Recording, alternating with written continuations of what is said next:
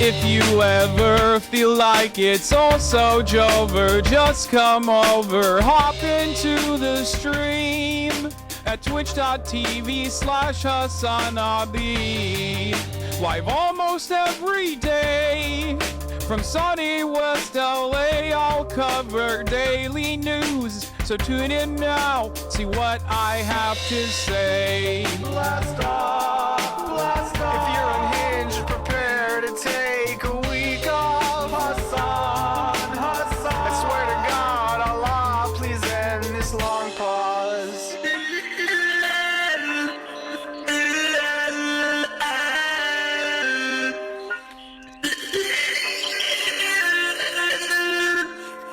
Boss makes $1 and I only make a dime. That's why I watch the stream when I'm on company time. Boss makes $1 and I only make a dime. That's why I watch the stream when I'm on company time, like now. Hasan, Hasan. I'm probably in the chat right now. Hasan, Hasan. Get it, Hasan is streaming. I'm just a gamer frog, of course I hate myself. If there's just one stun lock more, my hopes will go up on the shelf. You're just a debate perv, of course you hate yourself. Every thought to justify your own self-worth to someone else. Again, what do I always say? Lost in the sauce, you can't escape. How unhinged can one chatter get? Don't ban him, mods, they're our new pet. Show me the light and set me free from this black-pilled reality. Can I find hope? Can I debate for this top of the hour break? Boss makes $1 and I only make a dime. That's why I watch the stream when I'm on company time.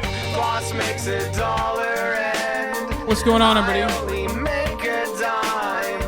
I hope everyone's having a fantastic evening, afternoon, pre-noon, no matter where you are in the world. I'm Hasan Piker. This is the HasanAbi broadcast coming to you live from relatively sunny, maybe partially sunny California, Los Angeles, folks. We're live and alive. I hope all the boys, girls, and MBs are having a fantastic one, because today's a beautiful day. Today's a wonderful day. Today is yet another Monday. That was Haas Pilled by Cam Kardotzian. That is the intro. The intro song was Haas Pilled by Cam Kardotzian. It's Monday, November 27th, 2023, and it is 11:14 a.m., and I am right on time, ladies and gentlemen, boys, girls, and MBs. Hope everyone's having a great one. We are going to be talking about a bunch of different things here, because it's Monday. But before we get to the Monday Newsday informational overload for many of you, so you can get develop a deeper understanding of what's happening in the fucking universe. Before we get to all that, this is part of the broadcast where I tell you a little bit about my personal news, about what's going on in my life, in the world of HasanAbi Piker. That's right, in the Hasaniverse. I told you that Nathan Fielder bit my shit, like straight up. That wasn't a joke. That was not a joke at all. That was deadly serious. He bit my shit. He bit my steez. 100p. Anyway, ladies and gentlemen, I've been, and I hate to admit this, I've been thinking about the Roman Empire quite a bit. That's right. Why have I been thinking about the Roman Empire? Because oftentimes there are, it's really hard to find a show that you can watch with your mom, with your dad, with your brother. Okay. And I've thought about the Ottoman Empire quite a bit. Matter of fact, that's all I've ever thought about, right? Pretty much. That's all I've ever known. That's all I've ever thought about. That's what I've learned in school. However, having said that, I don't really consider or read about the Roman Empire that much. And, this has been a big trend. Why am I talking about all this? Well, it's because I've been watching Rome on HBO. That's right. I'm watching Rome on HBO. Why am I watching it? Because I'm going to go to Rome for the first time ever. I've never been to Italy. For the first time ever, I will be taking a little break with my family for like a couple days. I'm probably going to be streaming from Rome regardless. I will be going to Italy at the end of the year. And before that, I was like, you know what? In order to get into the mood, in order to truly appreciate the bounties of Rome, I should probably get a little bit more of an understanding of what's going on. I'm in the process still reading Rashid Khalidi, but also wanted to, read a little bit on Rome as well. How does this thing work? Oh, this is how it works, I think. Japonya, Avustralya'ya ne oldu? Yeah, question. Bro, there's so many fucking things on this jacket. I never wear it because it's like a little too big. It's like bigger than I thought. I only wear the pants, fucking jacket, and it's like, I don't know how the hell to. Wish there was a way to just like make it sit normal. Only like this. Do you know about the Roman emperor who was trans? One of the first times gender reassignment surgery. I heard about that too. Is this right? I don't know. Won't friends come too or only family? No, only family.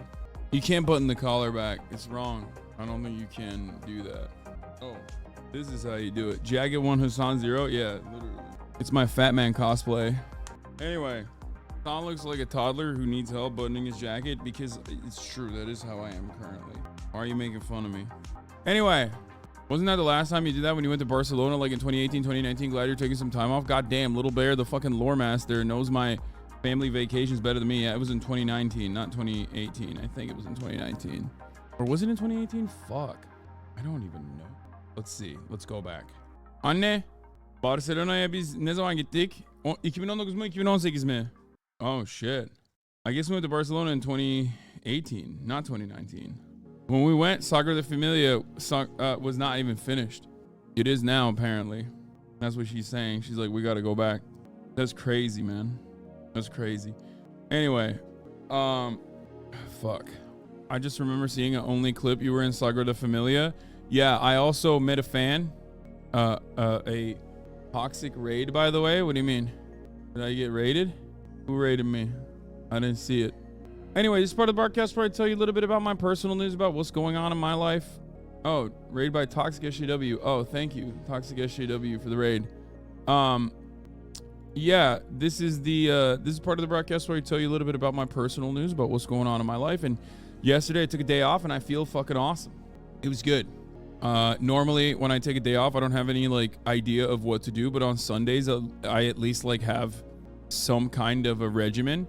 I ended the broadcast on Saturday night after malding because I couldn't play Alan Woke.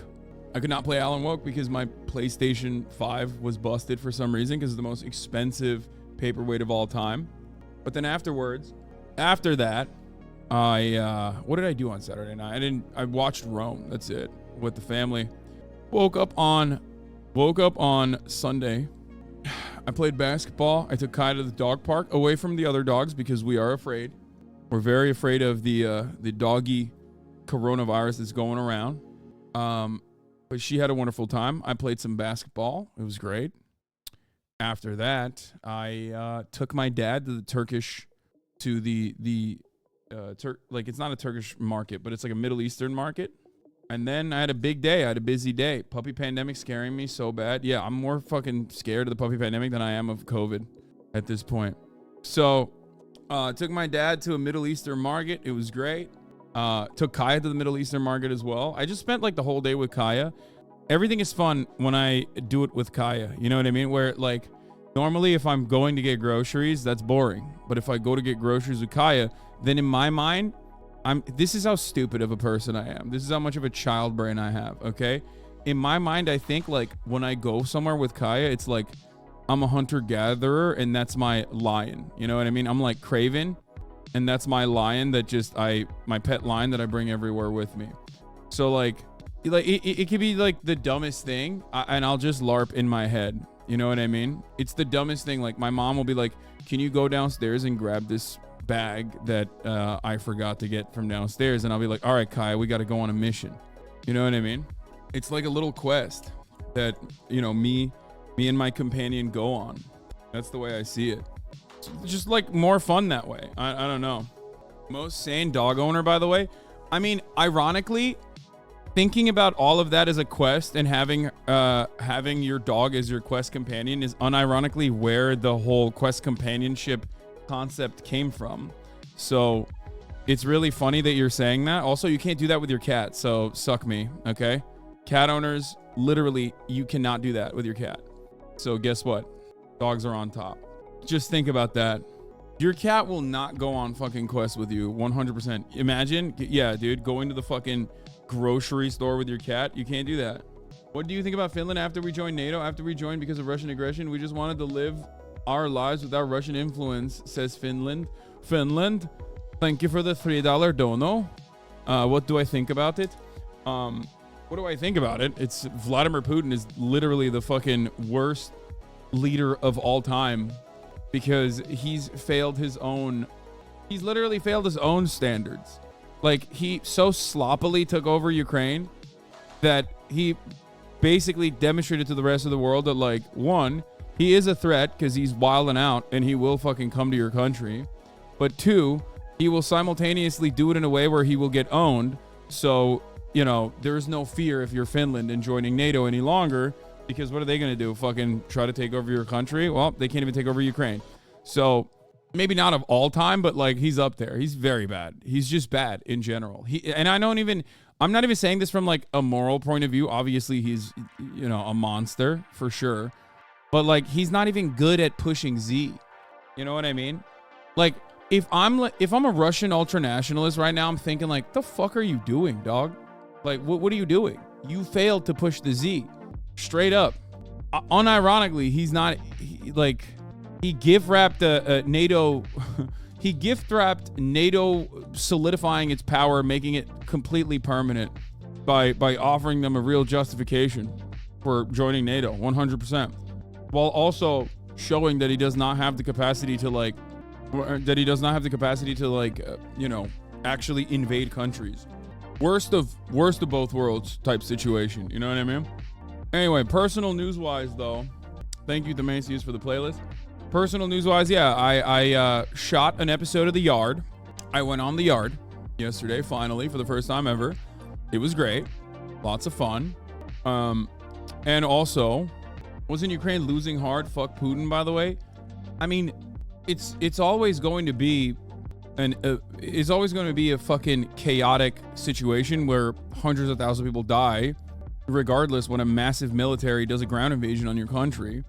Like, yes, Ukraine technically lost more land than it had before in this circumstance, but it ultimately leads to a massive stalemate, which is an L for both parties, but it's not like it's Ukraine's fucking fault. You know what I mean? Not.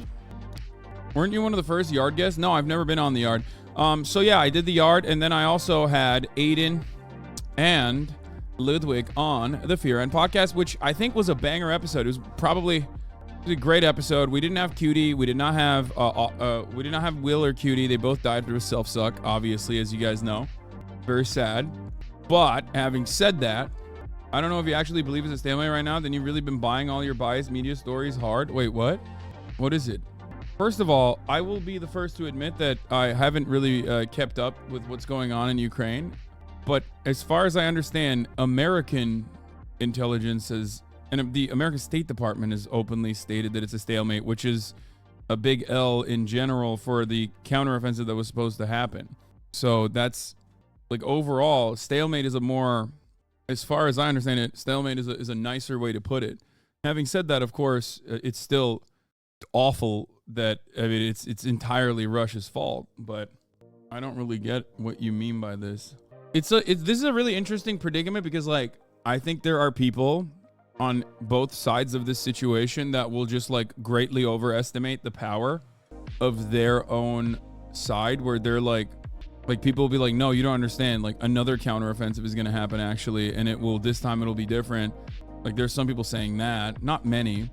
And then on the other side, people are saying like, no, you don't get it. Russia fucking owned, dude. It was sick. You don't understand. Like, Russia literally is owning, and it's not. I would not say 500,000 casualties across the board is an ownage of any sort, unless you're some fucking Malthusian freak who believes that we should cleanse the world across the board of We really need to limit population density or some shit. Nobody won in that situation. Anyway, Russia made gays, but they haven't for a while, and it's not stopping Ukrainian independence. Yeah, I guess we could think. We could talk about the Ukraine stuff a little bit, but I mean, considering they hold more land right now, isn't a W for Putin? Fuck no, it is not a fucking W for Putin, because here's why it's not a W for Putin. Because the Russian military has been greatly fucking atrophied, number one. NATO has basically gotten larger. NATO nations have gotten larger contracts ever since. Every single fucking Western European country is now like gearing towards accelerating their military industrial complex across the board. It's a big L for the entire world. NATO has never been better received. Can we not talk about Ukraine right now? Your blind hatred of Russian clouds your analysis of the conflict. I don't have a blind hatred for Russia. Now, what is it? Am I fucking a Putin simp, or do I blindly hate Russia? What's happening? It's such an odd perspective, dude. Like, I will never win with anybody, because everybody wants like black and white. And there are certainly black and white parts of this. Yeah, black and white. Unjustifiable to invade Ukraine. That's the morality on that is clear. I've been saying that literally since day one.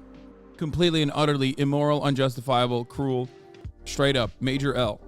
And then even beyond that, it's just a terrible. People are crazy confrontational with you, don't know how to handle it. I took a day off, so I'm actually feeling great. I don't really give a shit. What should have Russia done about NATO expansion? Brother, I'm gonna be honest with you. I don't think that Ukraine was joining NATO. I don't. Like, I don't. I don't think that was happening. If anything, it would have. Yeah, they're not. We'll see what happens. But I think Ukraine has now been, the parts that remain Ukrainian and not under, annexed Russia now, that is completely occupied, hopefully not permanently, will forever be Western sphere of influence, for the record. It's just, it's Jover. There's no better way to there's no better way to make that permanent. What Ukraine will look like politically in the future, who knows? What that will look like, who knows? I don't know. But I think once you have a pretty balanced take. If anything, I think you should look into Crimea and the Tatars and how fucked up it is. No, I know. Russia Russified Crimea under the USSR. I know that. But anything outside of like relocating Tatars into Crimea, okay, anything outside of that is like a silly conversation to have. That's it. Russia's, one of USSR's, in my opinion, biggest policy failures was the consistent Russification of different parts that had strategic importance. It was like resettlements and ethnic displacement internally. Straight up. That was a major issue. The difference, however, is that, talking about it as being Ukrainian territory is very different than it being Russian. Was Ukrainianization also a failure? Yes. I mean, it was an objectively bigger failure. All right. Anyway, I have not finished Pluto yet. I have like one episode remaining. Did you see the leak from the Ukraine about peace deal? Yes. I think people are making larger points about the Ukrainian peace deal. We can talk about that as well. I think that, I mean, we'll talk about it too. Sure. Why not? Cover progress. Anyway, how the fuck are we in, how are we talking about all this shit? Oh, my progress here. I'll show you guys that in a second. This morning I worked out and I actually hit, a big PR. I hit 405, which is 4 plates for those of you who don't know. For 12, and I could have actually gone higher than that. I could have done probably more than that as well. And we'll talk about the Young Thug RICO trial as well. Anyway, but yeah, let's get started. CEASFIRE updates. ELON in Israel. Yeah, deadlift. Yes. No, I can't do 405 for 12 on anything else. That'd be fucking nuts. That would be cool, but that's just not how that works. Hold on, I'll show you. I'll show you in a second. Hold up. Israel-Hamas truce extends as aid reaches Gaza. We're going to be talking about the 3 Palestinian students that were shot. Pleads not guilty. The Vermont shooter, as far as I have seen his accounts and stuff, is like the meme. I mean, this is like a super serious story, obviously, about Islamophobia and anti-Arab sentiment and how normalized it is, and how like hate crimes against like Arabs are very. It's not necessarily commonplace, but it's just that like anti-Islam sentiment, anti-Arab sentiment is so fucking normal that you got Obama administration foreign policy apparatus members saying horrifyingly Islamophobic shit without a care, because they feel like it's perfectly valid to say it, right? And of course, there's going to be extreme versions of that when you got like an absolute fucking psycho following through on it. But there's something to talk about there as well. Okay, ceasefire updates. Elon in Israel, 3 Palestinian American shooter shot. V2 shooter pleads not guilty. You look shredded on the Fear End thumbnail. Thank you. Do I? I haven't seen myself in the thumbo. I never look at the thumbo. Oh, I do look kind of yacked, huh? Ending homophobia with Ludwig and Aiden. Yeah, this is the gay episode, many are saying. We did a gay episode finally. Those first few tweets you do when you wake up, is that while you're pooping? Please let me know ASAP. I'm working on my parasocialism PhD essay as due in the first 2 hours. No, it's just like as soon as I wake up. Derek Chauvin shanked in prison and more. Get in now. Heard you're going to be Cindy Lou Who. I don't know what the fuck that is. Tesla is suing the Swedish state. Nice. Get wrecked, Tesla. Hopefully. Yeah. Speaking of gay episodes, I don't know if you saw, but you were mentioned at the beginning of the Jubilee vid that came out last week. Really? Did you watch the Joe Rogan interview with Dave Smith? He totally baptized Joe, and the dumb shit was taught about Israel and Palestine. Dave is a Jew as well. He's totally based, in my opinion, after this. Yeah, there's a lot of like interesting, like Dave Smith isn't Dave Smith he's like a libertarian, right?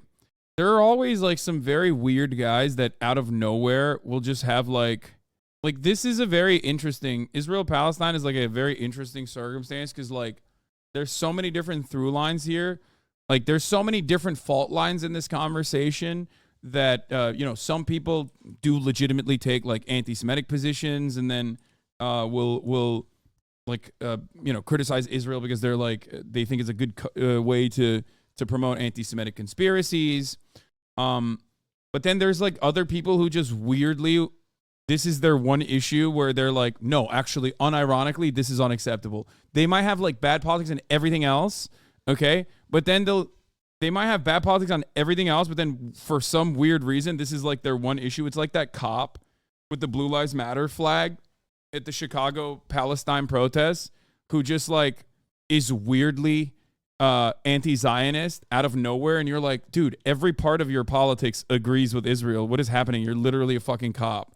And then he's just like very good on Israel for some reason. It's because he randomly went to the fucking West Bank or something, and Palestinians were very nice to him. So he's now like, I've seen it, and it's unacceptable.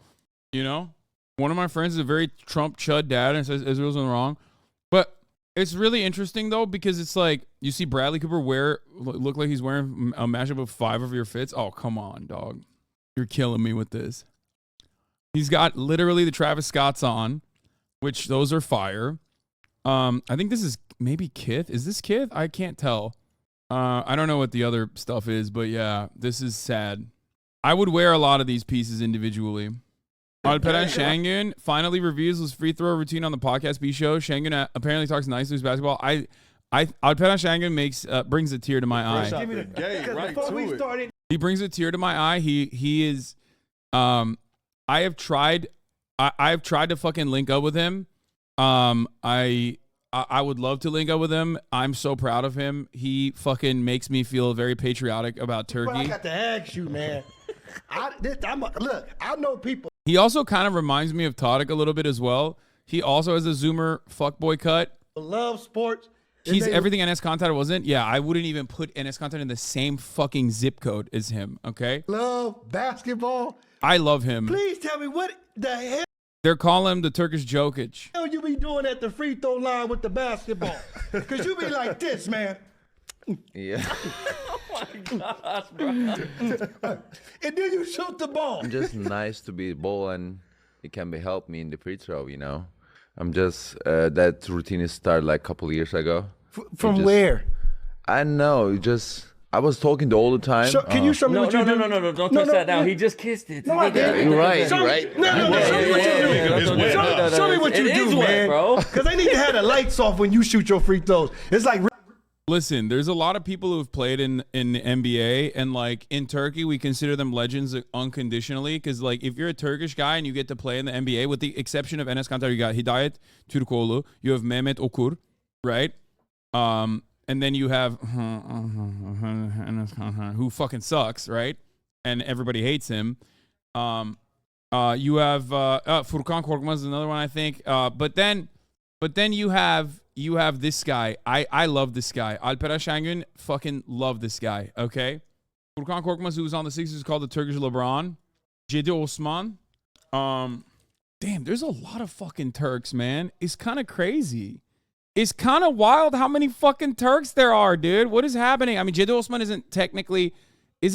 he's from like Macedonia. I mean, he's what is happening? Kaya, place, lady. What the hell? Place. That was crazy.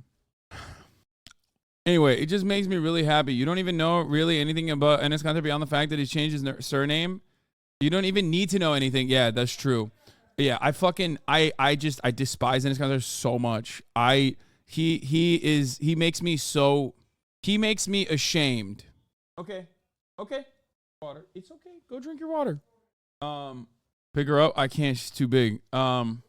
real sex appeal. I'm not gonna, It's like, show me what you do. I'm not gonna tell you the world, but you know, it's just a secret for me. It's like, you know, I'm not telling anybody, but I'm just talking to ball nicely and spinning like this, and then doing that. This, Man. Giving her a little love. dribble and shot. Yeah, but if it's not Turkish people getting love in, basketball, I'm talking to dude. bat another.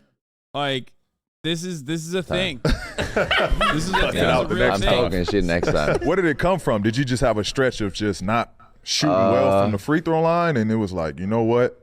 Let me get a little positive juju on this basketball. Like when I was playing in Turkey last year, it Yeah. was like my free throw person was like 85, 86, something was like that. And then, you know, I just didn't want to change it. It was really good. Right now he's not doing well that much, like 65 or something, but I just don't want to change it. So you mad know? at her right now?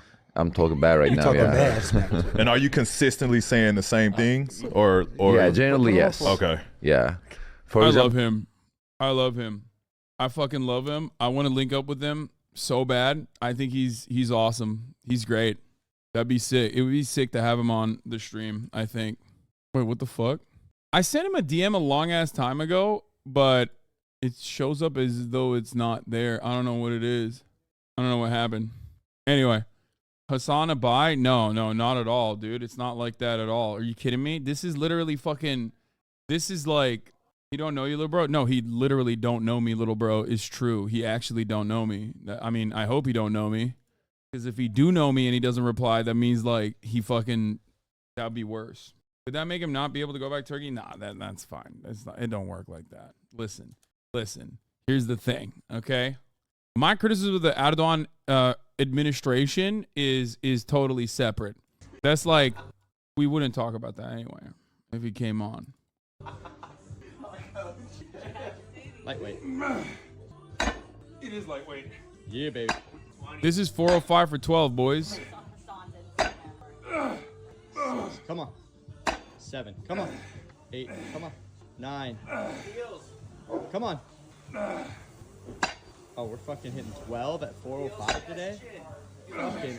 I got Toei here. Look, that's why I stopped it, but I could literally pump out 15 for 405, I think. Like, pretty easily.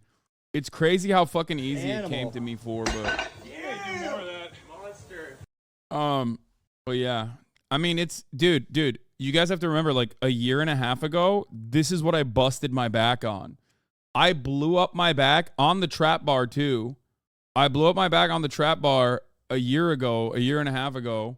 And it was because I was slamming it and I was trying to fucking lift way more weight than I actually can. And at the time I couldn't. It was, I think, around like 320 pounds that I fucked my back on. And it actually destroyed me. It destroyed my confidence. I was so fearful of deadlifting. It basically fucked me up for a while. It took so long to like recover, to slowly but surely strengthen all of the muscles around. What's your squat PR out of curiosity? My squats are not great because I have always been a low bar back squatter. And I recently subbed it to high bar because my knees were getting punished on the low bar and I couldn't get enough depth on the low bar. So I ended up doing basically good mornings with like 380 pounds, and that is really bad for your lower back, even though my lower back is like pretty strong. Hasan skipping leg day. I never skip leg day. And so I recently swapped it to high bar back squatting, which doesn't allow you to lift as much. For sure, like low bar back squatting is oftentimes used by power lifters, but I am working on it. Like I can rep, I don't know what I can rep right now. Probably like 300 max. Also, you're tall, so depth while squatting is really hard. No, it doesn't matter. I used to be way better at squatting. There's videos out there. You can find them. Like my older squatting videos, I would get like perfect depth. And since I started working out again, it's been not as good. And I'm working on it though. Do you remember your lifts at 25? I'm just trying to compare where I am to you. I don't know. I don't know what my lifts are at 25. I don't know. Stop sending me a Tumblr link. Guys, it's a journey. It's a slow process. It's not going to be overnight. Just, work at it. Compare yourself only to your past self. And don't get discouraged. Do you use a belt? I used to use a belt because I used to have no confidence on my deadlifts. Like when I would hit my top set, which was way lower weight than 405, I would literally need a belt. And honestly, there might even be a time when I might need a belt in the future. But overall, I think it's belts don't reduce risk of injury much. I think belts are more so for your mentality. I think like packing all of that shit in makes me feel much more confident when I'm lifting. What grip do you use? Well, currently I'm doing neutral grip because I'm on the trap bar, as you can see here. This is a neutral grip bar. But normally when I'm doing a conventional deadlift with a regular bar, at that point I use a reverse grip, especially once I get to higher weight. But yeah, why no normal bar? Well, why no normal bar? Because the trap bar is actually a little bit easier. It is more quad reliant, so it distributes the weight.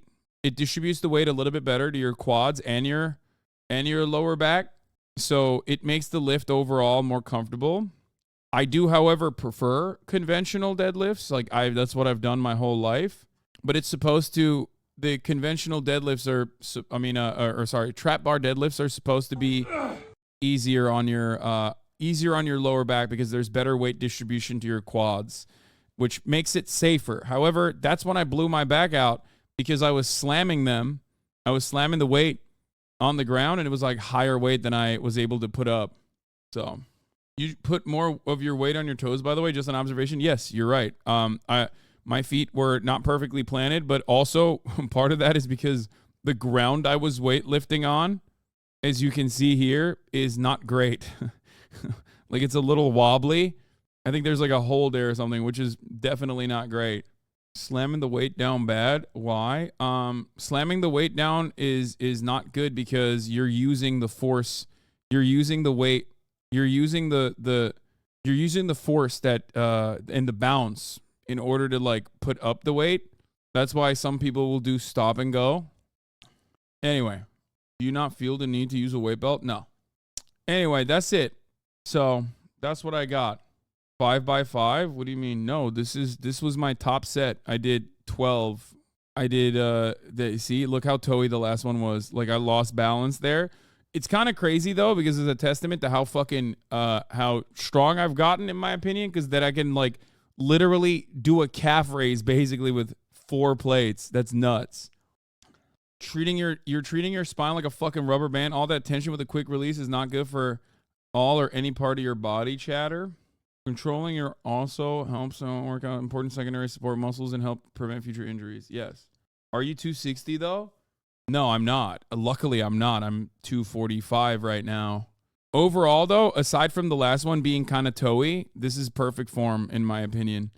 Like, look, bar path is pretty stable. Bar path stable. Look at that. Back is like all of the support muscles that you would normally need to activate for stability is working. I'm not like look, perfectly straight spine. 245 doing 400 mash, not bad at all. I mean, I think I could do better, but this is definitely a good high point for me. This is definitely a PR at this gym. I think it might literally be a lifetime PR. I mean, not a lifetime PR because like I used to rep 405s on the conventional. So once I can do this on the conventional with the same level of ease, then I'll see if I've actually passed my lifetime PR.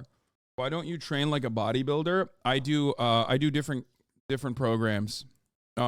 So I do, sometimes I have like strength training. Sometimes I'm doing bodybuilding programs. It just changes. So yeah, but on Mondays I do upper body push pull. Then I do lower body push pull, which is the worst. Oh my God. Lower body push pull is the worst day of the fucking week. I hate that shit. I haven't tried dunking. I don't know if I can. All right, let's get it fucking twisted. Let's get started. That's all I got for my personal news, which we went into for quite a bit. Would you fight Bradley Martin 260, brother? No, because not only am I also not like a professional fighter at all, I have very little fight training. So does he, but he's much stronger than me, so he would cook me. Yeah. So at that point, his strength would, because neither of us are like trained fighters, his strength would overpower me easily. Bradley will destroy us on, and Bradley isn't even that strong. Wait, Bradley Martin isn't even that strong? That form will destroy your back. You have to put your butt as close to the ground while your knees should be apart, and your squat form should be immediately released as soon as you lift the weight. Oh my God, honestly, this form is pretty bad in my opinion. You should bend the knee all the way down to your butt on the floor and your knees apart. Because your form is pretty bad, work on the form. Okay, dude. Yeah, you're right. Bradley Martin, who literally bench presses like 3 plates with ease, is actually not that strong. Thank you. Typical bodybuilding forum dumbass over here. Jesus Christ. Brother, you can say many things about Bradley Martin. One thing you can't say about Bradley Martin is that he's not strong. He 100% is strong. He is incredibly strong. He's done so much he's done an insane amount of steroids, okay? This is an NBC News special report. Here's Lester Holt. Good morning, everyone. I don't know why this is like broken my brain. SNL's broken my brain. When I hear this song, I think it's like a parody always. All right, we're going to talk about how Israel and Hamas have agreed to extend the truce by 2 days. Coming on the air with breaking news in the Middle East, where we just learned an agreement has been reached to extend the temporary ceasefire between Israel and Hamas for 2 days. This news comes as we wait for a 4th group of hostages that is expected to be released today. The extension also comes just hours before the truce was supposed to expire at 5 p.m. Eastern time. I want to go right now to NBC's Richard Engel. Richard, a lot we don't know here. Tell us what we do know at this point. So, Lester, today is day 4 of an agreed upon 4-day truce. And every day since Friday, the Israelis have been releasing Palestinian prisoners in exchange for Hamas releasing hostages, women and children on both sides. And that deal was supposed to expire. It is being brokered by Qatar and Egypt with a lot of support from the United States. And just a short while ago, Hamas made an announcement, also an Egyptian official and a Qatari official, all saying that they had agreed to 2 more days. So that could potentially allow Hamas to free more hostages who are currently held in Gaza. They still have more women and children to free and allow the Israelis to release more Palestinian prisoners, also women and minors. The larger picture is that this is a sign of progress. It shows that this 4-day truce, and the idea was once it ended, the hostilities would resume immediately, and that Israel's offensive would immediately resume. Now it does seem that this 4-day truce, which seems to be becoming a 6-day truce, that is the most encouraging sign, or among the most encouraging signs we've seen since this conflict began. Yeah, Richard, do we know what the holdup is, though, with the releases today, the part of the original agreement, the truce agreement? Every day, there has been negotiations going right down to the wire because a list will be put out. There will be disagreements on the. Both are captives is bullshit about hostage versus prisoner. I know. We have talked about this quite a bit on the broadcast, but it bears repeating that fundamentally, I know that Israel and Zionists get very upset and believe that a conflation between the hostages on the Hamas side versus the prisoners on the Israeli side is anti-Semitic and dangerous or whatever. But the reality is that, yes, while one is a functional state recognized by the international authorities, it doesn't necessarily mean that Israel follows through on all of the international law that they are supposedly supposed to follow. And yes, many of the Palestinians that Israel apprehends and places under indefinite detention is placed under that indefinite detention under circumstances that you would never actually consider to be valid and just. No due process whatsoever, oftentimes using what is called secret evidence, very little legal recourse, conducted under a military tribunal, a military court rather than a civil court, where there is a 99.7% clearance rate, 99.7% conviction rate. These people don't get a real trial. They get a sham trial. And oftentimes, well, oh my God, the fucking, the landscapers are going nutty outside my window. Hold on one second. The list, the Israelis are accusing Hamas justifiably of releasing some people, separating families, not releasing the people they had agreed upon. So there are a lot of terms and names that are being disputed, and the modalities of how these people are supposed to be transported. One time they were transported generally they've been transported out of Egypt. One time, because one of the hostages was sick, they went straight from Gaza to Israel. It is still early enough, so it is in the day, so it is possible we could still see before the end of tonight another release of prisoners, as had been expected. So it is not guaranteed that today there will not be another release, but the fact that the two sides, according to Hamas and two Arab diplomats, have agreed to a 2-day extension does take off some of the pressure. Yeah. Is trading hostages the only way for innocent Palestinians to be freed from Israeli prisons? I mean, kind of. Yeah. Which is a very dangerous precedent to set that basically goads the Palestinian side to be like, yeah, you have to kidnap more people so that we'll release some of these people in our prisons. But the difference, however, is that on the Israeli side, there's a narrative you must uphold, okay? There is a narrative you have to uphold, and that narrative is every single person that was actually imprisoned by Israel is imprisoned under good reason. Now, there's obviously varying degrees of quote-unquote crimes that you could consider that Palestinians are imprisoned for. However, given the fact that there's no real due process, given the fact that this is like completely slanted against the Palestinians because there's an occupying force utilizing a military court and throwing habeas corpus out the fucking door and covering an incredibly broad array of things that they consider dangerous crimes of terrorism, from a child throwing a rock at a military checkpoint or a tank, all the way to like going on a fucking stabbing spree. It is very difficult to make assessments on whether or not these people deserve to be locked up indefinitely. As a matter of fact, if we're talking about it from my perspective, as far as like morality goes, I don't think anyone is deserving of being locked up indefinitely, of course. But considering that across the board, not a single Palestinian ever, especially if they're in the West Bank, not a single Palestinian ever gets like a regular court structure and regular due process, then all of those prisoners, no matter what their crime is, and it could be like a real crime, okay? It could be like an actual real crime, are still considered kidnapped, okay? Perfectly valid to say that these are people who are kidnapped. Because guess what? If you, for example, have a family member that was killed, okay? Someone killed a family member of yours. If you as a civilian, after the act is done, go up to that person, find them, hunt them down, and fucking apprehend them as a civilian, you would be technically kidnapping them, okay? There's a reason why we have laws. There's a reason why we have rules, right? There's a reason why we have due process, innocent until proven guilty. These are concepts that, you know, I know a lot of people don't truly believe in, but the reality is we must uphold them, okay?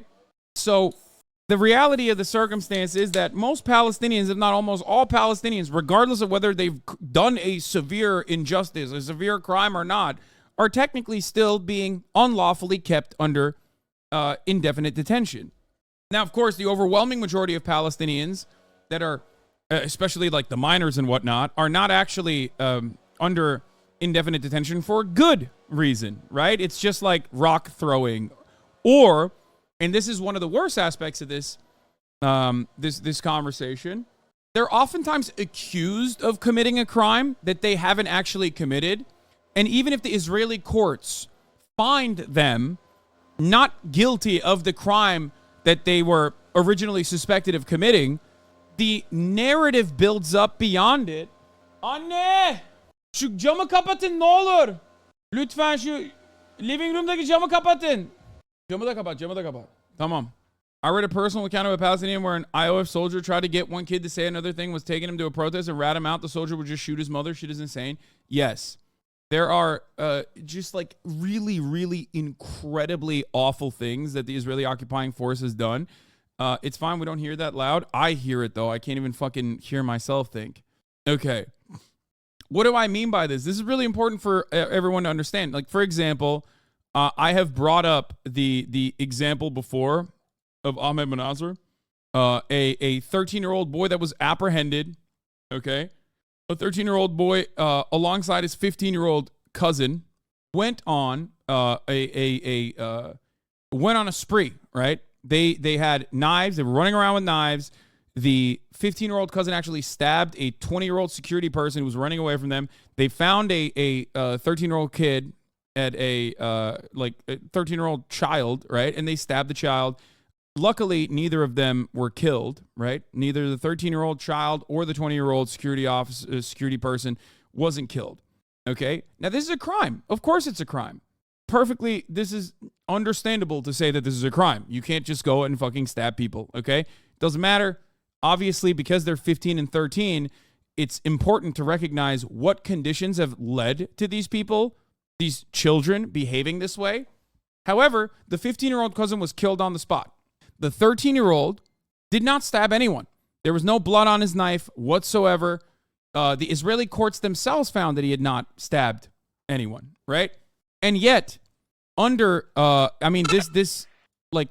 he was apprehended after this 13-year-old was run over by a car by settlers and jeered at and fucking yelled at, and he's like in need of medical attention immediately. Obviously, it is inhumane not to offer your prisoner medical attention, especially when they're 13 years old.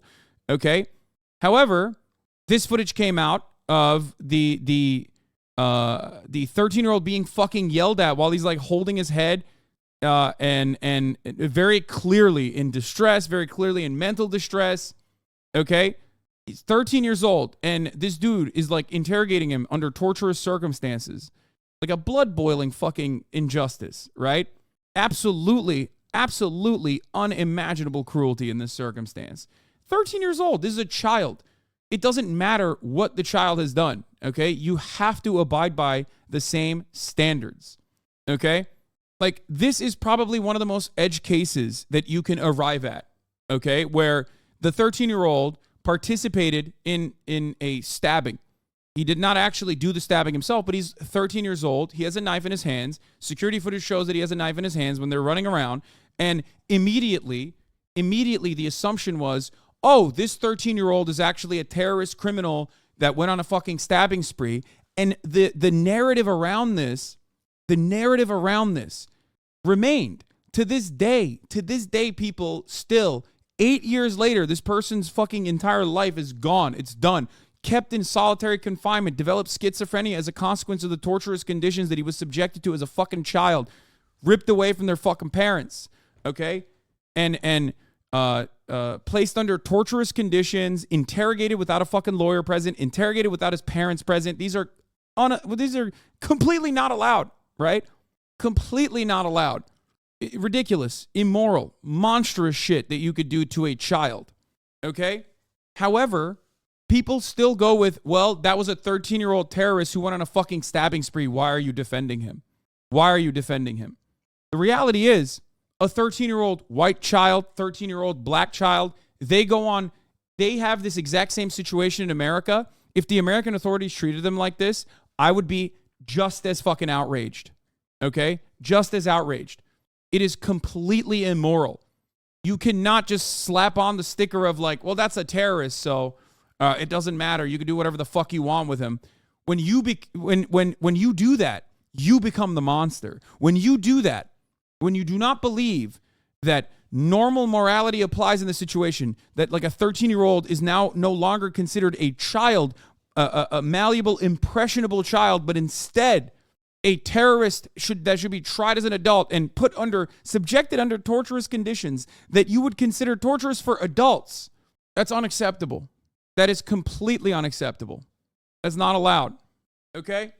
The reason why I'm bringing this up is because it is considered the most, like, this is one of the edge cases that every single person yelled at me on Twitter over, where they were like, dude, really?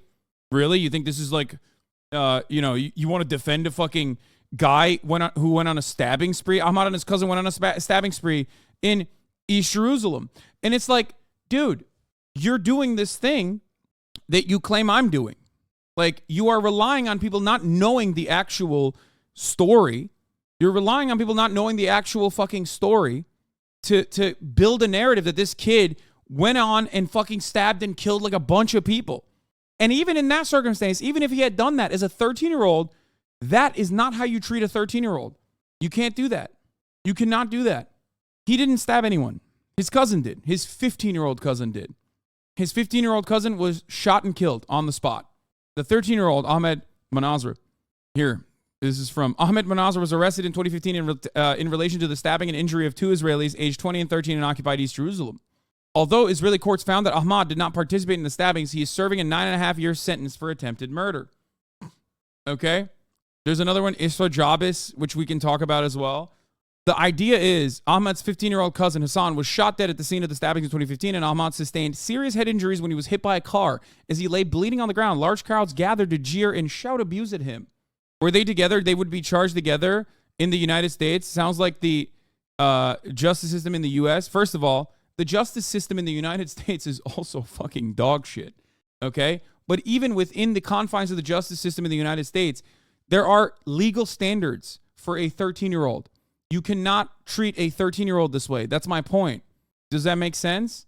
Like, a 13-year-old being an accessory to a crime still doesn't mean you can torture them, consider them a fucking terrorist, actually change the law specifically so you can keep them under indefinite detention, and then literally actually use the new law that you created specifically for this case to fit the indefinite detention, like the permanent detention on this person. The Israeli Supreme Court changed the fucking law so that you could consider 13-year-olds to also be terrorists. Like, they lowered the age of the standard. Okay? They lowered the age of what is considered a terrorist and then applied it to this case after they had changed the law. They lowered it from 14 to 12. Literally wrote a paper about this for law school classes. You cannot torture anyone in America while in police custody, which is a low bar. You know your criminal justice system is fucked when America is so much better than yours. Exactly. Okay? Exactly. You can't do that. You cannot do that to an adult. And you certainly cannot do that to a 13-year-old child. no parent present, no lawyer present, in need of medical attention, and you're fucking screaming at them, that's unacceptable. You can't fucking turn around and go, of all the teens you're going to defend in the world, you choose to defend the one who tried to stab a 13-year-old Jew. Ridiculous. It's the fucking standard that matters here. Okay? Here's the problem. Here is the problem. If Israel actually had a normal criminal process, a normal civil trial that you could go through, where there were legal standards applied to the Israeli children that also applied to the Palestinian children, where there was no occupation, this would be an entirely different conversation. Okay? The very fact that Israel does not do that for Palestinians, no matter what age, changes the dynamic and turns it into, unironically, a kidnapping. You can get mad at that all day, every day. You can get mad at the fucking language being utilized there, but that is the truth because it is an apartheid regime. So if you want that standard to be applied, you have to fucking apply that standard back. If you want people to be normal and not correctly call kidnapping, then you have to apply legal standards. That's it. You can't do that. I'm not going to fucking sit here and be like, Ahmad Benazir deserved no treatment or no care or consideration under the criminal justice system. Certainly, if you're 13 years old, even if you're an accessory to a fucking stabbing, something has gone very wrong in that situation. But ultimately, there will be a level of detention, a level of apprehension, some kind of trial. The difference is, if you don't do that, if you don't do the proper ways of, if you don't go through the proper measures, then yeah, you're just kidnapping a 13-year-old. That's it. Doesn't matter. That's not how the law works. Okay? As you've said in the past, it is the responsibility of the state government to uphold the standard of care and justice when dealing with people accused and convicted of crimes across the board. Exactly. Anyway, so why am I talking about this? Because every single person immediately ran with, dude, guess what? He was stabbing people. First of all, he was not. He was not stabbing people. Okay? You are just saying that because you want to justify it. Okay? That's all this is. You want to justify the unjustifiable circumstances by going, that's a terrorist over and over again. So school shooters shouldn't be considered dangerous if they're under 14. You have to frame it correctly to make the argument. Wait, I never said that someone who was an accessory to a crime, no matter what age they are, is not going to present a level of danger. Of course they do. And the same thing goes for school shooters, except he wasn't a school shooter, okay? He's not a school shooter in the United States of America that is going to their school with a fucking not automatic weapon, sorry. Oh my God.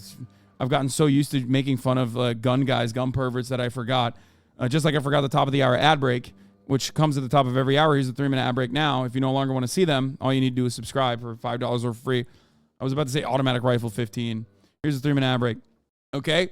Anyway, what is this? Doctor, oh no, you can't think of anything because autism, right? Where are they? What is this? Globalist doctor says, so school shooters should be considered. I straight up said there has to be a level of course, apprehension, detention in a situation like this.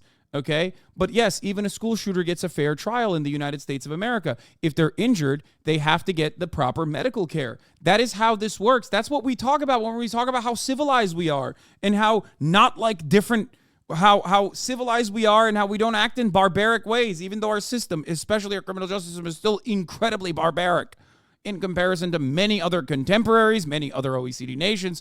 But, across the board, the criminal justice system in even those nations is usually engaging in things that are completely barbaric. But putting a child in fucking solitary confinement, refusing to give them proper medical care, screaming at them without a fucking lawyer or their parents present, these are all abject violations of international humanitarian law. You can't fucking do that. You just can't, Yeah, even Nazi school shooters will get a fucking fair trial, and that is supposed to be that way, okay? No matter what your fifis say on the matter, I am a firm believer that, yes, the law should apply evenly. Okay? That is ridiculous. So if your immediate perspective is why we should destroy habeas corpus, because I believe this person is a 13-year-old terror baby, okay? You have to rethink your entire framework, your entire moral framework. What is leading you to feel like this? Because that anger and that resentment is causing you to behave in an irrational, illogical fashion. That is the entire purpose behind That is the entire purpose behind what international law requires you to get get kids a lawyer. What international law requires you get kids a lawyer?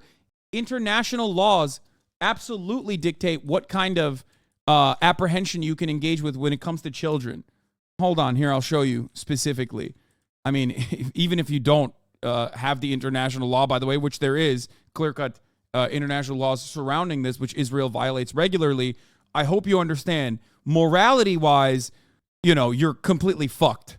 Very rarely do you ever have a perfect situation where a country is in its regular maintenance of an apartheid regime, both in violation of morality and also laws, international laws in general. Yeah. Ahmed Manasser deserved due process in the United States. Ahmad's conduct almost certainly would have constituted at least assault with a deadly weapon, attempted assault with a deadly weapon. He also would have likely been sentenced as a juvenile and received a very light punishment in comparison to the nearly 10 years punishment he got. Regarding his schizophrenia, his lawyers would have tried their hardest to get him in a facility. They can't even do that in Israel. Exactly. It's fucking ridiculous. This is such a weird moment because it's like we are currently in the pocket here of like me talking about criminal justice reform, which already triggers a lot of people and they lose their minds immediately. Even when we're talking about Americans in America, right? Because we are very draconian overall here in the United States of America. So the irony, of course, is that this is like perfectly Ameribrained. This is a perfectly Ameribrained story where like Americans would be absolutely on board with like torturing a fucking 13-year-old. You know what I mean? Like, oh, well, what about if they killed your parents? Like, what about if they stabbed your friend? That's like the automatic response. And it's like, that's not how criminal justice works, man. You can't do that. Here, the Convention on the Rights of the Child, the children's version from UNICEF. A child is any person under the age of 18, no discrimination, best interest of the child, making rights real, family guidance, hold on, where is it? Protection from sexual abuse, prevention of sale and trafficking, protection from exploitation, children in detention. Children who are accused of breaking the law should not be killed, tortured, treated cruelly, put in prison forever, or put in prison with adults. Prison should always be the last choice and only for the shortest possible time. Children in prison should have legal help and be able to stay in contact with their family. According to Universal Declaration of Human Rights, no one shall be subjected to arbitrary arrest, detention, or exile. Similarly, the International Covenant on Civil and Political Rights asserts, everyone has the right to liberty and security of person. No one shall be subjected to the arbitrary arrest or detention. This general prohibition against arbitrary detention applies to children as well as adults. According to the Convention on the Rights of the Child, no child shall be deprived of his or her liberty unlawfully or arbitrarily. Furthermore, the convention states that children must be protected against all forms of discrimination or punishment on the basis of the status, activities, expressed opinions, or beliefs of their parents, legal guardians, or family members. In the context of child migration, the Committee on Rights of the Child has found, and this is like, then we get into migration. But America violates this regularly as well. The child detention was like literally a policy that all of these fucking liberals who now forget that were angry about. They were upset about that. That's one form of the same fucking principle. Yeah, last resort and shortest possible time are why the U.S. is in violation of the CRC with regards to minor migrant detention and family separation. All of the fucking same liberals who have demonstrated that they have no fucking moral compass on the matter completely lost their minds. They've yelled at Donald Trump when he did it. They don't really care about it when Joe Biden does it. And they certainly do not give a shit and unironically defend it when it's Israel. It's ironic because a lot of people will accuse me of not having like a stable moral compass and like my guiding principle is just America bad. And that's just pure copium from haters because no, it's not necessarily just that America is bad. I have reasons as to why I say it. Okay? And in this circumstance, I'm applying the same exact principles that I apply in the United States of America. But because you can't fucking find out that there is like any inconsistency in my talking points and my point of view, you literally are demonstrating your own inconsistency, but you don't want to fucking recognize it in your brain. So you have to justify it by saying, well, he's a terrorist. So there's a different standard. Okay? America is how you earn income, lol. Yeah, dude, you're right. If I was in fucking Norway, I would not be able to do the same stream in Norway that I'm doing in the United States of America. Thank you. You're right. What a silly fucking argument. Also, I'm an American citizen. Suck my dick, okay? It is my God-given, legally protected right to say whatever the fuck I want about the United States of America, okay? I'm sick and tired of this fucking racist bullshit. I know it's like so completely seen as like normal to just go up to a dude and be like, if you don't like it, leave. Suck my dick, okay? Because I like it, I stay, okay? I'm not going to fucking tuck tail and leave. I think that America holds great promise. This is a consistent thing that I've talked about since day one. It is because I do love the promise of America that I believe that America could at least get out of the way of the rest of the world. America has all the wealth and prosperity to be able to treat its own citizens in a better way. Many of you that like when I talk about that sort of stuff don't like it when I talk about foreign policy because you don't want to apply that same standard to the rest of the world. It's ridiculous to say like, why don't you fucking leave? Like, you deserve, like, you owe America everything. It's like, yeah, dude, guess what? You're demonstrating once again that you fucking despise free speech personally. You just like it when it's defending the things that you care about, like hate speech or whatever. Okay? Who the fuck? What is the whole point of the First Amendment if I can't fucking sit here and criticize my goddamn government for its actions? When you say, oh, try that shit in a fucking different place, try that shit in a small town, try that shit in China, you are unironically saying you don't really like free speech. You don't really care for it. Okay? Go try that in China. It's like, I know I can't do that in China, dumbass. I know that. It's something that I'm heavily critical on. It's something that I actually do appreciate about the United States of America, as a matter of fact. I know that from firsthand experience. I'm from Turkey, after all. I've seen what no free speech does. Okay? You can, Lamau? No, I mean, there's obviously different... Guys, come on. There's different standards in different countries with respect to free speech. Okay? Just like in the United States of America, there have always been free speech restrictions that are purely political. Okay? Shut the fuck up about the China bashing. No, it's not. It's not like a... This is just like a normal... This is totally a fucking normal take. Come on. America, in comparison to the rest of the world, even including the rest of the Western nations, has probably the broadest coverage of free speech protections, okay?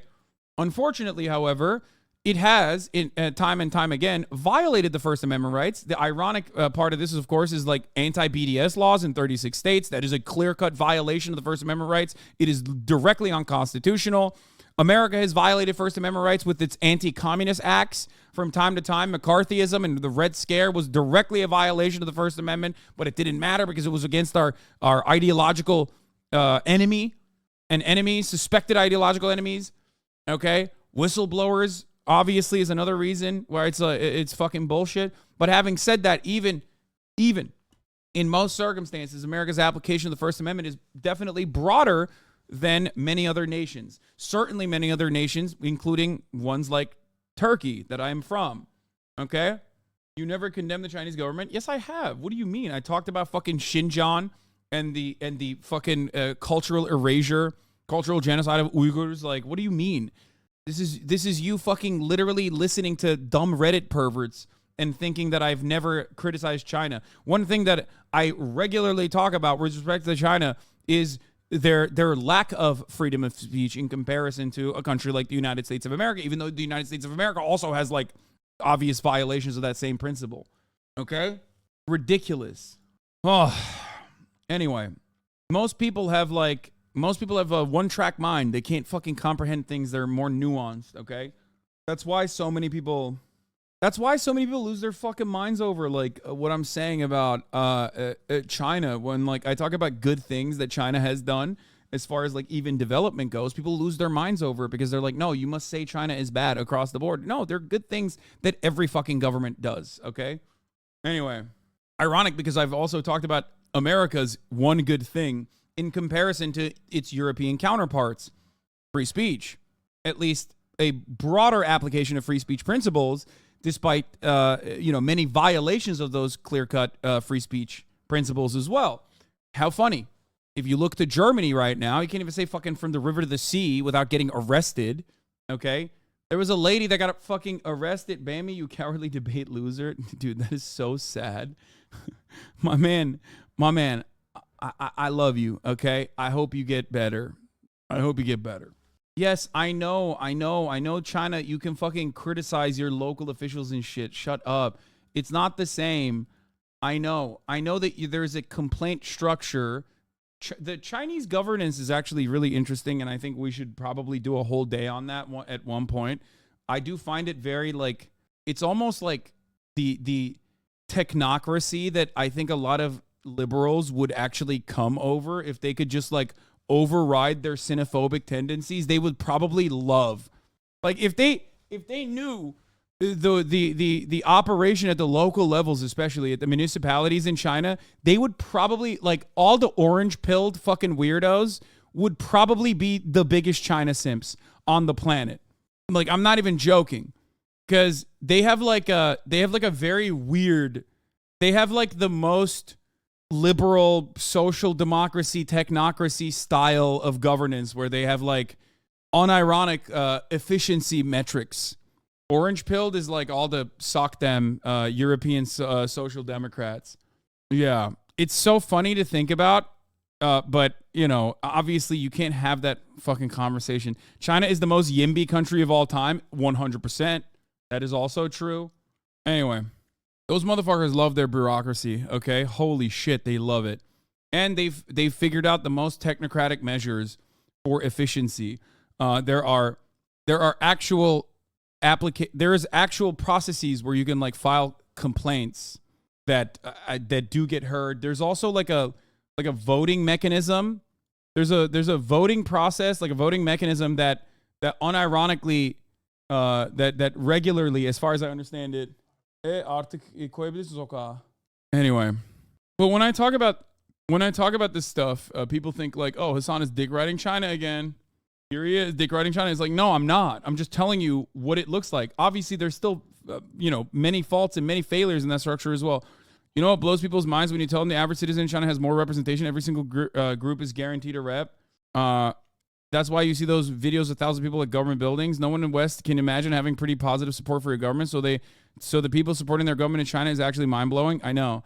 There's a reason for that. People literally will go, that's a lie. And you must ask yourself where that comes from. Why do you immediately go, oh, according to a Harvard study conducted on the Chinese population, they demonstrably show better, more confidence in their fucking government than we do here in the United States of America.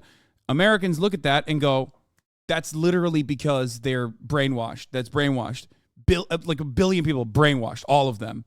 Okay? They're all brainwashed, and they're all under an authoritarian rule, and that's why they can't say anything that deviates away from that. Except the real reason is because many of the older population has personally seen Chinese prosperity in action, so of course they're going to fucking feel very confident about it. What do you think is more likely? Billions of people being fucking brainwashed and fearful of their government, and that's why they lie to pollsters, okay? Or do you think, like, especially older populations have directly seen a major development happen over the course of the past fucking multiple decades, and their economic circumstances went from dire or abject poverty to actually fucking awesome and a competing world power? My roommates knew about Tiananmen. They just said it was shameful. Anyway, so however, having said all this, there are certain things that you can't say. And if you talk to, like, unironically, if you talk to Chinese people from China, they will tell you. That's the funniest part about it, is that, like, most people, for some weird reason, despite being one of the most populous nations on the fucking planet that literally travel to the United States regularly, no average American has ever, like, talked to a Chinese person, it seems, because they just have, like, this very weird attitude. It's like, bro, you can literally go there and see it. Okay, you can go there and see it. You could talk to a Chinese person and they will fucking tell you, yeah, there's certain things that you can't say. Okay, that's true. And I disagree with that form of governance. I don't think that is appropriate. But it's not fucking North Korea. You can't just, like, lie about what's going on in China. And then when someone actually tells you what's going on in China, motherfuckers go, wow, you must be getting paid by the CCP. It's like, fucking holy shit. Yes, Theory, I know they sucked. Did a good video of visiting Chinese Paris and talking with a bunch of residents. Ludwig was saying that they were talking about the failure of Chinese Paris or something. China is incredible, dude. Not to mention a lot of people will openly talk about shit in public. The online space is much more heavily regulated. To be fair, I was there in 2017. Anyway. Yeah.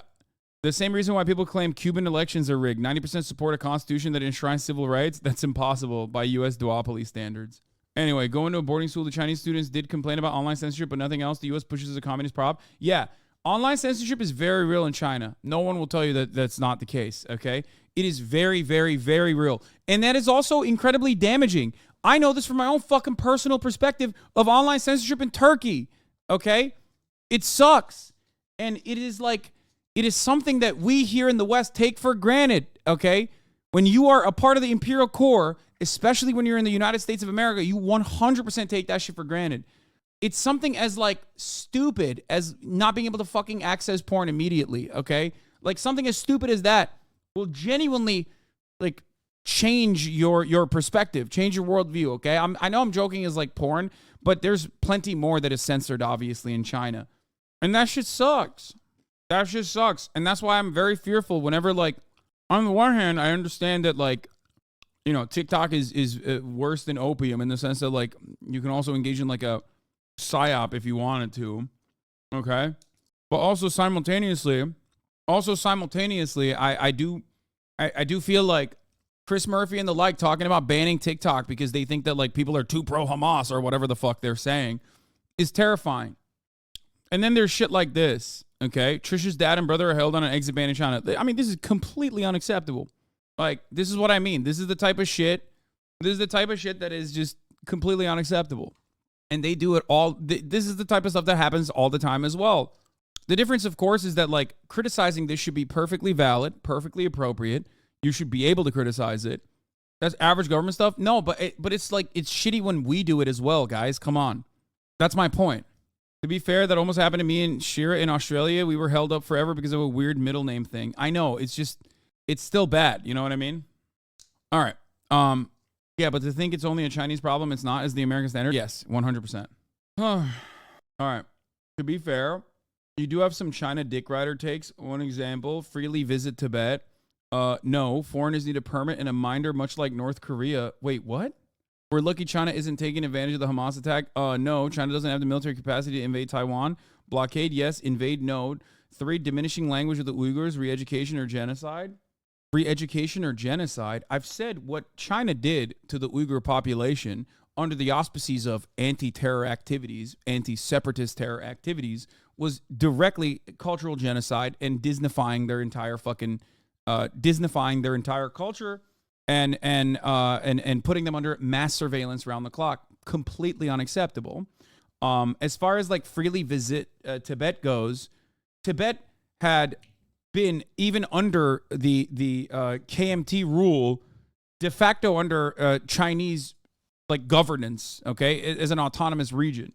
The idea that like the Chinese Maoist militias did a bad thing is not something that I will ever. I'm not going to criticize that. You know what I mean? Yes, I think ending feudalism in Tibet was good. Straight up. It was. Especially if like the alternative was the Dalai Lama and the Tibetan feudalism continuing under British interests or under the KMT.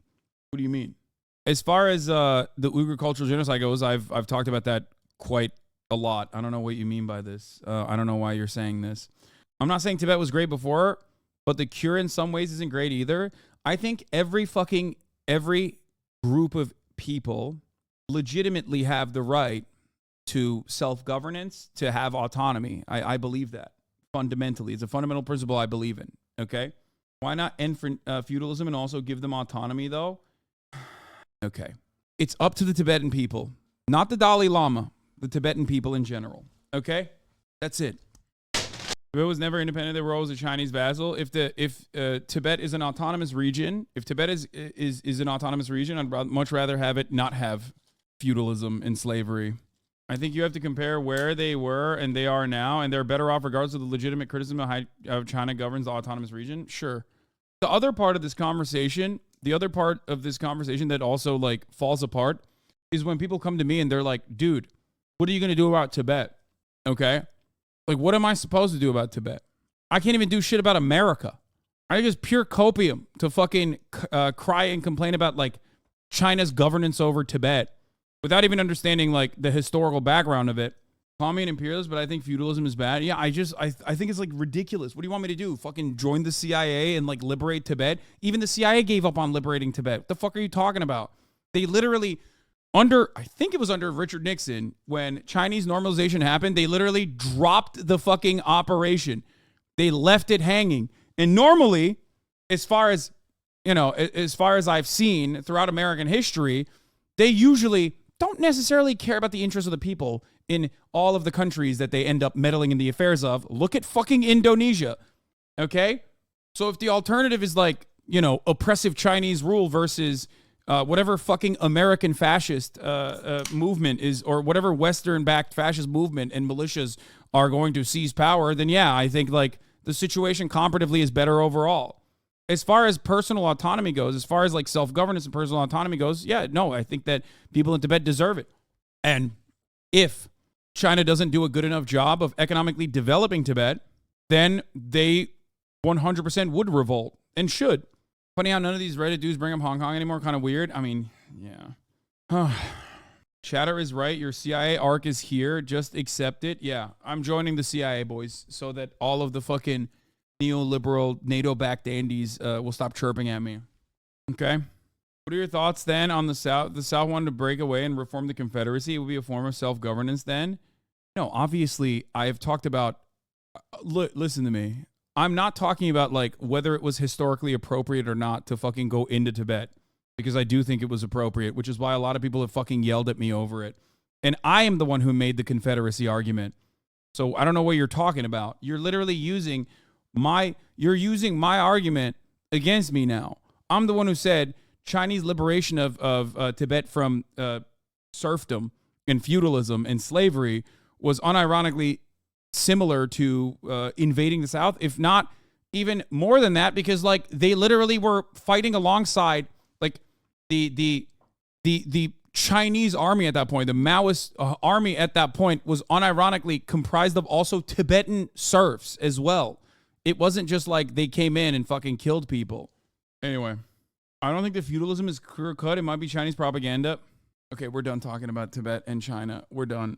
No, we're not. We're not doing this. No. Stop. You're going to link the, like once we start getting to the fucking skinning of the slave practice was like abandoned and it was actually substituted for like a less brutal practice in like 19, whatever the fuck. When you get to that point, you're like, that's, we have to stop. We have to stop with this. Getting tired equals owned. Yes, dude, I'm getting owned because I said that, because I'm not going to engage in apologia for and whitewashing of slavery and feudalism. Oh, debate did work. It's killing me. It's actually slowly rotting my core. We're done. Okay, we're moving on. I can't believe we got here from talking about Israel-Palestine, specifically talking about Israel-Palestine and the differences between like Palestinian hostages not being treated as hostages, even though they're technically kidnapped because they don't get due fucking process. If we don't see a release in the next several hours, or if the release is not as satisfactory to the two sides as it could have been. All right, Richard, I'll ask you to stand by. Let me go to NBC News White House correspondent Monica Alba. What is the read right now from the White House, Monica?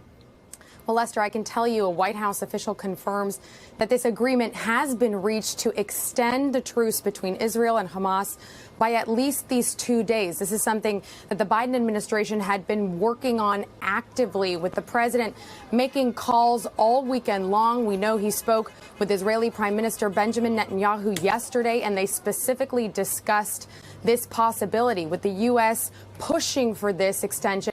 Oh, my God. Hey, man, I'm pretty sure I agree with you on this, but isn't this whole they had cruel slavery and barbarous shit, so we got to invade what's used for a lot of colonial justification stuff? Oh, my God. Okay. The post hoc rationalizations of invading, like, the Aztecs or whatever, invading in Latin American countries before they were Latin American countries, and the Western colonialist arguments are not applicable in a circumstance where you are literally ending slavery and then not reinstituting it. Okay? The issue with what the Western colonialist powers did, the issue was they went in, they said that there were barbaric practices, okay, like cannibalism, for example. But that was a post hoc rationalization. They didn't give a fuck about that anyway. Okay, there was never a reason to care about that. They care about the land and they care about enslaving a population. And also, on top of that, they engaged in way worse systematized practices of slavery. Okay? That's the difference. There is a difference between good things and bad things. Okay? There is a difference. You can look at a situation and go, well, honestly, if we're going to be analyzing this evenly, yes, ending the wholesale institution of slavery and feudalism and then not re-implementing it in a different structure is a good thing. Okay? Claiming that you are going in post hoc, by the way, not even like the direct rationalization, to like to tame the barbaric monsters that are doing cannibalism, so that you can tame them by what? Cutting their fucking hands, raping all the population, and basically extracting all of their natural resources, and then reinstituting caste structures and like brutal social hierarchies. You should kill yourself. Okay, thanks, man. That's it. This is what will cause me to do it. Check out this diagram of your stun lock. Hasan talking about kidnapped children of the West Bank. It's against international law. Law even applies in the USA. USA can be bad. China have some bad, but some good. Chatter brings up Tibet. Chatter defends Tibetan feudalism. Hasan gets back on the rails. Swoogity bird derails again. Back in derailment. I know. The only thing that will get me out of this is the top of the hour ad break, which comes at the top of the hour every hour. If you no longer want to see those ads, all you need to do is subscribe for $5 or for free. Literally just Google what King Leopold II did at Congo. Exactly. There's a reason why nobody wants to compare it to the abolition of slavery and the Civil War, because that is a much better comparison that you can make, but people don't want to make that comparison because that's a good comparison that favors the Chinese side technically, because it's truthful. So everybody always immediately goes, well, what if it was totally different and they were like colonial subjects themselves? What if the Chinese form of governance in Tibet also reinstituted slavery, even though it didn't? Sakura Gore, thank you for the 10 gifted subs, allowing 10 people to no longer see the ads at the top of the hour. The Raging Hoppa, thank you for the 10 gifted subs. All right, let's continue. With the hopes of getting more hostages released. Of course, that first American, the dual is... Thank you, the man from the ether, for the 10 gifted subs. Hellbender for the 5 gifted subs. The Raging Hoppa for the 10 gifted subs as well. Israeli-American citizen released yesterday. That 4-year-old girl, Abigail Adan, who turned 4 in captivity on Friday after her parents were murdered by Hamas, and she was taken hostage for 50 days before being released yesterday back to some of her family members in Israel. That is the first American to be released and returned. It is unclear whether there will be more Americans released on a potential list today. That is something the White House is still tracking very closely, monitoring to see if it will be possible. But now, given this extension, they will likely also point to the fact that that could now happen tomorrow or in the coming days. But they have talked about this in such a fluid and active manner. They don't want to get ahead of any of these very fragile negotiations because they don't want to derail anything, because the slightest hiccup can do that before getting back on track. But the president said very clearly yesterday that he will not rest until all of the hostages can be released, including, again, something like 9 more Americans potentially. But there are questions, Lester, about whether all of those Americans are being held by Hamas or potentially by other groups, and how that could work to release them. But we know behind the scenes here, White House officials have been a very active part of the negotiations. They continue really hour by hour to be a part of these discussions to see how long this extension can go. The U.S. hope is that it can continue beyond the 2 days. Members of my distant family were kidnapped by Hamas released this weekend. I'm so happy. Congratulations, Chatter. I'm glad that you're distant. But they really have told me they're going to take this one day at a time. Thanks for watching.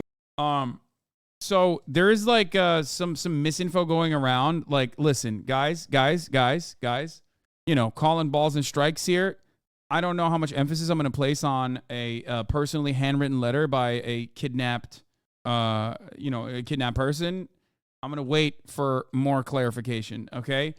I know that a lot of people immediately rush to situations like this to be like, well, this is like humanizing Hamas militants. There are certain circumstances where like that's perfectly valid. But you know, I don't know what the I don't know what the validity of this is. Okay, we can read it, but it doesn't matter what you say. The haters are fuming. Yeah, I know that regardless of my assessment of this, people will probably still say that I'm like 100% lapping this up. But you know, yeah, this is more important in my opinion than the actual the letters. No need for leftists to jump on it. If it may be wrong, we have plenty of evidence and truth supporting our side. Yes. Anyway, where was I? What were we talking about? Oh, the clip chimps are going to have a field day with his reading. I mean, it doesn't matter. Fuck those guys. Okay. Hamas official says truth extension is good news, urges end of war. So there is some misinformation going around, which I will clarify. But as far as the misrepresentation of like the prisoners on the Israeli side versus the hostages on the Hamas side, okay? To wrap that part of the conversation up, I will bring back, what was it? The Israeli account like posted this saying that this woman was a mass stabber or something. Let me see if I can find the fucking tweet. Like, this person, what was their crime? Being Jewish. This person, what was their crime? Stabbing people, and that's why we had to apprehend them. Okay? You realize it's going to end badly no matter who thinks who's right? What? Yes, I do think that. And also the regular maintenance of the apartheid is also bad across the board regardless. I hope you understand that. Hold on. It's bad already. 14,000 people dead. More than 14,000. Where the fuck is the Israeli post? Does anyone know? Does anyone have that post? Can you guys find it? No, not the suicide bomber one. I saw it this morning. It was like the official Israeli account. No, not that one. Miraisha, thank you for the 10 gifted subs. Oh, here, this is the one, right? Fatima Shaheen. No, this is not the one. That's not even the one. They've been posting this like nonstop. This is like what they've been doing. They've been posting nonstop, saying that like one's a stabber. No, not this one. The one with like where they compare the lady to a baby. Like, oh, here, this one. Marapa here, her crime, stabbing. Raz and Aviv Asher, their only crime, being Jewish. And it's like, they keep doing this for every single person, right? And then they posted this as well. Here's a breakdown of all the crimes committed by the Palestinian prisoners who will be released as a part of the agreement to bring our hostages. 62.8% terror attacks, including shooting, stabbing, explosives, and more. 14.4 terror attempts. 11.1 terrorist contact. 11.7 others. This is a fucking disgusting way to cover this shit. This is not true. The reason why I talked about Ahmed Manazra, which is an edge case, certainly, okay, the tip of the fucking iceberg in many instances, is because what is factored in as like terror attacks is literally throwing a fucking rock as a child. What is factored in as terrorist contact is unironically suspicion that you are talking to someone that has been branded as a terrorist by the Israeli government. Okay? That is fucking insane. This is why you cannot look at a fucking apartheid regime and their unlawful misconduct upon an entire population of people that they occupy and the military tribunal structure that they have where there's a 99% conviction rate and go, yeah, this is totally valid. I can't believe how many fucking terrorists Israel is releasing. If you are in any way, shape, or form a believer in these numbers, you are the biggest dupe of all time. Okay? It's also ridiculous because, like, look at this. There's terror attempts, too. You will lose your mind if you continue to argue their delusional logic and lies. I mean, the way that all of this works, ironically, is no different than how anti-Semitism works. It's just Islamophobia. It's a different bigotry, right? So, yeah, if you are hopped up on bigotry, on, like, maximal levels of bigotry, you are going to agree with this. You'll be like, yeah, they're Arab, they're scary. Yeah, I think so. Okay? Yeah, I think it's perfectly valid. Yeah, no, I think they are all terrorists. Okay? Ridiculous. Fucking ridiculous. I don't know if their data includes administrative holding of Palestinians law. No, it does. You do administrative detention on all of these people. I don't know how Israel's so bad at PR, man. Like, how can you pose like a 4chan user as a whole ass country? Justifying holding kids for their whole childhood is insane. How can Zionists feel that it's justifiable is insane. It is because you have to have a steady maintenance of racist agitprop against Arabs, against Palestinians, against Muslims in general, which America has certainly fucking played a role in. in its own population's continued interest in advocating for the war on terror that was a unjustifiable failure that was massively devastating to the entire region of the Middle East, to the entire Islamic world in general. Okay? So that is the reason, that is why so many people immediately go, dude, these guys are fucking villains, dude. They're all terrorists. They're all terrorists. They're all terrorists. No habeas corpus. They're all terrorists. It's fucked up. It's completely fucked up. If you want people to look at your national security concerns seriously, then don't fucking maintain an apartheid structure. Okay? Don't do it. Don't do it. Why the fuck would I ever take what you're saying seriously if you lie all the fucking time and you also are like repeating incredibly racist fucking narratives? Now here it is. There's no equivalence. Israeli babies and children, grandmother are kidnapped from their homes. Palestinian female terrorists stabbed innocent civilians attempting to murder Israelis. Is Maraba here like a different one? I think it might be a different one.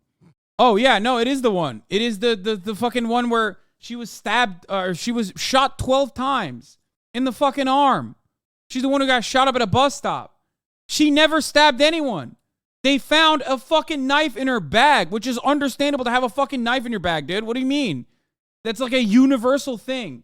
It's a universal thing to have as a woman. The fuck? Why would a woman ever have a knife in their bag? Like, oh, they must have wanted to go on a fucking stabbing spree. Yeah, she was 16 years old. This fucking gross, disgusting, perverted ass, fucking stupid ass, 4chan Nazi ass, goddamn official state account. HasanAbi Asher, their only crime being Jewish. Marah Bahir, her crime, stabbing.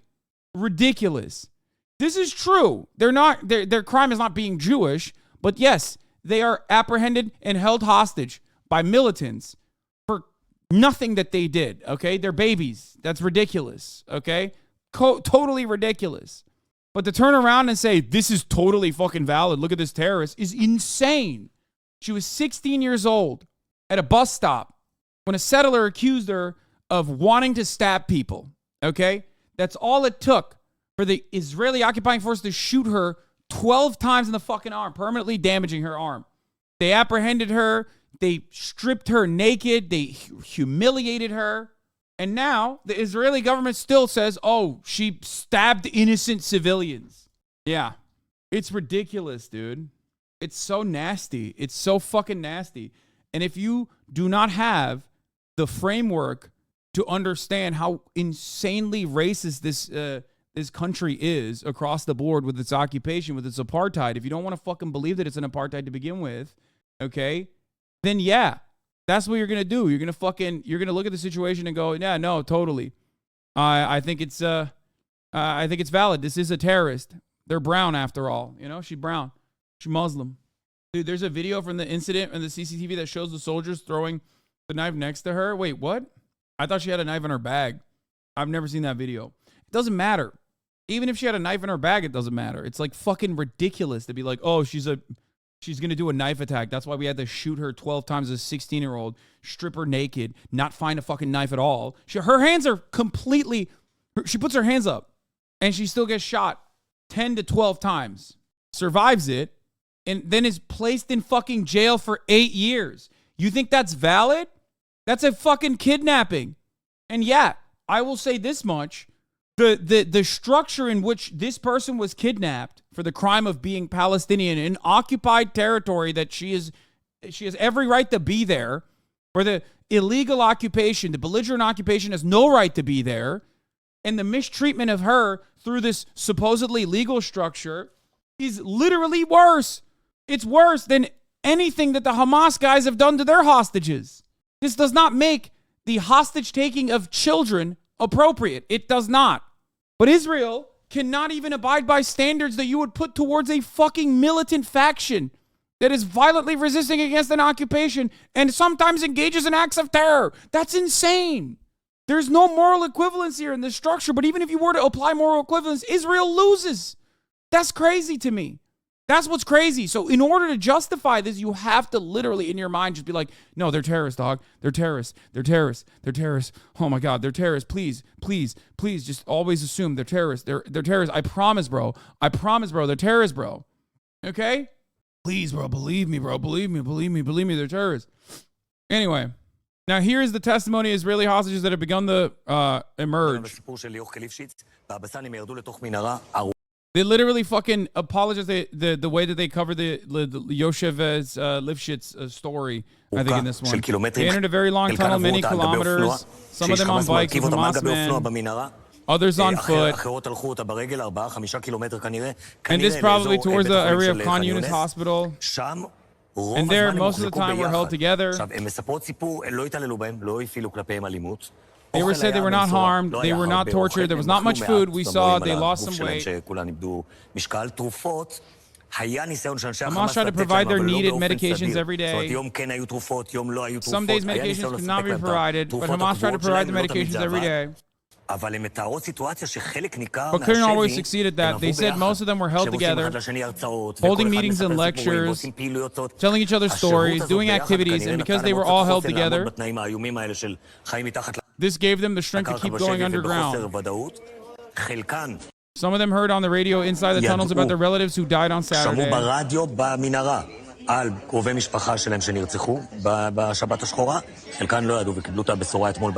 were told yesterday that some of their family members died on that day. They didn't know their family members had died. All the hostages were together, and they speak of good conditions and good treatment from Hamas, plus the medications. They were not treated violently or humiliated. Of the interesting facts you told us, they were from the kibbutz. They kept their daily routine even there. There were lectures and joint activities. And this helped them stay strong because they were all together. Oh, God, I can't wait for him to fucking chime in. Oh, dude, he is about to say the most racist shit. Every time I see a fucking clip of this dude, he is saying the most insane shit, okay? Wait, and... here we should say that many of us...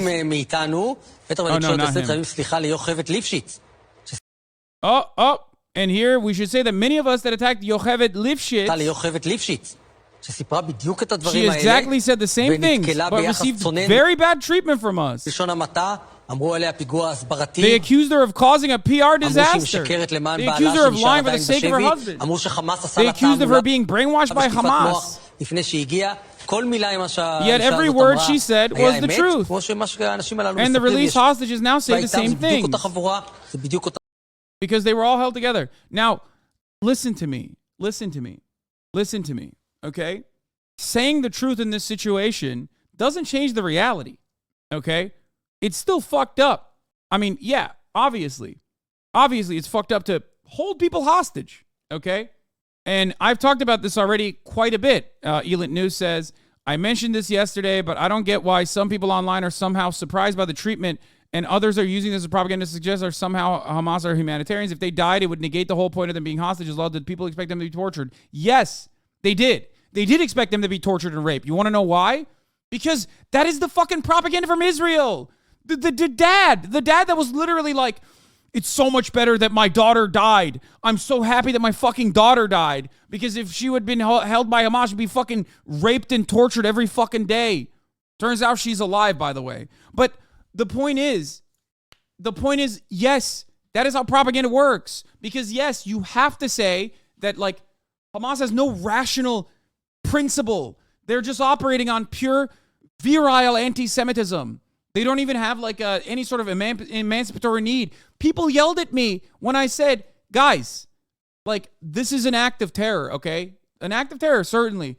The majority of the people that were killed on October 7th were civilians. And yes, that was in the hands of Palestinian militants, okay? I said all of that. But then I would turn around and say, what was the goal?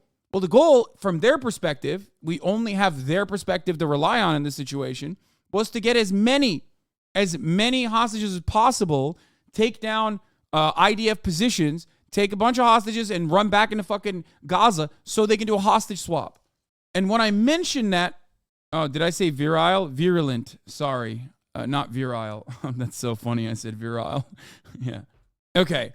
And people yelled at me. They were like, no, Hasan, it's pure anti-Semitism. It's pure anti-Semitism. That's the reason why they're operating like this. Okay? But that is the problem of being misinformed. If you're fucking misinformed and the way that you are operating on 100%, like your motivations rely exclusively on people not behaving in a rational manner, but instead in an irrational manner where they're just like hopped up on hatred, okay? Then yeah, you're going to be like shocked in this situation. And I had to defend it over and over again as to what the reasons why they were treating the hostages, with the utmost care. I brought it up. I told you why. Why the fuck wouldn't they? You think it's easy to just like go in and do a military operation? Yeah, people don't understand. Al-Qassam, in their eyes, acts as a rational actor. Exactly. Of course. Their methods are what is at fault here. Maybe their own personal like worldview beyond that. But the fucking idea that these guys are not like a militant faction that literally trained for this exact opportunity from their perspective and went in and literally took hostages specifically so they could fucking rape them is like psychotic. You're so stupid. It also doesn't correspond to what they did on October 7th inside of Israel, where they killed a lot of civilians. You know what I mean? Like they did do that. They killed majority civilians in Israel proper. Okay? That's what they did. So why the fuck did they also take the time out to take hostages? Like, that's insane. Here's the one Israeli leftist slash kind of HasanAbi head. She's in the chat every now and then talking about the situation. I don't know why anyone's surprised about the Israeli hostages thank you letter or thought the videos were scripted. The vast majority of people from that Hamas took from the kibbutzim are leftists, don't hate Palestinians, and on top of that would do anything to make Bibi look bad. I wrote a little thread on why torturing hostages is a tactic used by organizations with more power than sense, and why Hamas is the Hamas's MO is the opposite, given their material conditions, ideology, and the fact that they never beat up Gilad Shalit once in 5 years, despite him being an IDF soldier. Okay? I don't know if this letter is correct or accurate, but of course Hamas didn't fucking mistreat the hostages. They literally held them to a higher standard than the Palestinian civilians at that point, because they are a bargaining chip. So if you literally thought this entire time that like these guys 100% were going to like, they stole these people so they can rape them, you're fucking psycho. Why the fuck would they do that? Like, you're a psycho. You're insane. This doesn't mean what they did is appropriate, permissible, morally just, or anything like that. But why the fuck would they ever take hostages and then kill them? This is why I talked about it over and over again. Like that is, in my opinion, kind of projection from the Israeli side too, or even from the American onlookers, that like, because we are the power players in that circumstance, we do kidnap people and fucking torture them. So obviously the other party on the other side would do such a thing as well. They must. No, man, they know what they're working with. They know. Why would they fucking kill the hostages when the hostages are their bargaining chip to release Palestinians held under indefinite detention? So Israel, in my opinion, created the fucking groundwork here to look like gigantic assholes again, to look like they're lying again by consistently attributing malice like across the board, just ridiculous hatred and anti-Semitism, calling Hamas ISIS over and over and over again, and now they have to negotiate with ISIS. Now they're successfully facilitating a negotiation with ISIS, with Hamas. So what happened? Are they negotiating with ISIS? Which, by the way, Al-Nusra, Israel has no problem with, for the record. Just want to point that out. So if they were Salafists, maybe they would have a better time with the IDF, okay? Hamas is ISIS. Hamas is ISIS. Of course it's not ISIS. You don't know anything if you think Hamas is ISIS. Don't act like it's just optics. So many mistells today. Is your brain good right now? Yes, it's good. Hamas is asses.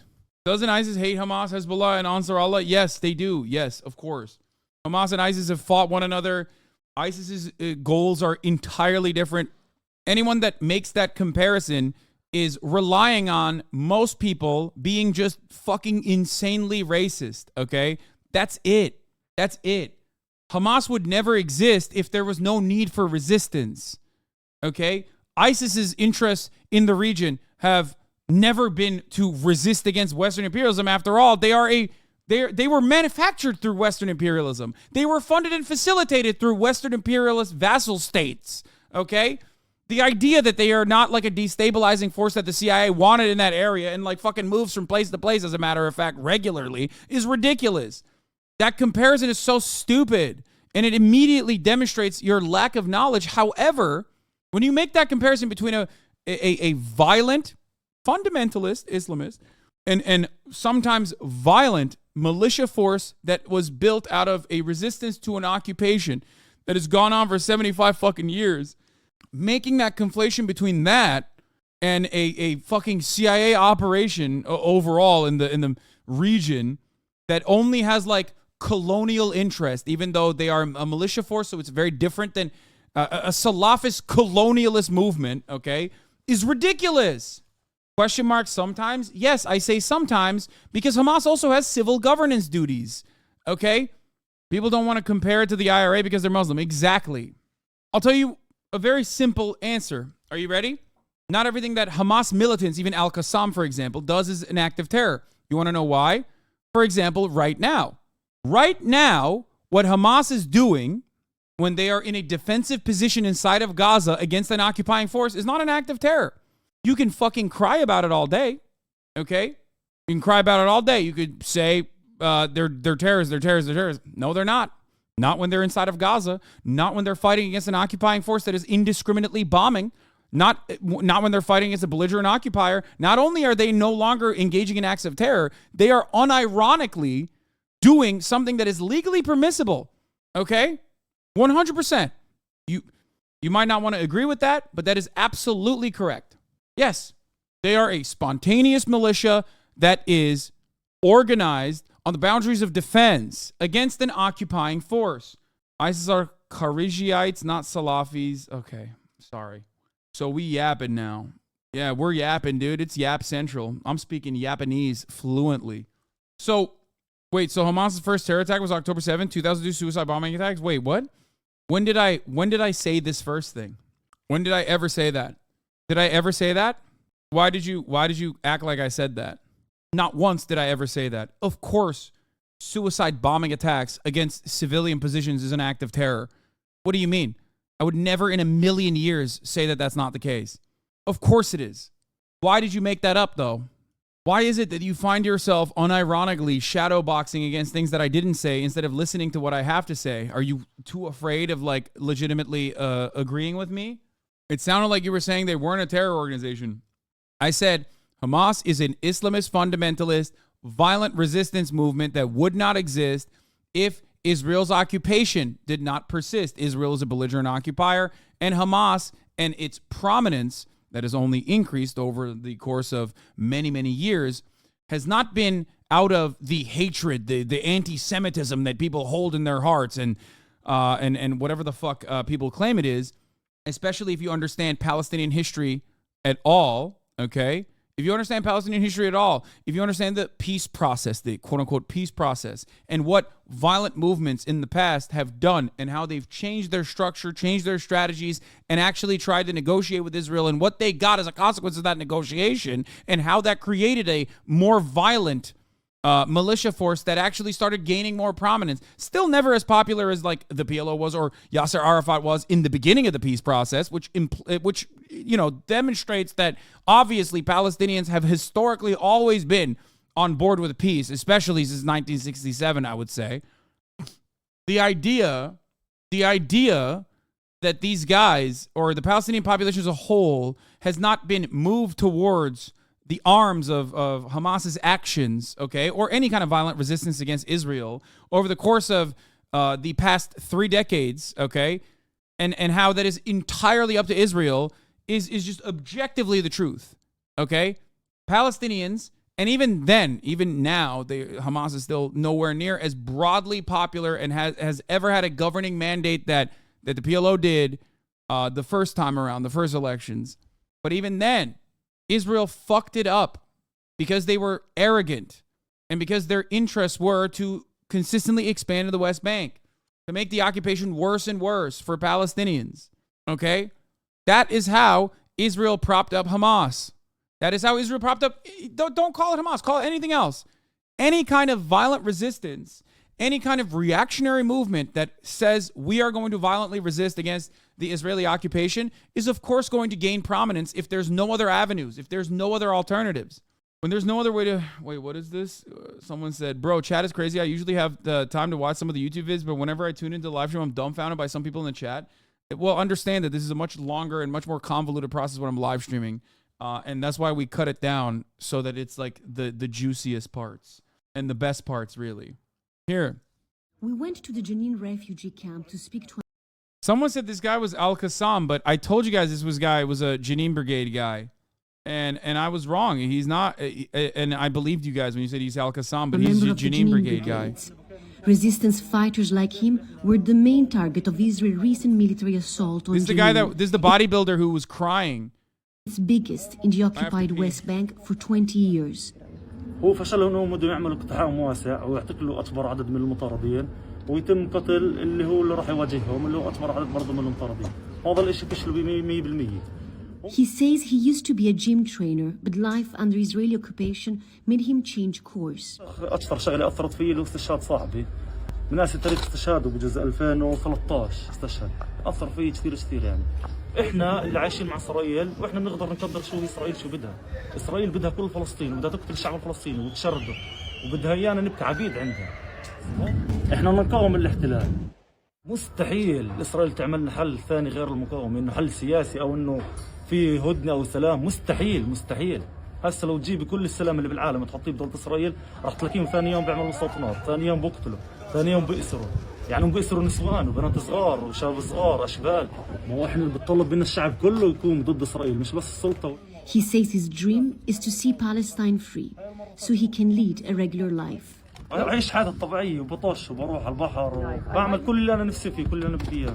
كده ولا طبيعة فلسطين بتجنن يعني، وأنا من الناس اللي بحب أروح وأواجه على الطبيعة، على الجبال وعلى البحر. Okay. Oh my God. His badge says Qassam, not Jenin. But the badge he says Al-Qassam. So why is Al Jazeera saying they're Jenin, a member of the Jenin Brigades? What is this?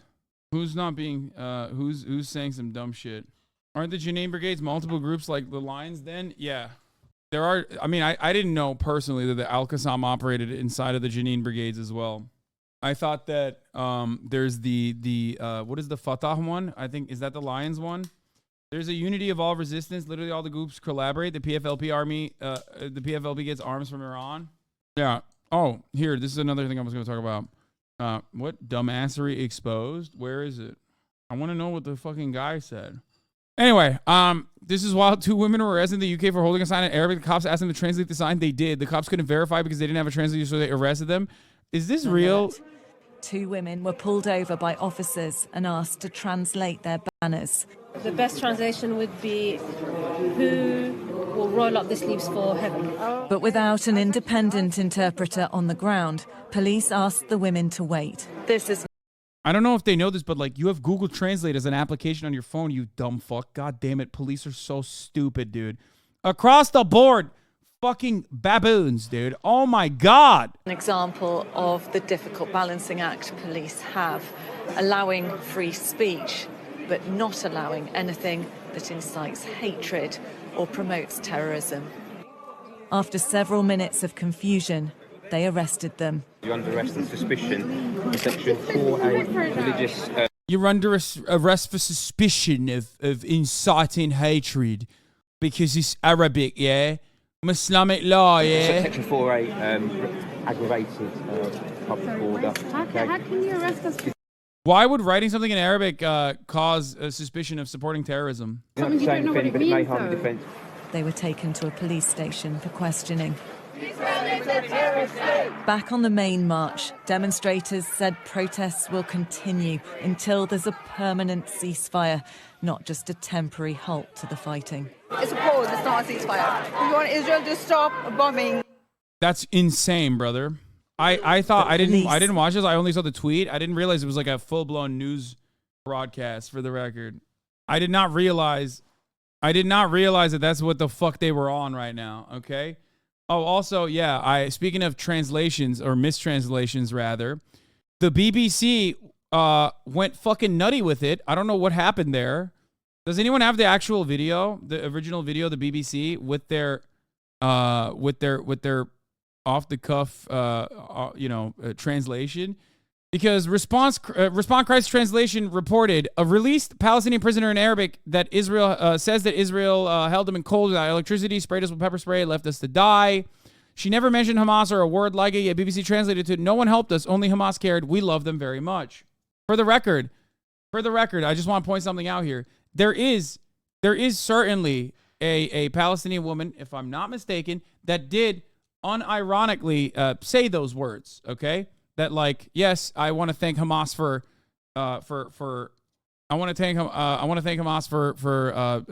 releasing us, right? It is fucking nutty, however, that the BBC just straight up slapped this insane mistranslation. The Israelis came at 10 in the morning and told us there was a deal. We were suffering from difficult circumstances, and tear gas was fired at us. We were wearing head covers all the time. The situation was humiliating and included psychological torture. In addition to cutting off the electricity for the prisoners, we were suffering from the cold without the electricity, and no one helped us. Only Hamas cared. By the way, she's not even saying Hamas anywhere here.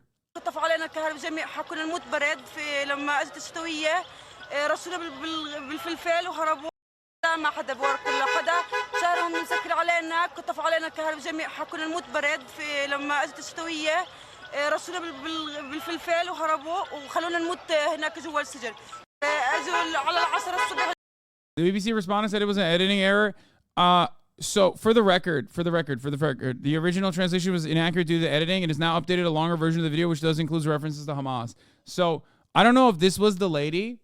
That said, but I did see a video of someone saying thank God for Hamas for, or saying like thank God for everyone that fucking worked hard to get us out of prison when we were under indefinite detention. Here's the actual translation. This is so insane how BBC manipulated the narrative.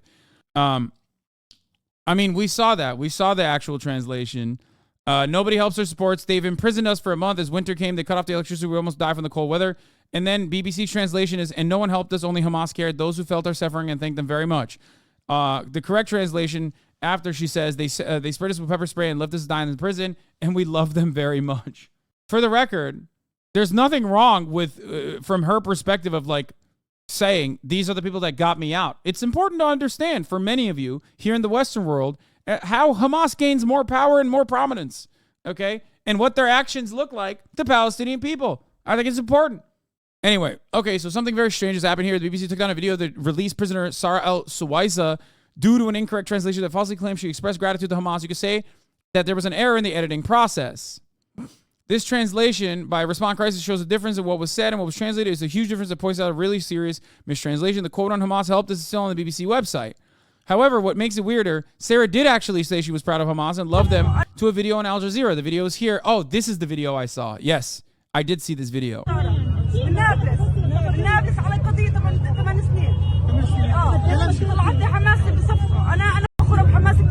Yeah, she does. I've seen this video. I thought this was a different woman. Okay. I have seen this video where she literally says, I thank the resistance. She says something along the lines of like, I'm thanking Hamas for taking me out of prison. Even if the extended version is real, the BBC only wanted to showcase thanking Hamas part and leave out the torture part. But it's fucking nutty. This girl is from my hometown. Really? Wait, really? I can't tell if you're joking. Brother, I'm gonna keep it $150 with you. If I'm in perma jail under an occupying force that has like probably killed my fucking family members, I don't give a fuck who takes me out of that prison, okay? After however many years that I've been there, under indefinite detention for no fucking real valid reason. Are you joking, dude? Oh my God. 1,000,000%. I'm gonna be like, whoever took me out of here, I love you, okay? I love you. You're fucking great. What do you mean? What do you think? I'm gonna fucking tone police a person who has been held as a prisoner indefinitely? I don't know what she did personally, but we already described this. We already described this to you, okay? 10,000 people are currently held 10,000 Palestinians are currently held under indefinite detention in Israeli prison systems, okay?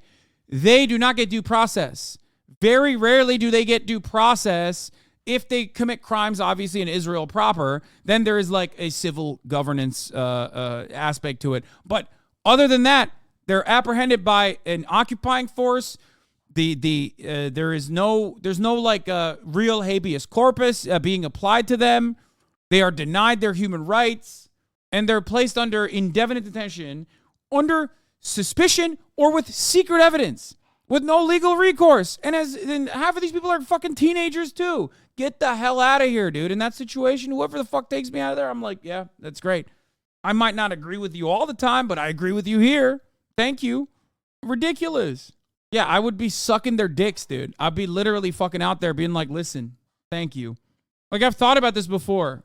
Like, this is such a stupid thing to say, but like, and it most likely would not happen, but let's say I go to fucking prison, okay? Let's say I get arrested when I'm in a foreign country. Let's say I go to Turkey and I'm thrown in Silivri for all of the egregious things that I've said about Recep Tayyip Erdogan, okay? I finally go there. And then the American government under Donald Trump or under Joe Brandon takes me out of that prison. I'm throating him, okay?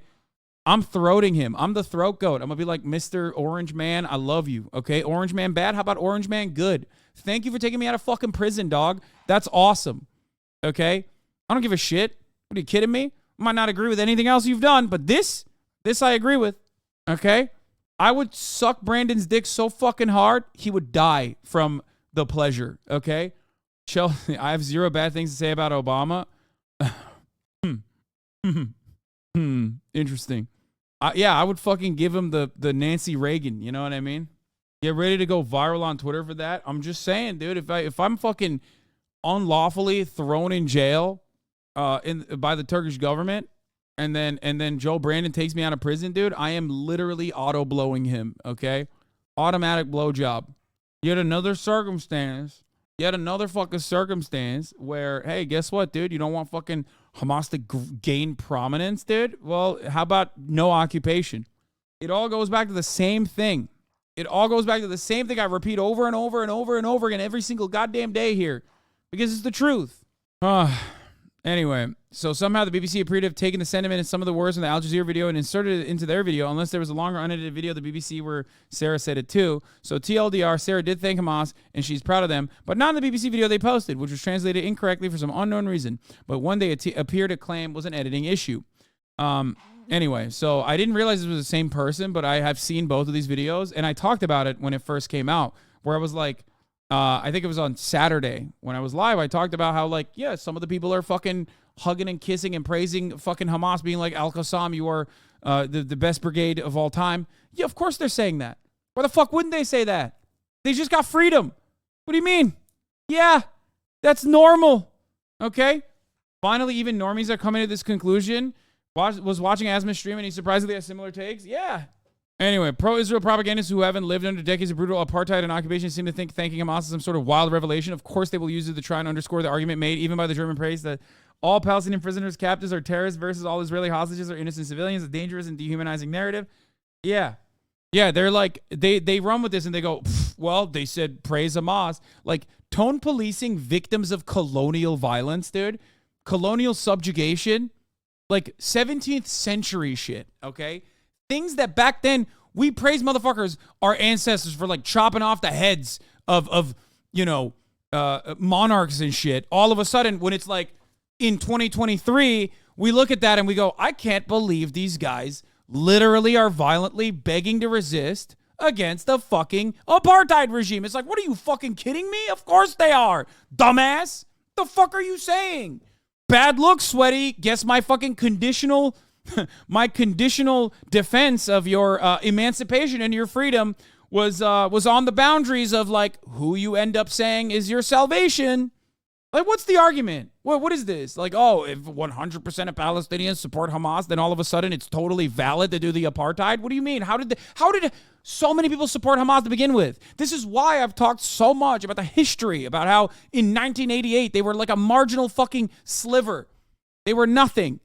And then in 2023, they are the only game in town. How did that happen? So stupid. So stupid.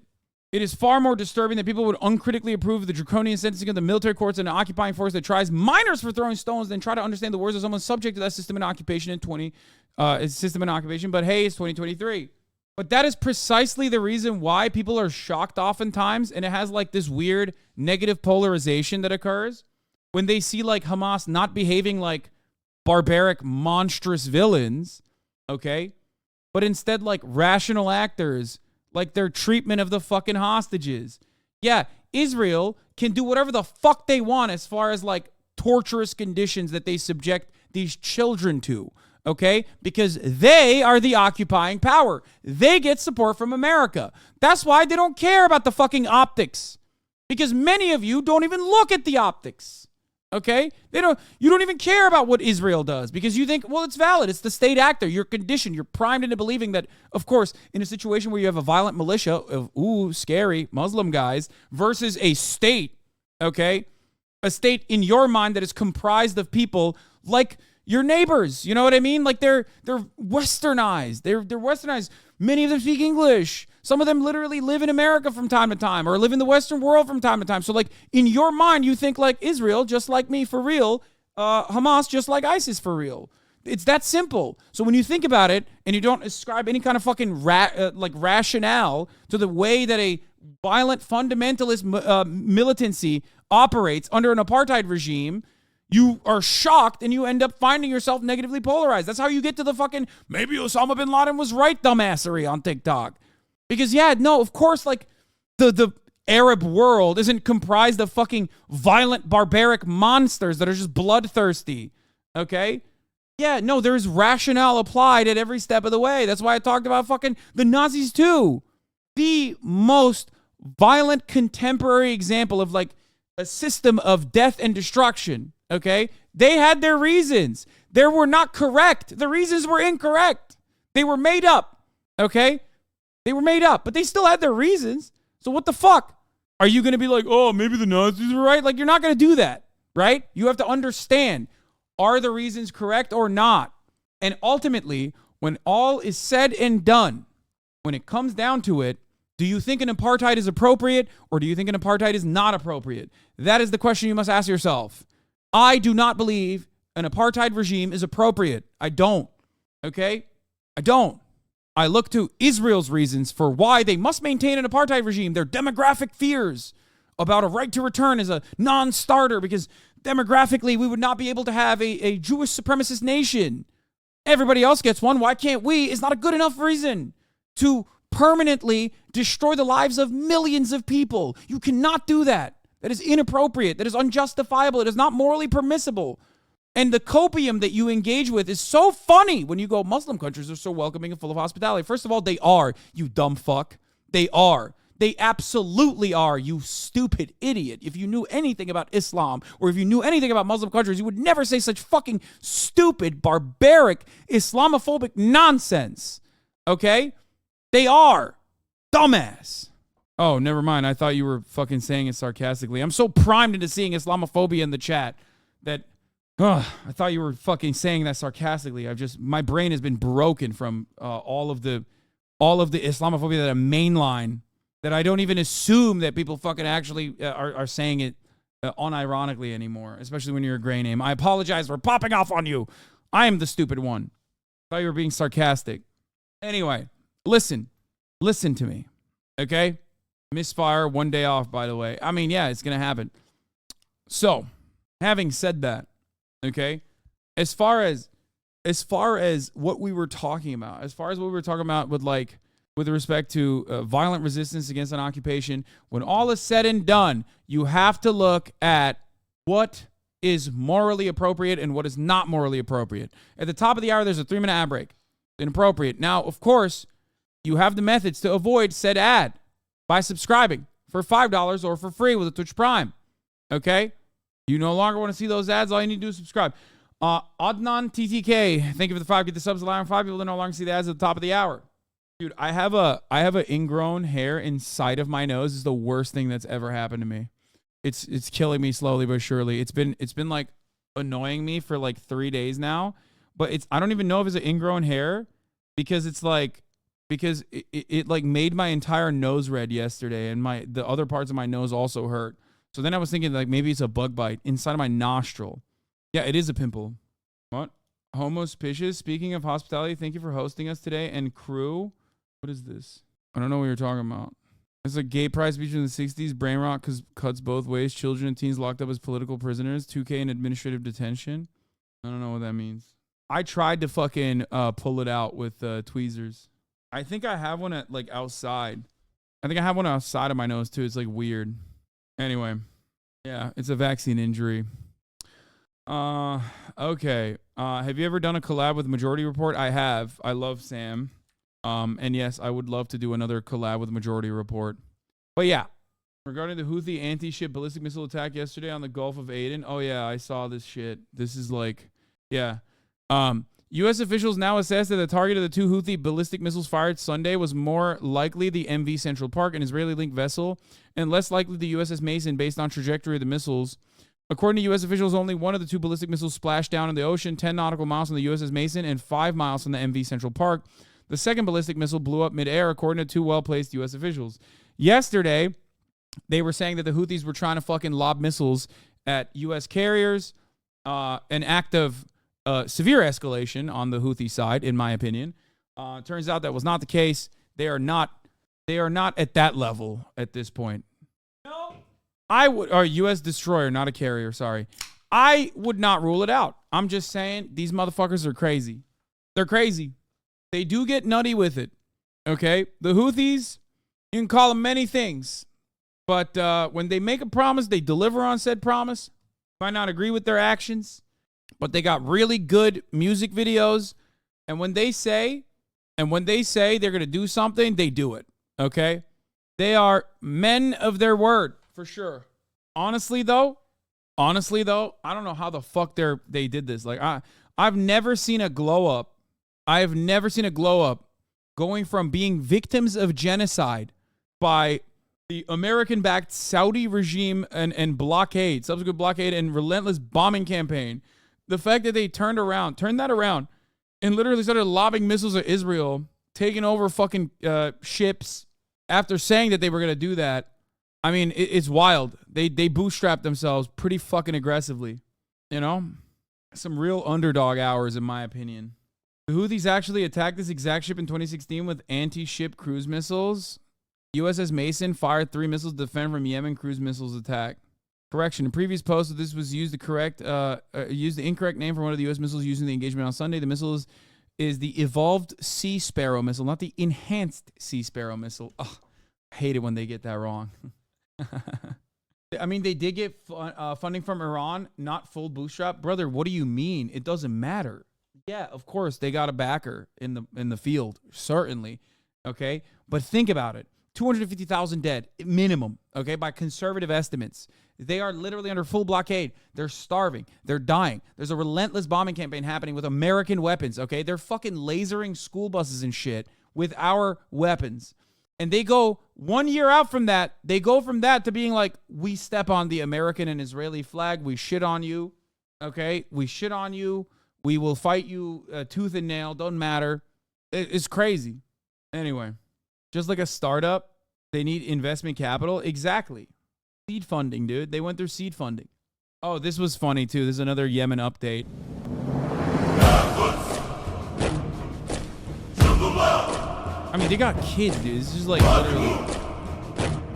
More than 10,000 Yemeni troops marching along Yemen's northern border in solidarity with Palestine and the people of Gaza.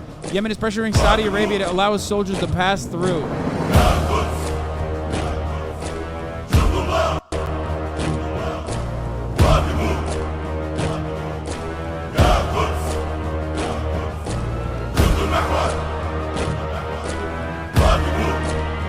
I will say their fucking PR is out of control. And actually out of control. No shot the Saudis let him pass? Fuck no. Of course not, dude. Are you kidding me? First of all, that's also kind of stupid. What are they going to do? March through the entirety of Saudi Arabia to get to fucking Israel? That would be psychotic. Okay? I literally presented that as a joke originally. But to be fair, I also made fun of the Houthis quite a bit in the beginning. demonstrating my lack of knowledge over the grit that they demonstrate. I did not believe in Ansarullah. I did not believe in the Houthis. I said, what are they going to do? A 6-front war with Yemen? Okay, what are they going to do? March through Saudi Arabia? Turns out they literally want to do that. That's insane. Sana'a to Tel Aviv is 821 hours walking. Bro, what is happening here? Was like they just got, I mean, their fucking military is like, sure, when you have your own country or an entire nation that you control, like you have some level of like air support, I guess. But goddamn, look at their forces. They're so diminished, dude. The Taliban is more kitted up than these guys. Is wild. Well, especially after America pulled out. Holy shit. But then you have these guys who are just like straight up just normies, you know?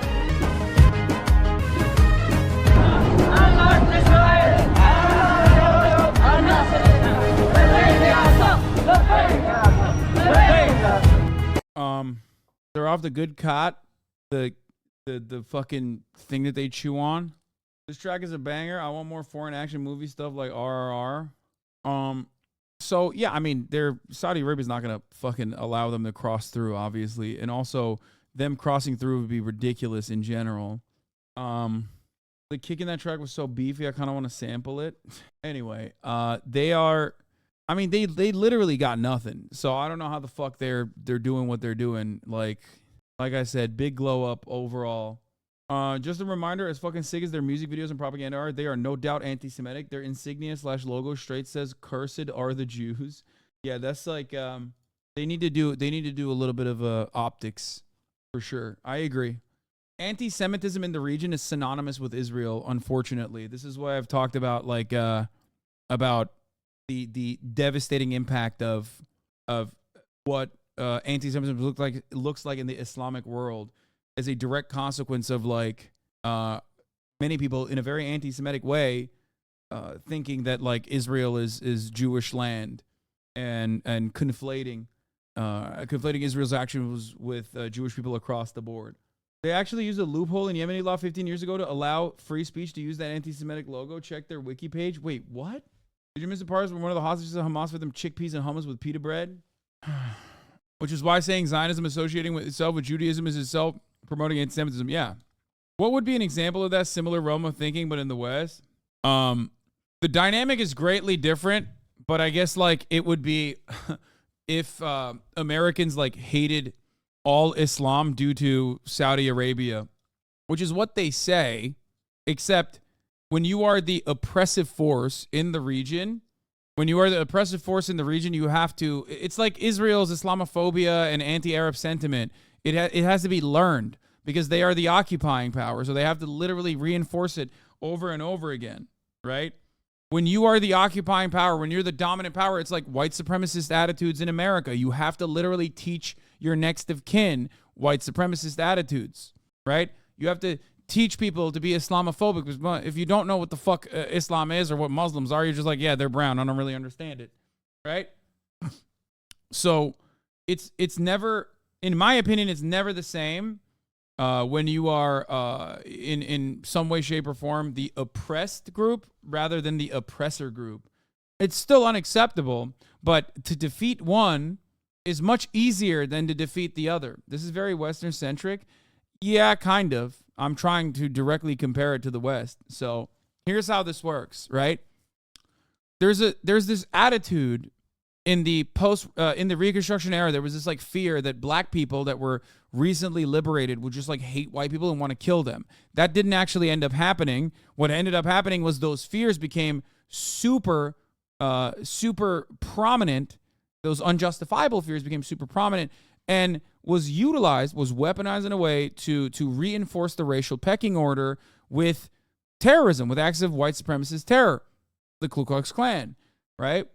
That is why the racism of the dominant force or the Islamophobia of Israel is not the same as the anti-Semitism of Palestinians, for example, because you have to understand this from the perspective of solving the bigotry, right? Solving the bigotry is what is the major goal here. You don't want Palestinians to be anti-Semitic. You don't want Israelis to be Islamophobic or anti-Arab in general. in order to solve one is very different than the other. That's why the root cause of that hatred is very important. One's resistance manifests itself in anti-Semitism. Okay, not to say that they're like doing it as a form of resistance. Obviously, I'm saying that it's still immoral and wrong. But in order to understand where it comes from, you have to look to what the starting point is. You have to look to the historical reference points of anti-Semitism in the Muslim world in general, right? And the reason why that distinction is the reason why that distinction changes things and is important to understand is because the solutions are different. I wonder if Mizrahi Jews are less hateful or more. Oh, brother, Mizrahi Jews in Israel are, not to say that all Mizrahi Jews are this way, but yes, they are. The Mizrahi Jews in Israel are, Itamar Ben-Gvir is a Mizrahi Jew. They're Arab. They're Arab Jews. Yes, Arab Jews are way more reactionary in many instances. You give people way too much credit. Most people don't even know what they think. No shot you can change hate on a large scale. Yes, you can. You're wrong. Because if your hatred is born out of your material conditions that you're subjected to by an oppressive force that has put a Star of David on a flag and claims that they're doing this at the behest of Judaism, then once that oppressive entity no longer exists in the way that it has historically, then you have no reason. You have no reason to fucking hate. So yeah, you're wrong. You're absolutely wrong. Okay? That's it.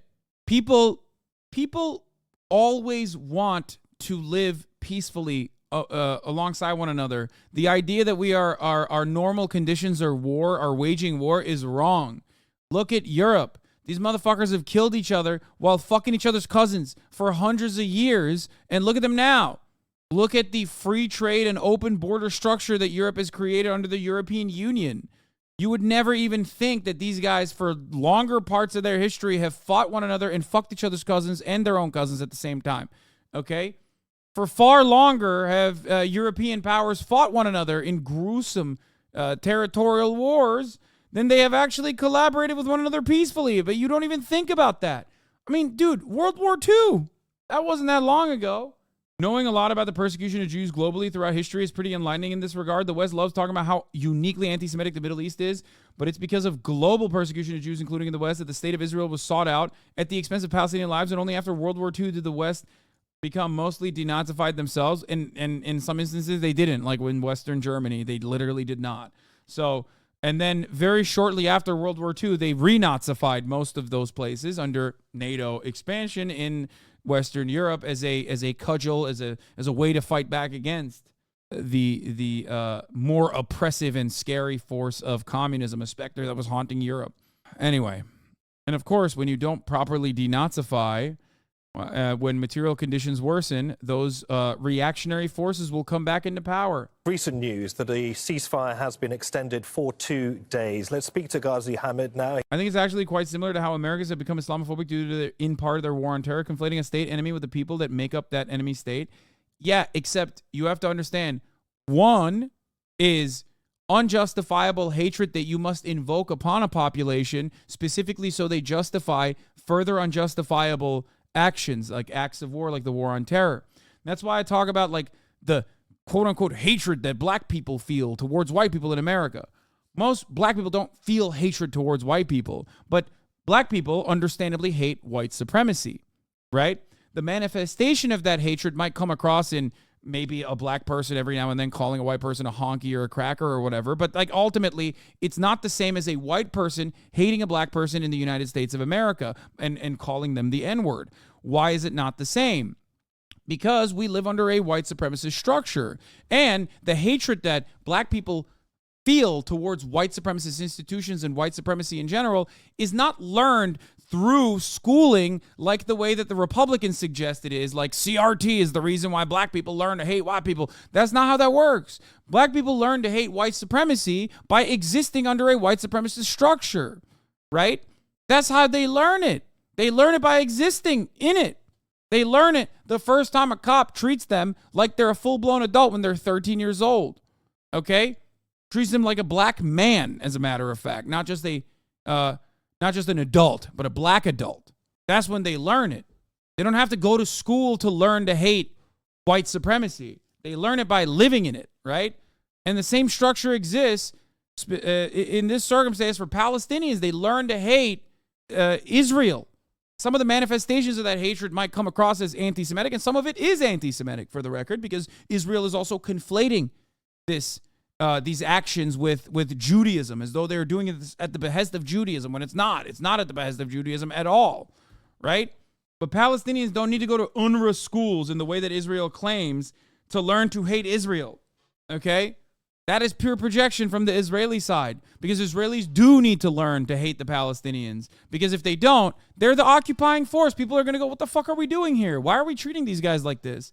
Oh, we're treating them because they have to be ruthlessly slaughtered or at least subjugated, humiliated on a daily fucking basis, because if they don't, then they're going to take over our lands because they're barbarians. They're barbaric. They hate Jews, by the way. But the difference is, of course, like, obviously, Israel's demographics are very different. I'm not saying like Israel is white, okay? Because they're not. They have millions of Arab Jews that live inside of Israel. Whiteness in this sense is the political term of whiteness, the in-group with power, right? So yes, the in-group with power in the Israeli situation are, of course, Israeli Jews. Anyway.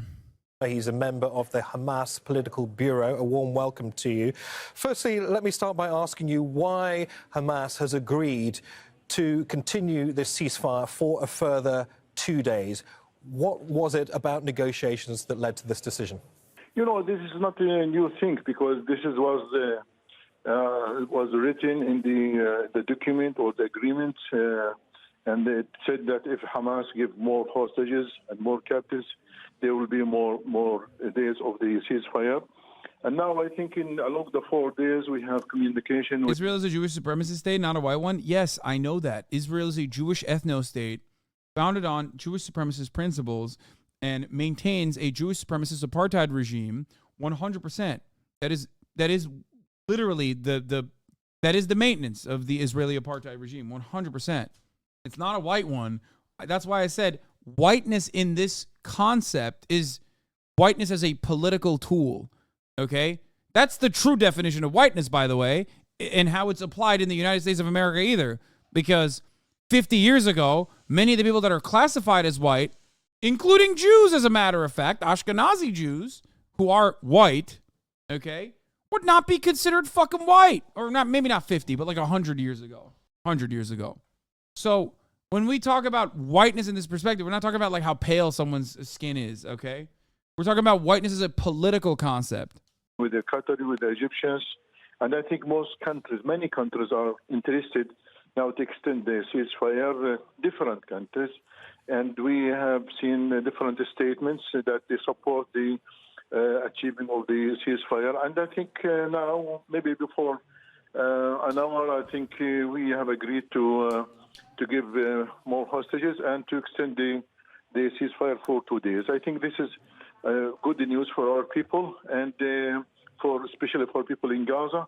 They will breathe more, they will rest more in Gaza Strip. They can return gradually to the normal life. I hope we can extend until we reach to the end of this war and aggression in our people in Gaza. So you're suggesting that this could be the start of a continued ceasefire, at least, or a decision to hold off fighting indefinitely. Is that what you're suggesting here? Yeah, I think we are working in this issue with different paths. We want to stop the war and the aggression on our people. But as I said, now we are in the temporary ceasefire.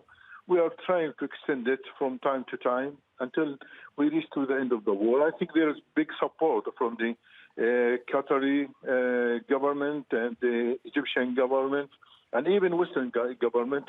They want the ceasefire to stop and to allow for political solution and to end the aggression and to end this catastrophe in people in Gaza. I hope that there will be a will from the international community to continue to exert more pressure on Israel to end the occupation and to end this catastrophe on the Palestinians. Mr. Hamid, what more assurances have you been given to enable you to potentially extend the ceasefire beyond these 2 days, to keep going incrementally? I think now the position of Qatar and Egypt and even different paths, I think they will give good guarantees for and I can say that in the previous 4 days, I think we succeeded to implement the agreement. Maybe we are not so satisfied 100%, but because there is some violation from the Israeli side regarding the prisoners, regarding the assistance, regarding even some military activities in Gaza Strip. But I think we succeeded to move easily and to achieve the agreement or to implement agreement on the ground. I think we will see the same mechanism in the same way that for the exchange of the prisoner and hostages, and also to abide to the ceasefire on the ground, to stop all the military activities. So I think it will move maybe like in the last 4 days. Can you give us a sense of who the remaining captives are? Are there more women? Are there more children to keep this exchange, to keep this transfer of captives going? I think we are working now in preparing the lists of the hostages and the prisoners. We are working day and night on this. I think we have some good team who are working in this issue. I hope that maybe tonight we will finish everything. Okay, Ghazi Hamid, a member of Hamas Political Bureau, thank you very much for joining us. Thank you. Thank you. Today is the last full day of the 4-day temporary ceasefire between Israel and Hamas, and we want to get you right up to date on the hostage for prisoner exchange. Dozens of Israeli hostages and more than 100 Palestinian prisoners returned home over the weekend. One more exchange is planned for later today before the pause in the fighting is set to expire. Now, this latest group of hostages to be released includes the first American... Are you surprised CNN is starting to cover this conflict in this light instead of TikTok? No, I'm not surprised. This is literally... There's a couple things that are happening here. One, the violence is unimaginable, and it would completely eviscerate what remaining crumb of legitimacy mainstream media has, corporate media has, in the eyes of the broader public. An entire generation will be lost. An entire generation is probably lost forever, regardless, but they still have to maintain a fucking semblance of credibility. So they, after tens of thousands of murders, they have to literally go like, okay, maybe it's a light ethnic cleansing. Okay? So that's important. That's important to recognize. That's one of the reasons. The other reason is something that I like to call the Palestine-Ohio equation, or the Palestine-Ohio conundrum. What do I mean by this? So there's a place called Palestine in Ohio. This is not a double entendre, by the way. It's ironic that it's like, it's important. It's ironic that it's like also called it's also called Palestine, right? East Palestine, Ohio. There are 1,000 plus train derailments that occur every year to varying degrees. There's a reason why the media doesn't cover it. One, because they're corporate backed, sure, but also because it's such a commonplace phenomena that they just never really cover it. In East Palestine, the train derailment also occurred in a very visible manner. Okay, it happened in a way that was impossible to avoid. Everybody saw it. Massive clouds in the aftermath of the derailment as they were trying to rid the toxic gases. Everybody saw it. Everyone was fearful. Okay, the media didn't cover it for weeks, or at least 1 week. The media didn't cover it. So then TikTok started circulating both conspiracies and also very valid coverage of the matter. I covered it as well. If you remember, independent outlets started covering it way more frequently until the media was forced to cover the East Palestine, Ohio train derailment. Okay? So that is the secondary reason as to why the media is covering Palestine and Palestinian issues from this perspective, because a lot of independent media is all over this stuff. Okay? They're nonstop covering it. So if you want to fucking genuinely, if you want to genuinely maintain your legitimacy, you have to also, cover this conflict from a broader perspective. That's it.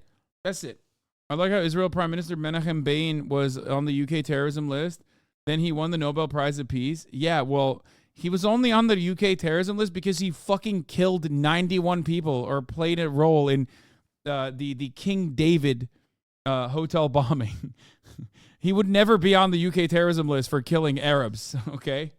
It's like what the TikTok executive said. They're not intentionally pushing Palestine. Young people just really care about the issue. Yup, exactly. TikTok with its like algorithm-backed, I guess, hyper-democratic process to a fault, in my opinion, where you can easily manipulate the platform and the algorithm, creates.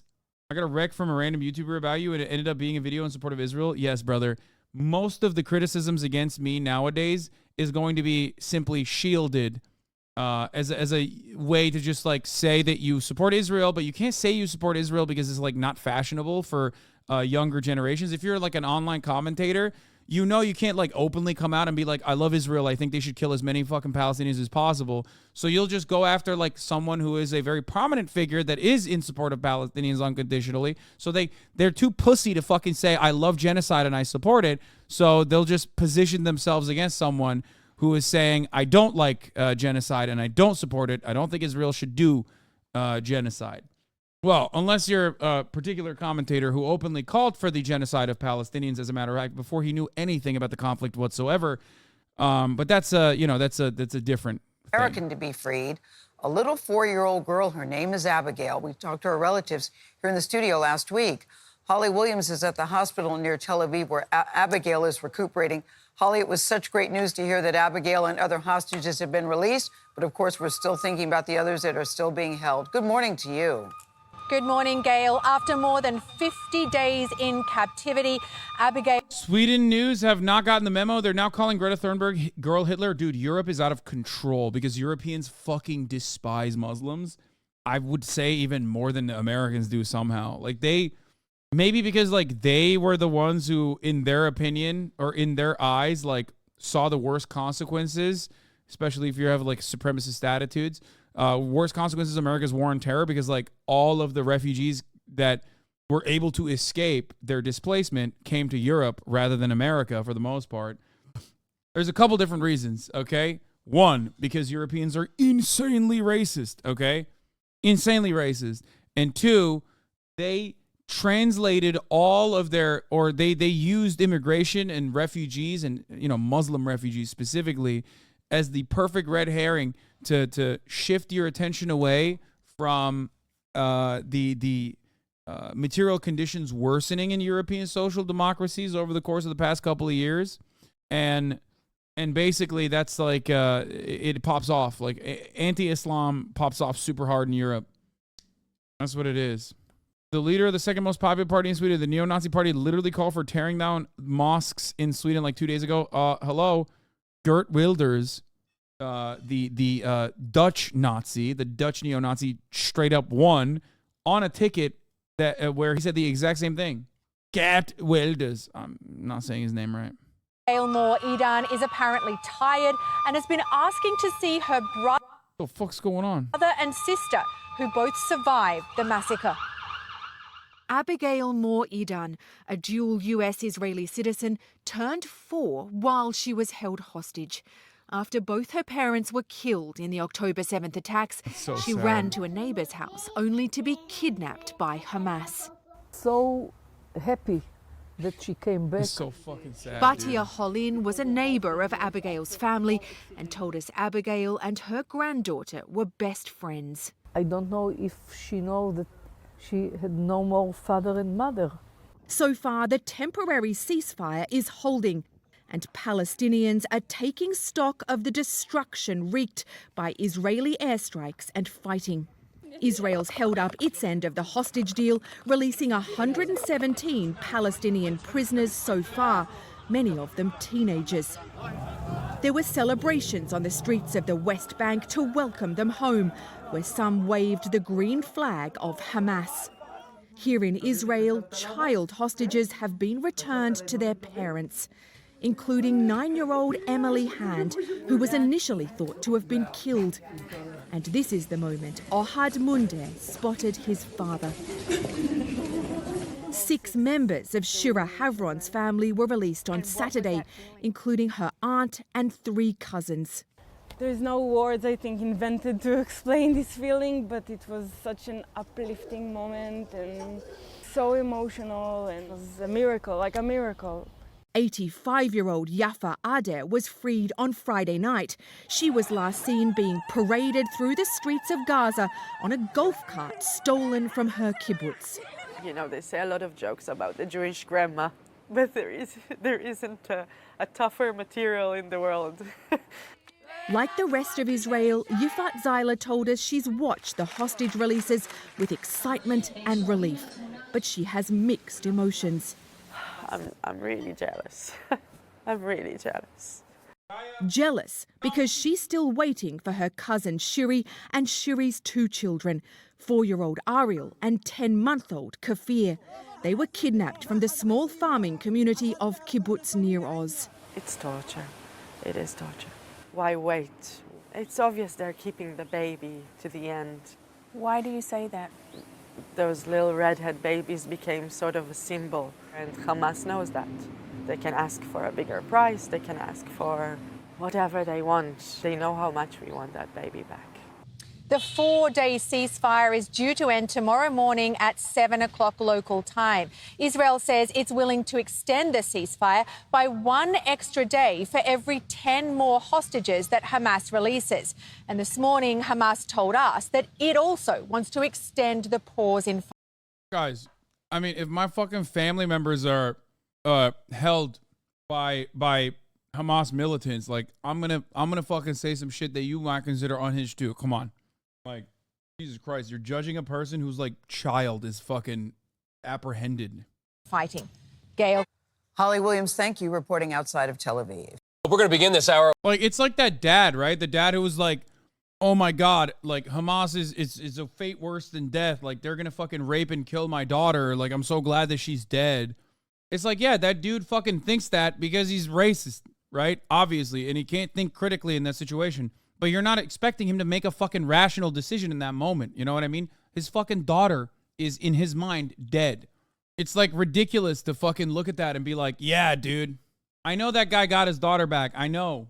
But like, don't expect him to be rational anyway, especially if he's like, he's already a victim of Islamophobic propaganda to begin with. And then also all of his Islamophobic propaganda that he's seen his whole life is now all of a sudden justified on October 7 in his mind. He's like, oh my God, these guys are fucking, I knew it. They're barbaric, violent monsters. Wait, really? He got his daughter back? Yeah, he did. His daughter wasn't dead. They were wrong. The Israeli authorities thought that she was dead. With the exchange of prisoners held in Israel for hostages held by Hamas. And a notable part of this story, the massive celebrations that took place in the West Bank as Palestinian prisoners and security detainees who were returned over the weekend got a hero's welcome in many cases. It's estimated that some 8,000 additional detainees and convicted criminals remain inside Israeli jails, and a motivation for Hamas to extend this ceasefire and release.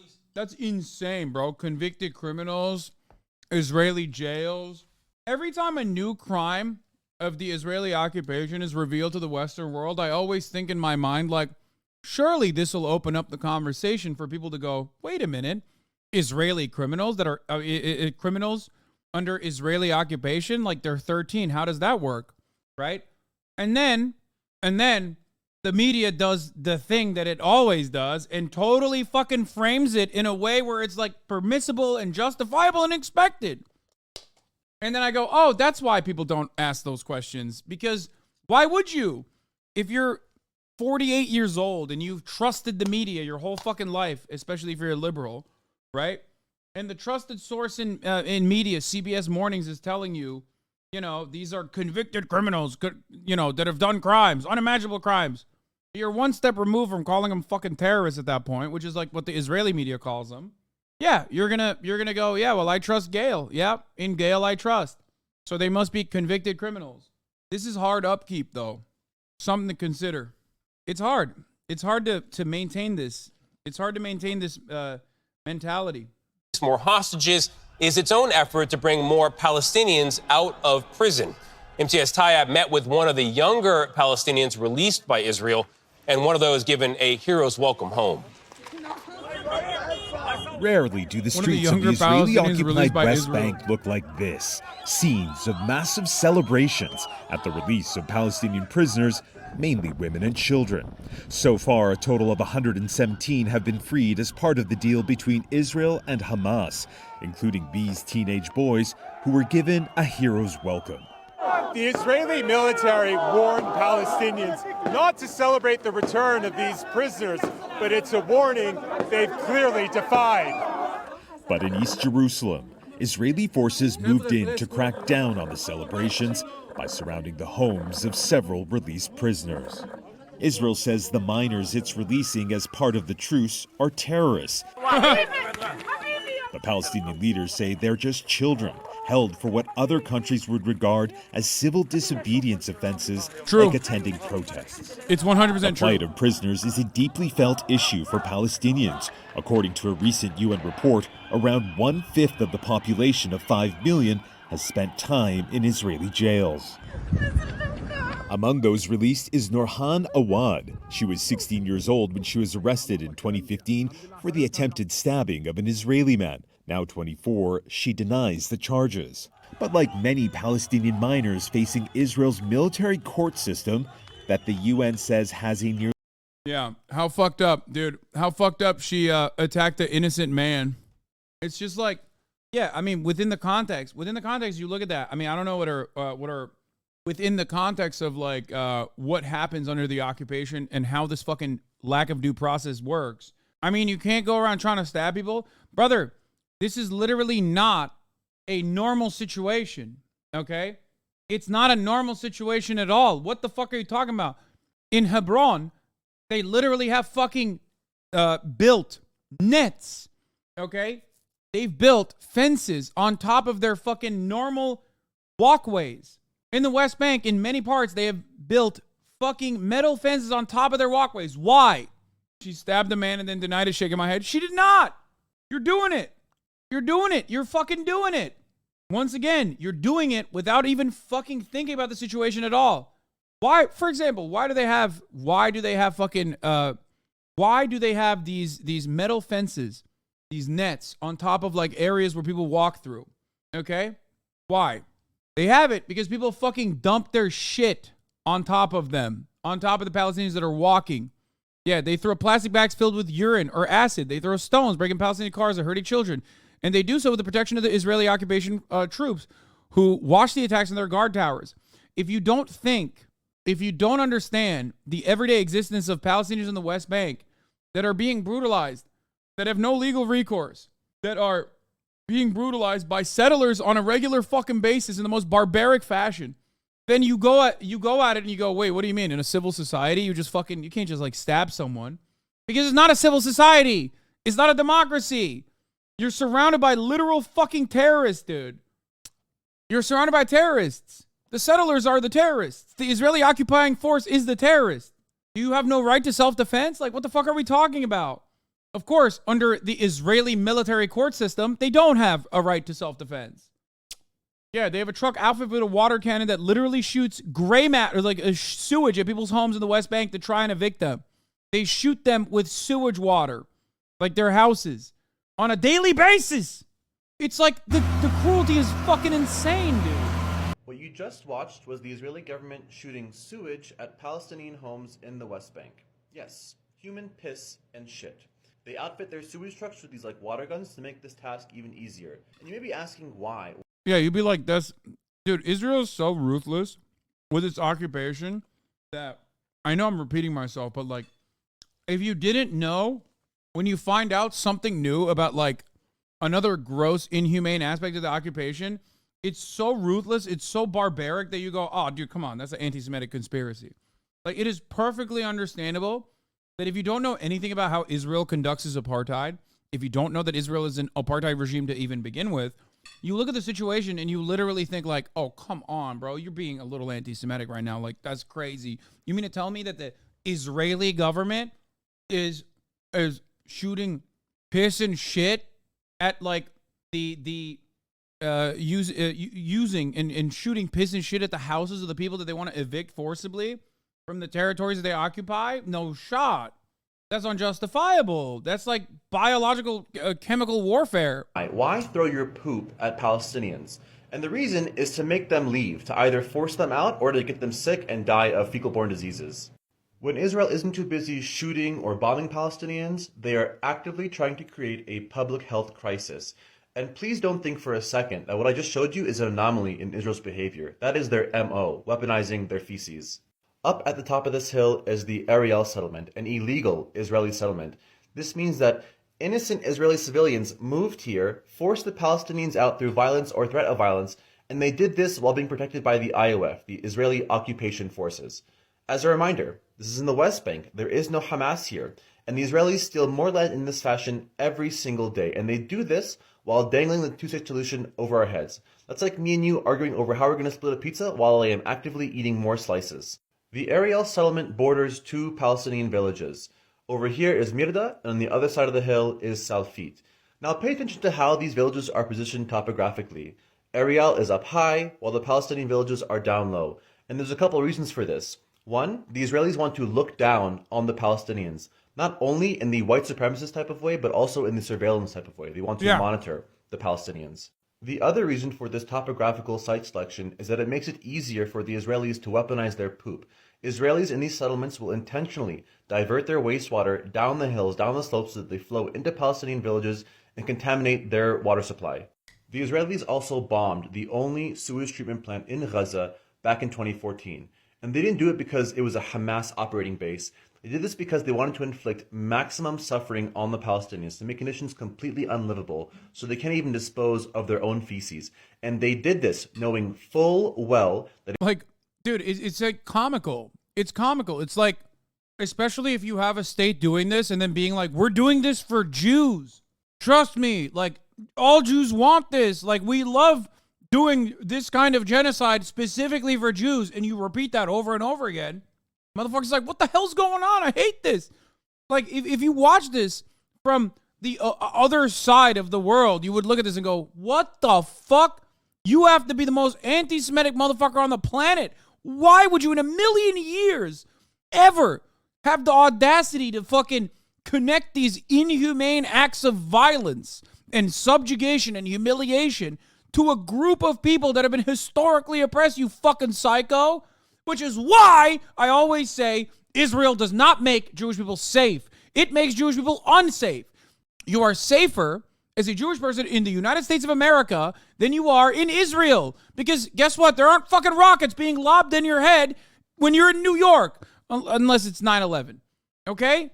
Israel quite literally makes the entire world less safe for Jewish people by constantly conflating all of its actions, all of its inhumanity, and all of its fucking cruelty in the maintenance of an apartheid regime with Jewish people across the fucking world. It's crazy, and it's not even true. Hasan self-sabotaging right now? What do you mean, why? Yeah, 9/11 was definitely... 9/11 was a moment where everyone in New York was not safe. I'm saying that literally, like, unless you have fucking rockets being lobbed over your head, and the only time where that hasn't happened is, like, on 9/11. It wasn't even a fucking joke. It's just the truth. I'm being objective about it. Anyway. It would increase the likelihood of fecal-borne diseases. This is bioterrorism. There's no other way to put it. The Israelis are weaponizing biological agents to inflict suffering on a population, a civilian population. And this point is made even more salient when you consider the current Israeli assault on the Palestinian medical system. So now the Palestinians are getting sick and dying of E. coli, cholera, dysentery, and there's not even any doctors or medical supplies to treat those things. And the Israelis flinging their poop far from encompasses their entire agenda of bioterrorism. I'll make another video to talk about how they encompass horticulture into their campaign of ethnic cleansing. As a reminder, please continue the boycott of Black Friday and Cyber Monday, and also continue boycotting any... This guy's awesome. I hope he's not weird. It was a great video.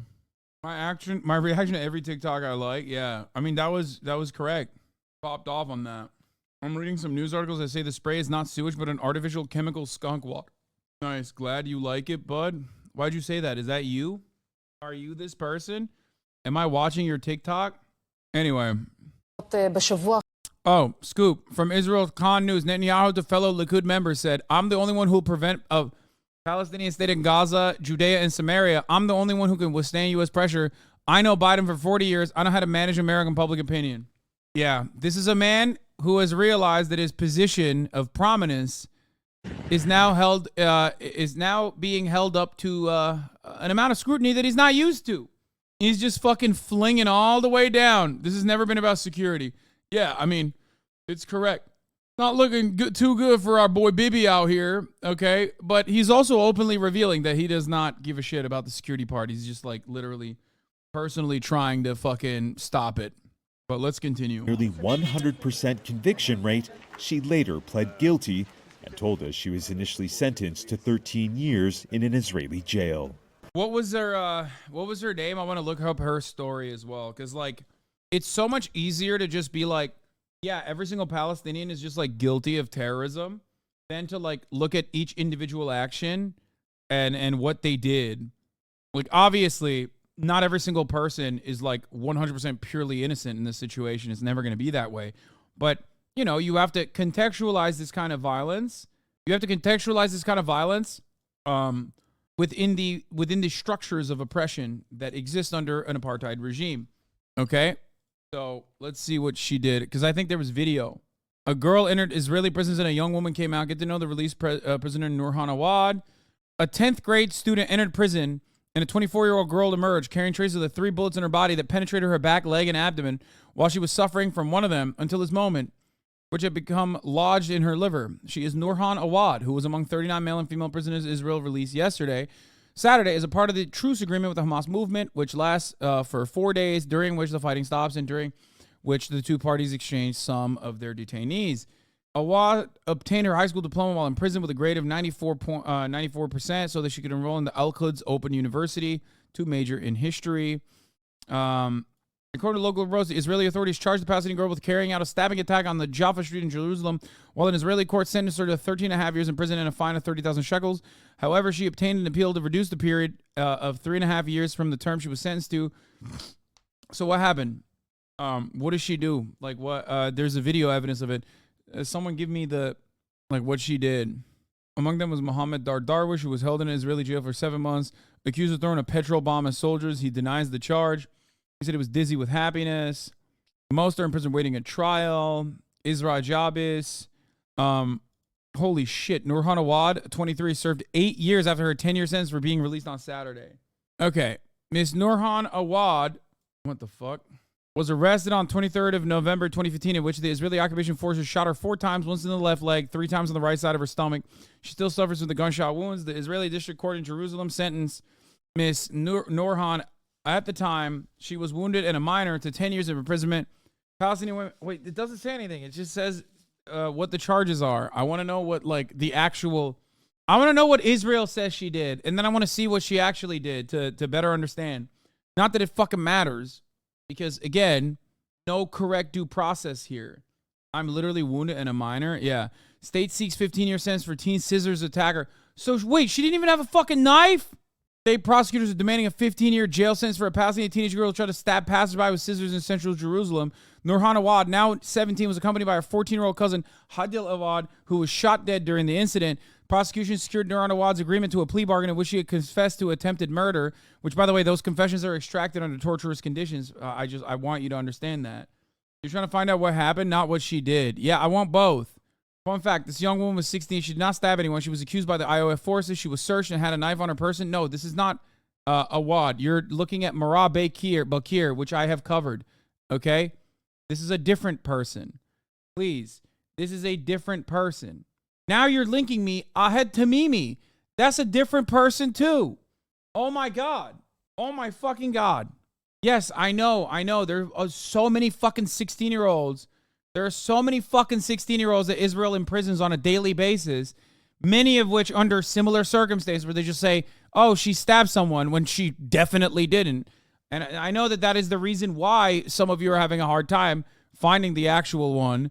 But ultimately, you know, at the top of the hour, there's a 3-minute ad break, and that is going to be the case here as well. If you no longer want to see those ads, all you need to do is subscribe for $5 or for free with a Twitch Prime by connecting your Amazon Prime account to your Twitch account, where you get 1 free Prime subscription a month. Use it on your favorite broadcaster.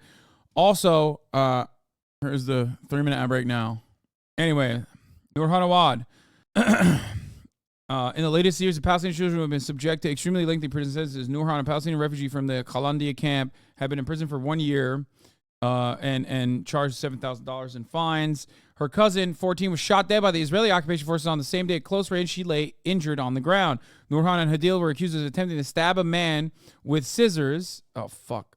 Oh, actually, this is good. Maybe this article will have more details. In this case, a lightly injured 70-year-old Palestinian man. Wait, what? She was actually attacking a Palestinian man? The event was captured on video. Nurhan stood in place holding a pair of scissors. She was hit from behind a chair. She was hit from behind by a chair, and she laid injured on the ground. She was shot again at close range. Nurhan was severely injured after taking 2 bullets in her chest. After her cousin was extrajudicially executed, Nurhan was in prison. Her case is strikingly similar to Ahmed Manazra, who was sentenced to a 12-year prison sentence. So what was it? They're over 400,000. Samidun Palestinian Solidarity Network. Okay. Schoolgirls filed into the living room, backpacks in their shoulders, with 9th graders embraced Maliha Awad for kissed on her own cheek. May she rest in peace. The girls whispered. Okay, where is the actual... In the video footage recorded that morning on Jaffa Street, a thoroughfare in the West Jerusalem, Hadil is seen wearing a school uniform and a white hijab alongside Nurhan. Suddenly, Hadil turns towards a nearby pedestrian, her arm raised at head level, wielding what appears to be a pair of scissors. She springs towards the man, who reaches for his waist and pulls out what appears to be a handgun. He points it at Hadil while retreating from her. Meanwhile, Nurhan stands in place, apparently holding a pair of scissors in the air. A man in a black t-shirt emerges from a parked white car with a handgun and shoots Nurhan. Another man hits her with a chair. The pedestrian appears to fire a shot at Hadil, who stumbles and falls to the ground. The man in the black t-shirt then fires multiple shots at Hadil from close range as she lies on the ground, before returning to Nurhan, who was also lying on the ground. He shoots her again at close range. Nurhan was shot twice, was taken to the hospital, where she remained on Friday, prohibited from speaking with her family. Hadil, who was shot 4 times in the upper body, was pronounced dead on Wednesday. In the moments before the video was taken, the girls attacked a 70-year-old Palestinian man with scissors. In an apparent case of mistaken identity, he was lightly wounded. The footage has troubled the Awad family, who believe that the armed men used excessive force against the teenagers. Yeah, they did. They literally did. If the only way that you can fucking retaliate towards 2 teenagers with scissors is by executing them in fucking broad daylight, you are a psychopath. Okay? You're a psychopath. You're a psychopathic monster. Fuck you. Okay? God damn it. It's so ironic that I talk about this all the goddamn fucking time about black people in America. Fuck. And then the same dumb motherfuckers literally look at this. The same dumb motherfuckers look at this situation and go, guess what, dude? It's totally valid to kill black children like that too. They shouldn't be terrorists because it's the same fucking principle behind it. Jesus Christ. Fuck. They fucking executed him. The other case is much worse. The other case is much worse than this, where a settler accuses the lady, not even lady, the little girl, like fucking 14 or 15 or 16. Yeah, a policeman shot Hadil to death and Nurhan, then 16 was seriously wounded. The policeman was investigated on suspicion of having shot Nurhan despite her posing no danger. She was sentenced to 10 years in prison. He was not, for the record. The policeman who fucking shot and killed the 14-year-old, and then or the other one that shot Nurhan, she didn't even have the scissors in her hand at that point, apparently.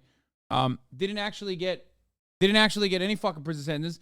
The person who stabbed the 70-year-old with the scissors got 10 years as a 16-year-old. There you go. Nutty. The other situation is just like completely unacceptable. The one where the lady was, the girl was literally shot at under the suspicion that she's interested in stabbing people. They just fucking shot her 10 times in her arm. Okay? Ridiculous. Israel's military court system that the UN says has a nearly 100% conviction rate. She later pled guilty and told us she was initially sentenced to 13 years in an Israeli jail. What do you want the world to know about your experience? That it was very difficult, but I learned a lot, she says. I now understand the value of many things that I did not appreciate before prison. Like what? Like the value of freedom and of sunlight. And according to the advocacy group, the Palestinian Prisoners Club, Israel is now holding a record high of 2,200 Palestinians in what's known as administrative detention, which is basically arrest without charge or trial, potentially indefinitely, a deeply controversial policy that Israel defends as a counter-terrorism measure. Gail. All right, MTS Tayyab, we thank you. What are you supposed to do? What are you supposed to do? You have like, you literally, what are the Palestinians supposed to do, chat? What are they supposed to do? Is that even controversial? It's not controversial. It's fucking evil, man. Straight up. It's abhorrent. It's morally abhorrent. Like the best process you will have is if you are fortunate enough, if you're like committing your acts of being suspected to be a Palestinian in near a checkpoint or whatever in Jerusalem, then you might actually get like the Israeli courts applied to you later down the line, or the Israeli Supreme Court. Remember, it has an Arab in it, so it's super woke. But usually it's like administrative detention, which is indefinite with no evidence whatsoever. But if you do actually go through the military court structure, if you go through the military court, then 100%, almost 100% conviction rate. Okay, and they're using bullshit ass evidence. Like I found out, and I didn't know this at the time. I didn't know this yesterday, but that lady who had her face burned off. The Israeli government and the Israeli military did not conduct a thorough investigation into whether her car fucking manufactured and caught on fire, and just straight up simply said, yeah, she's a terrorist. It was a suicide bomb. A suicide bomb that simply did not explode, by the way. Surprisingly. It's just, But again, it's just like, did I say manufactured? Malfunction. Oh my God, my fucking brain is actually breaking today. I took one fucking day off, and unironically, it's breaking. My brain is bricking. What are you supposed to do? It's so crazy that they just they will take these ridiculous convictions, by the way. Well, folks, the media have a brand new... Oh, here it is. Oh, my favorite. Oh, here we go. Love to see it. Love to see what Ben has to say about this. Terrible argument. Their argument is that when Israel trades terrorists for innocent Israeli civilians, that's because the innocent Israeli civilians and the terrorists basically the same. Over the weekend, there's been this series of massive hostage exchanges between Hamas and Israel. So this weekend saw Hamas release some of the 240 hostages that the terror group took during its mass killing spree on October 7th. They released 13 Israeli hostages the first day. That was Friday. 13 more hostages on Saturday. 17 hostages. What's interesting here is that, yeah, of course, Hamas doesn't have the capacity to fucking, hold Israelis under administrative detention, because Hamas doesn't occupy Israel in the way that Israel occupies Gaza and the West Bank. You know what I mean? It's just so fucking stupid to be like, oh, well, it seems like you're making a false equivalence between babies and actual criminal terrorist babies. Are you assuming right now? Do you think I'm assuming when I say Hamas does not occupy Israel in the way that fucking Israel occupies the West Bank and Gaza? Are you that stupid that you think that is an assumption? The only reason why you would think that that's an assumption is if you have literally no understanding of the fucking history of Israel or Palestine whatsoever, and you simply come in here to fucking shit stir without any political knowledge whatsoever in a political commentator's chat. It is so fucking brain dead. You are basically demonstrating to 22,117 people in the chat right now that aren't you, that you're just a fucking idiot, a baboon, a moron who has no opinion on the matter whatsoever and is simply in here to shit stir. Don't say don't run out of breath, you fucking dumbass. Oh my God, a 10-month subscriber. I'm going to fucking die. How could he be so goddamn stupid? You're talking head for the liberal West, Lamau. You're fat, Hippie Hagrid says on 11/7. You're fat? You must be assuming because I refuse to look at the facts. Head of the Lebanese Forces Party, it is best for Hassan Nasrallah to withdraw from the south and hand it over to the Lebanese army. Occupy Russia because Ukrainians and Russians are warm people. U.S. has been doing it. Everyone's doing it. You won't stop the violent. What? How did this guy's brain break? Like, how did it leak out of his fucking ear? I want to know. I need to understand. How? Also, is he like fucking pro-Russia and anti-Palestinian? Like, I don't understand. Hey, Hassan, I've stolen a shipment of Sputnik vaccines from our local train yard. I've been injecting myself for 2 days for a few months now. Should I be safe? I mean, he's like memeing and shit. Like, look at this guy from 12/22 onward has literally routinely just said, is that another assumption? Hassan, is that another assumption, Hassan? Waiting for the fucking opportunity that I actually pay attention to him. That's so sad, man. That's so sad. Why are you like this? How? What happens? Like, you watch one video after fucking spending 10 months in here and being and you go, you know what? I actually agree with this. Also, you're fat. Or how? Because there is a turning point, and I do want to understand like where that fucking brain rot comes from. As a 2014 account, as a grown ass person, I know most of these fucking weirdos are. I guess he's like maybe like weirdly, I don't know, Lebanese Christian or something, and like very weirdly pro-Israel, anti-Palestinian. I don't know what it is. Then also pro-Russia. Like, it is weird. Hasan haters are the biggest HasanAbi heads. No, a lot of my haters do start off as HasanAbi heads, and then I fucking say something that they like are emotionally invested in, and then they just lose their fucking minds. They literally forget every other thing that they agree with me on and become my lifelong haters that will come in to specifically derail the conversation in ways that I understand to be successful because they've been in here for a very long time. And I'm fascinated with the subject because it's like, how the fuck does that happen to someone? Like, I've never...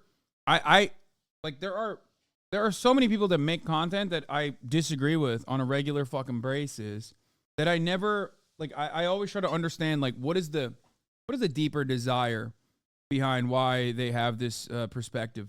You know what I mean? Like what's the major pivot point?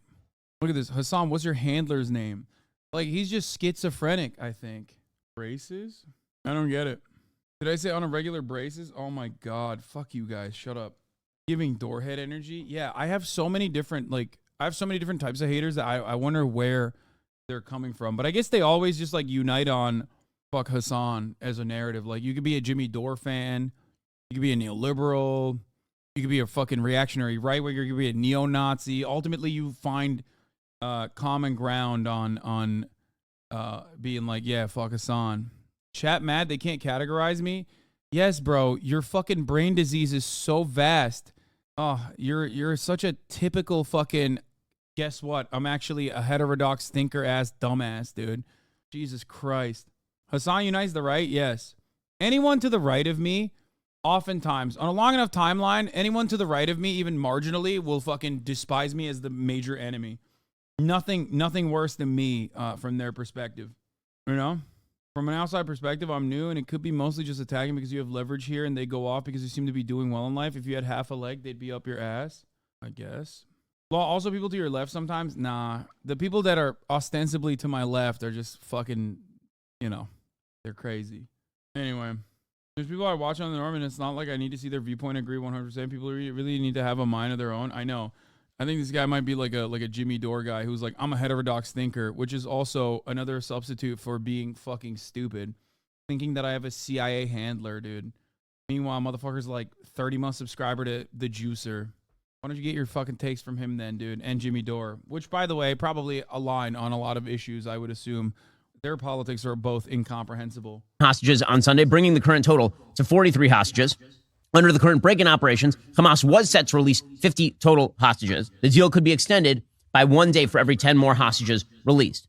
So why did the deal happen in the first place? Well, on Israel's side, the reason is pretty obvious. Israel values the life of its citizens in a way that Hamas simply does not. In fact, Israel is willing to put its own soldiers at additional risk in order to achieve the return of civilians. And by the way, even in order to protect Palestinian civilians, many of whom participated in the October 7th attacks. Because, again, reminder, Israel has complete air superiority over Gaza. They could bomb the place into total submission if Israel wanted to do so. So for Israel, the deal was painful but clear. Try to get out as many hostages as possible, even if Hamas would be temporarily strengthened. Meanwhile, what is Hamas looking for? Well, they're looking for a breather. Hamas has been absolutely pummeled. Its leadership class has been largely eliminated. Its operations in northern Gaza have been devastated. That's really crazy that he's saying that because, like, contrary to what Israel and everyone else thought was going to happen, almost all the hostages came from northern Gaza, which literally destroys any concept, like any fucking idea that like Israel's occupation and siege this time around was a successful military operation. Like, I guess they didn't kill enough fucking school children. I guess they didn't shoot enough schools. Is that what happened? Is that what it is? Like if they'd blown up another mosque or another school, I promise, bro, we would have fucking dealt the final blow to Hamas. Because look at this. According to footage broadcast by Al Jazeera, Hamas handed over some of the hostages to the Red Cross in Gaza City. In Gaza City! They were then handed over to the IDF in central Gaza and taken into Israel. The footage may indicate that the hostages were being held in Gaza City that the IDF has not yet reached. That's insane, brother. That's insane. Like, think about that. This is what I said. I said, I don't know how anyone considers this IDF siege to be anything but an abject military failure. After their indiscriminate bombing campaign and subsequent shutdown of northern Gaza, Hamas is still seemingly operating out of the north. Weren't they under al-Shifa or all the UNRWA schools? What happened? That's insane. Yeah, that square itself was claimed to be controlled by Israel at this point. That's insane. The entirety of northern Gaza has supposedly been shut off. Wait, what the fuck? Ben isn't Israeli, but he says Hamas with a K. Hamas as if he speaks Hebrew. I mean, I'm sure he does. But also, remember, he is the biggest dick rider. I mean, he LARPs. He LARPs as a fucking Likudnik. He LARPs as a bibist, bro. If you listen to him, he literally sounds like a dude living in Tel Aviv that is just like, ripping the fucking hostage posters because he thinks that it is like hurting Benjamin Netanyahu's political chances. He's insane. Hamas wants a few benefits from the temporary ceasefire. First, a break to regroup, possibly plan new operations. Second, more fuel to enhance the possibility of their survival. And this is the most important one. They want time to try to convince the world that Israel ought to leave them intact, that Israel's campaign against Hamas ought to stop. Again, that last point is the most crucial. Hamas wants the rest of the world to buy the narrative that Hamas is, in fact, a reasonable actor. Or, as we have said, the left-wing notion that Hamas, Israel, they're no different, underneath, all the same. It's just... Yeah, Hamas is it? Yeah, it is. Not a reasonable actor, a rational one. Yes, they are. I love the facts and logic guy literally being like, please, guys, do not think that the guys on the other side are human beings with like actual motivations. Right or wrong doesn't matter. Okay? No, all their motivation is just hatred of Jewish people and hatred of the Western world. It was my favorite. They like tie it back to they're coming after you next. It's like, I'm sorry, but it's very stupid. You're literally demanding your audience be stupid and trying to fucking bully them into submission. You're like, if you don't behave in this stupid way and you think like these guys are operating on simple hatred, they hate us because they ain't us, okay? Then if you don't just operate on that emotional perspective and this emotional framework, which will lead you astray time and time again, if you don't feel that way, you're bad. You're anti-Semitic. You're a bad guy. And it's such a stupid way to try to cut arguments for your fucking, even for your fan base. No one is like, oh yeah, yay, Hamas, unless they're insane. But Hamas is a group with goals and motivations. He's a child with a child mindset. If you don't play whatever game I want during recess, you hate me. Yeah. It is incredibly fucking childish. Last week. Yeah. You have to be like, no, they're orcs. Exactly. That they're orcs. They're orcs. They're orcs. They don't have any reasoning. They don't have any motivations. Please, they're just orcs. Exploitation. It's just colonization and all the rest. Now, that is a pretty hard sell after you hang glide into Israel and murder nearly 300 people at a music festival. Go house to house to burn babies in their cribs and rape their moms and slaughter civilians at will. Because here's the thing, Hamas didn't even just engage in murder of... What happened? Why aren't you talking about the beheaded babies now, Ben? It's just odd. I don't know. He's just like, his atrocity porn changes so frequently. Why is that? Anyway. Did he say nearly 300? Last week he said 1,500? No, he's talking about 300 just at the music festival. Yeah, dude. Yeah, the framework in which Hamas operates in an act of terror on October 7th, which was an act of terror, by the way, which we now know they didn't know that there was a music festival going on. Regardless, they still fucking shot up the place like a bunch of school shooters, okay? All of that was an act of terror. Straight up. What Israel did since then is an even greater act of terror. I can admit to that. Why can't you? Whether you look at the sheer volume of civilians murdered, whether you look at the sheer volume of children murdered, or the children per combatant ratio, Hamas, lesser evil across the board, lesser evil than Israel, unless you think Palestinians are lesser than Israelis. And many people who make this false equivocation, or rather don't even make them play on the same moral playing field, they're operating from that perspective. Technically, the baby murder and kidnapping to enemy combatant ratio benefits Hamas in this situation. That's it. It does. Compare October 7 to the past month and a half, or to even before you even mentioned the Israeli occupation in general, and yeah, they have killed significantly less babies per enemy combatant than Israel. Of civilians, they engaged in some of the worst atrocities in modern history. According to one Israeli reserve combat paramedic, this is reported by the Washington Post, he found the corpses of 2 teenage girls in their bedrooms. Quote, One was on a bed. Her arm was dangling from the bed frame. Her legs were bare with bruises. She had a bullet hole in the chest neck area. The other was lying on the floor on her stomach, her legs spread, her pants pulled down toward her knees. There was a liquid on her back that looked like semen. She was shot in the back of the head. According to a volunteer at the Shura military morgue, which was analyzing the bodies of the slain, quote, we saw many women with bloody underwear, broken bones, broken legs, broken pelvises. Another witness described a gang rape at the Nova rave, followed by the murder of the victim. Quote, he didn't pick up his pants. He shot her while inside her. So yeah, it's tough to turn Hamas into Israel's moral equivalent. Yeah, okay, listen. This is a very nefarious way. I'm not going to discount any rapes from happening in this situation. Of course, it has historically been a tool, okay? I think that's a high-risk reporting. No, I know where that comes from. That last one, at least, that he's referencing is some random lady who said she saw it happen to someone else. Like the severity of it, the severity of that, it's every single instance here is coming from secondhand reporting. They haven't been substantiated beyond eyewitness reporting, which is still important. And I'm not discounting the fact that it might have happened. Okay, I'm not. It's from a recent WAP article. Yeah, no, I know. I know that Washington Post also not substantiated, but reported on the eyewitness testimony. Sexual violence has been used as a weapon. It is completely unacceptable. It is immoral. There is no liberation aspect there. It's also a racist canard, for sure. That like these guys are like rapist barbarians, especially when like you look at the situation at hand and you think like, okay, so in the midst of all the GoPro footage that's readily available, in the atrocity propaganda that Hamas made, that Israel has so willingly shown the world over and over again whenever the support for their endless siege is diminishing, none of which shows any of those crimes, but also what it does show is a chaotic situation where there's constantly fucking bullets whizzing back and forth.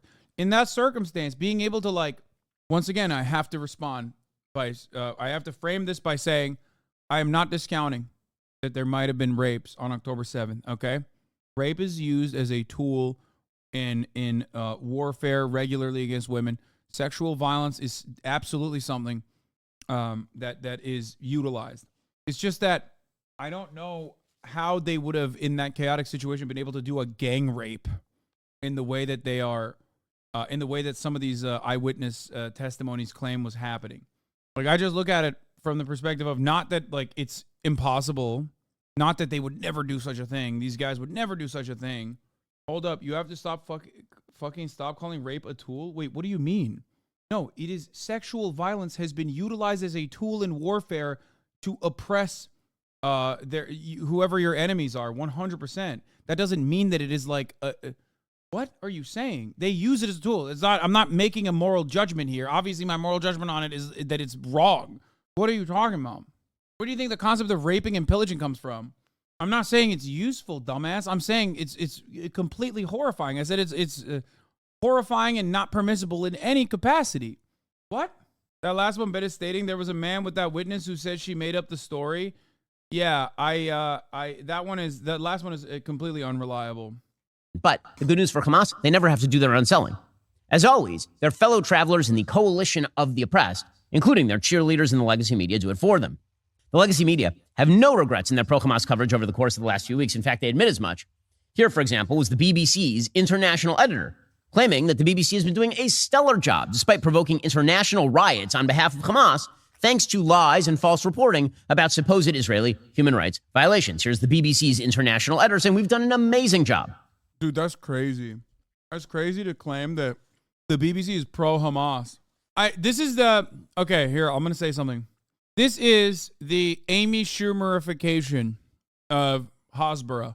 It is an utter failure because your expectations as a spoiled, petulant child of the Western media to lap up whatever fucking IDF narratives are being hastily put together to only to be discredited shortly after, okay, has caused you to live in this environment where the expectations of the average American or the average Westerner does not match your own petulant, childish, arrogant expectations of mainstream media to consistently be a mouthpiece and a stenographer for Israel.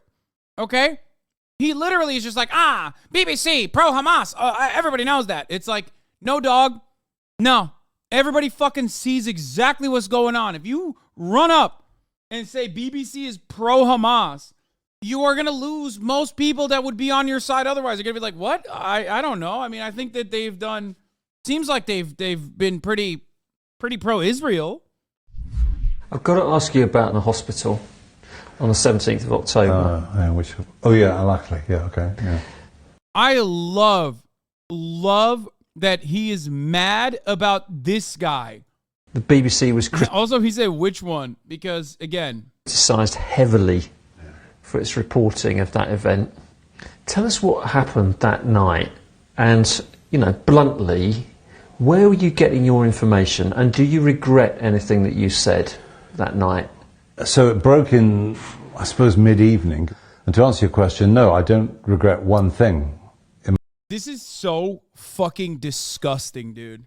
The fact that, regardless of whether or not it was a literal fucking Islamic Jihad rocket or not, the fact that people are bullying Western journalists who literally uncritically report on everything the IDF says as though it's the God's honest truth, okay? The fact that they are doing that right now and being like, wow, it's crazy. Do you stand by your coverage that you thought the 6,001st bomb also was from Israel, especially because Israel had bombed that specific hospital before, 2 days before? The doctors had been threatened by Israeli forces, that Israel kept subsequently bombing other hospitals immediately after that. Do you apologize for thinking, yeah, this 6,001st bomb is also from Israel? Like, I feel like I'm losing my mind. I feel like I'm losing my mind when I hear these guys go, how dare you? How dare you immediately think that, this was also another Israeli bomb, which, by the way, has still been yet to be proven that it's not, okay? Yet to be proven. Are there suspicious circumstances here? Absolutely. Obviously, the impact of the crater, suspicious. Doesn't favor an Israeli missile strike at all. As soon as I saw the crater, I told you the same thing. Are there other suspicious circumstances here, like the Palestinian Authorities not showing fragments of the missile? Yeah, that's incredibly suspicious. They have done this in the past where they showed fragments of a missile to prove that it was absolutely an Israeli missile. There is no circumstance in which there will not be a fragment. It doesn't happen. However, having said all of this, it does not matter. Having said all of this, it does not matter. The assumption that this was yet another Israeli airstrike is so fucking valid. And anyone who tries to tell you that it wasn't, that you're wrong for making this assumption, that you're anti-Semitic for making this assumption, is psychotic. You're the most insane person on the planet, dude. Yeah, the fact that they said, like, salt upon the water, the missile is disintegrated. Yeah, exactly. It's 100%. It favors the suspicious ways in which they have retaliated. That is not how they've retaliated in the past, when it 100% objectively is an Israeli rocket. Makes this situation come across like the fact that this could be a rocket misfire. I said this on the first day. Problem is, the idea that this was used for a week or multiple weeks on end and still talked about to this day when Israel is blowing up other fucking hospitals, it blows my mind. Like, what are we doing here? What is it? That it's only not allowed? Like, every single fucking Palestinian that Israel has killed, okay? Thousands of them. Tens of thousands of them at this point. If this was an actual misfire, if this was an Islamic Jihad misfire, 100%, okay? Let's say it is. That's the only time it's not allowed? Only Israel gets to kill Palestinians? Like, what is the argument here? What is the argument? Meanwhile, they're like, Al-Shifa is a fucking Hamas base. It's a Hamas base. It's a Hamas base. It's a Hamas base. Over and over again. Then they're like, yeah, I guess they sealed the doors before they left months ago. Okay, so why did you fucking strike the hospital over and over again, asshole? Why? Here, this is a great example. Here, there won't be a Gaza left and people will still show up to debate this. Why the fuck are you still stun-locked this, Hassan? You're the only one entertaining weirdos by still interacting with it. No, it's because Ben Shapiro brought this up. My reporting, because I think I was measured throughout. I didn't race to judgment. But you said that building had been flattened. Oh yeah, well I got that wrong because I was looking at the pictures And what I could see was a square that appeared to be flaming on all sides, and there was a, sort of a void in the middle, and it was, I think it was. I hate this. I hate that they're bullying this dude who is literally like pro-Israel in his coverage. I've seen his coverage, okay? His coverage is 100% pro-Israel for the most part. But also, dog, ask yourself why we didn't have immediate on-the-ground reporting. Ask yourself why the BBC does not have immediate on-the-ground reporting. Ask yourself why the Associated Press doesn't operate outside of fucking Gaza. Ask yourself that question, you dumb fuck. Maybe it has everything to do with Israel refusing to let foreign press in or personally targeting them, personally killing them by half 100 at this point. 50 of them have been fucking assassinated by Israel. We're halfway to a 100. We're closer to 100 than we are to fucking 0 at this point. Damn, I can't believe that like perfectly accurate information does not come from the ground, because the occupying force that is a belligerent occupier that is indiscriminately blowing up the entire fucking strip has rendered any kind of media from coming out impossible. They've made it impossible to fucking actually cover and report what's going on the fucking ground. Oh. There's a picture taken from a drone. And so, we have to piece together what we see. The media aren't backing down from their... Fuck you, Ben. Fuck you. It is so... I said this on the BBC when I went on the BBC. I said this exact same thing. I said, you should have not apologized at all for your reporting on the matter. It is fucking ridiculous that people are trying to gaslight you into saying that you're in the fucking wrong for assuming that the 6,001st bomb was also going to be fucking Israel, when the real reason why you can't have immediate information on the ground in real time is quite literally because of Israel.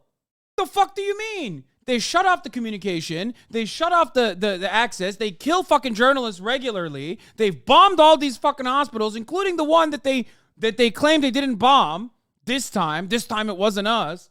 And then people go, wow, I can't believe you didn't report on it immediately with the assumption that it certainly wasn't Israel after it was Israel over and over again. Why the fuck would anybody think that it's not Israel? What are you, fucking nuts?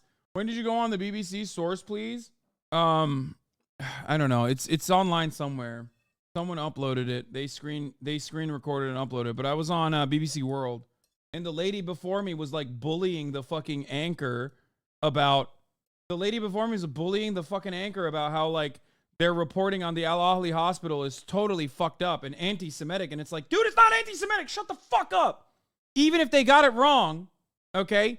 Even if the BBC got it wrong, which, by the way, ironically, my haters forget that, like, that's where I was getting my information from, BBC, Al Jazeera, and the like. You know what I mean? Because they all fucking originally said Al Ahli struck by Israel, because why the fuck wouldn't they? Does someone have a link to this Google? Anyway, Ben Shapiro is revealing the fucking perspective here, though, to a T. He's openly reveling in it. It's awesome. Pro-Hamas propaganda, not one iota. So even as this hostage deal went through, for example... Dude, no.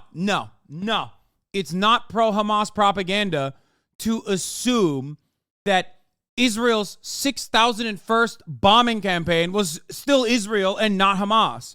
That's fucking insane. That's crazy. You can't say it's pro-Hamas propaganda to like make accurate assertions.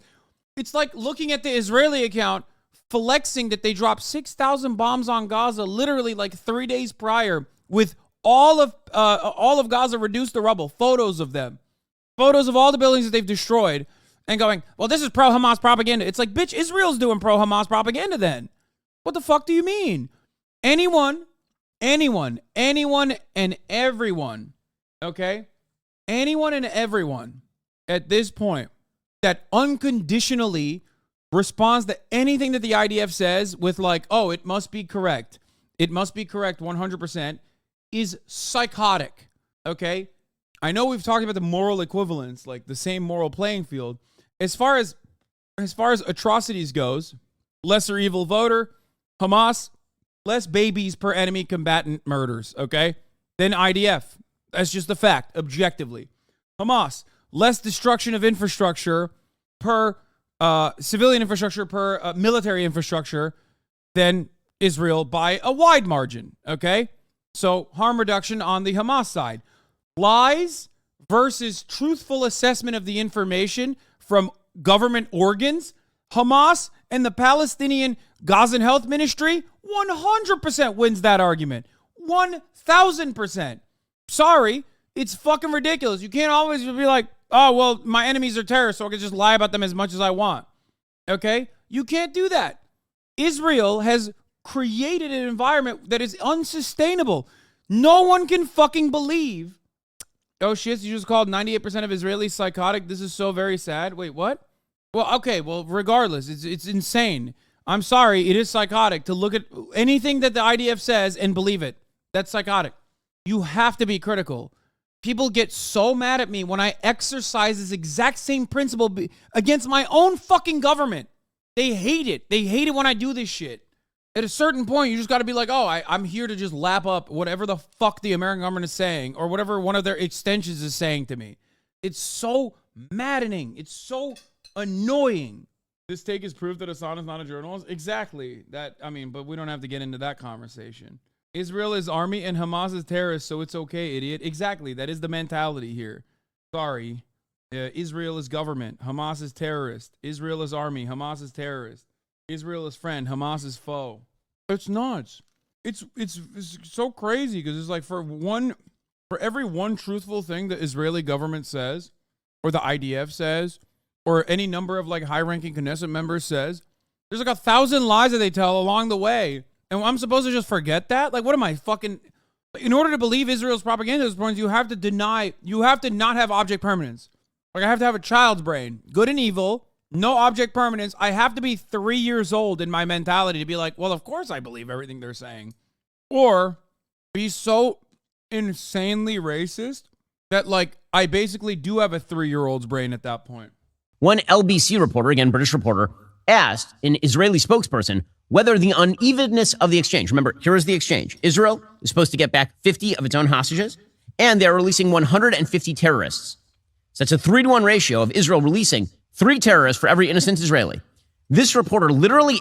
Bro, this is so funny because there's literally minors, like a ton of minors that they're releasing. So he's saying like minor terrorists. If Ben Shapiro had like a thick Israeli accent, he would literally be saying at this point, baby terrorist, 13-year-old baby terror, baby Hamas babies are responsible for so much baby terror.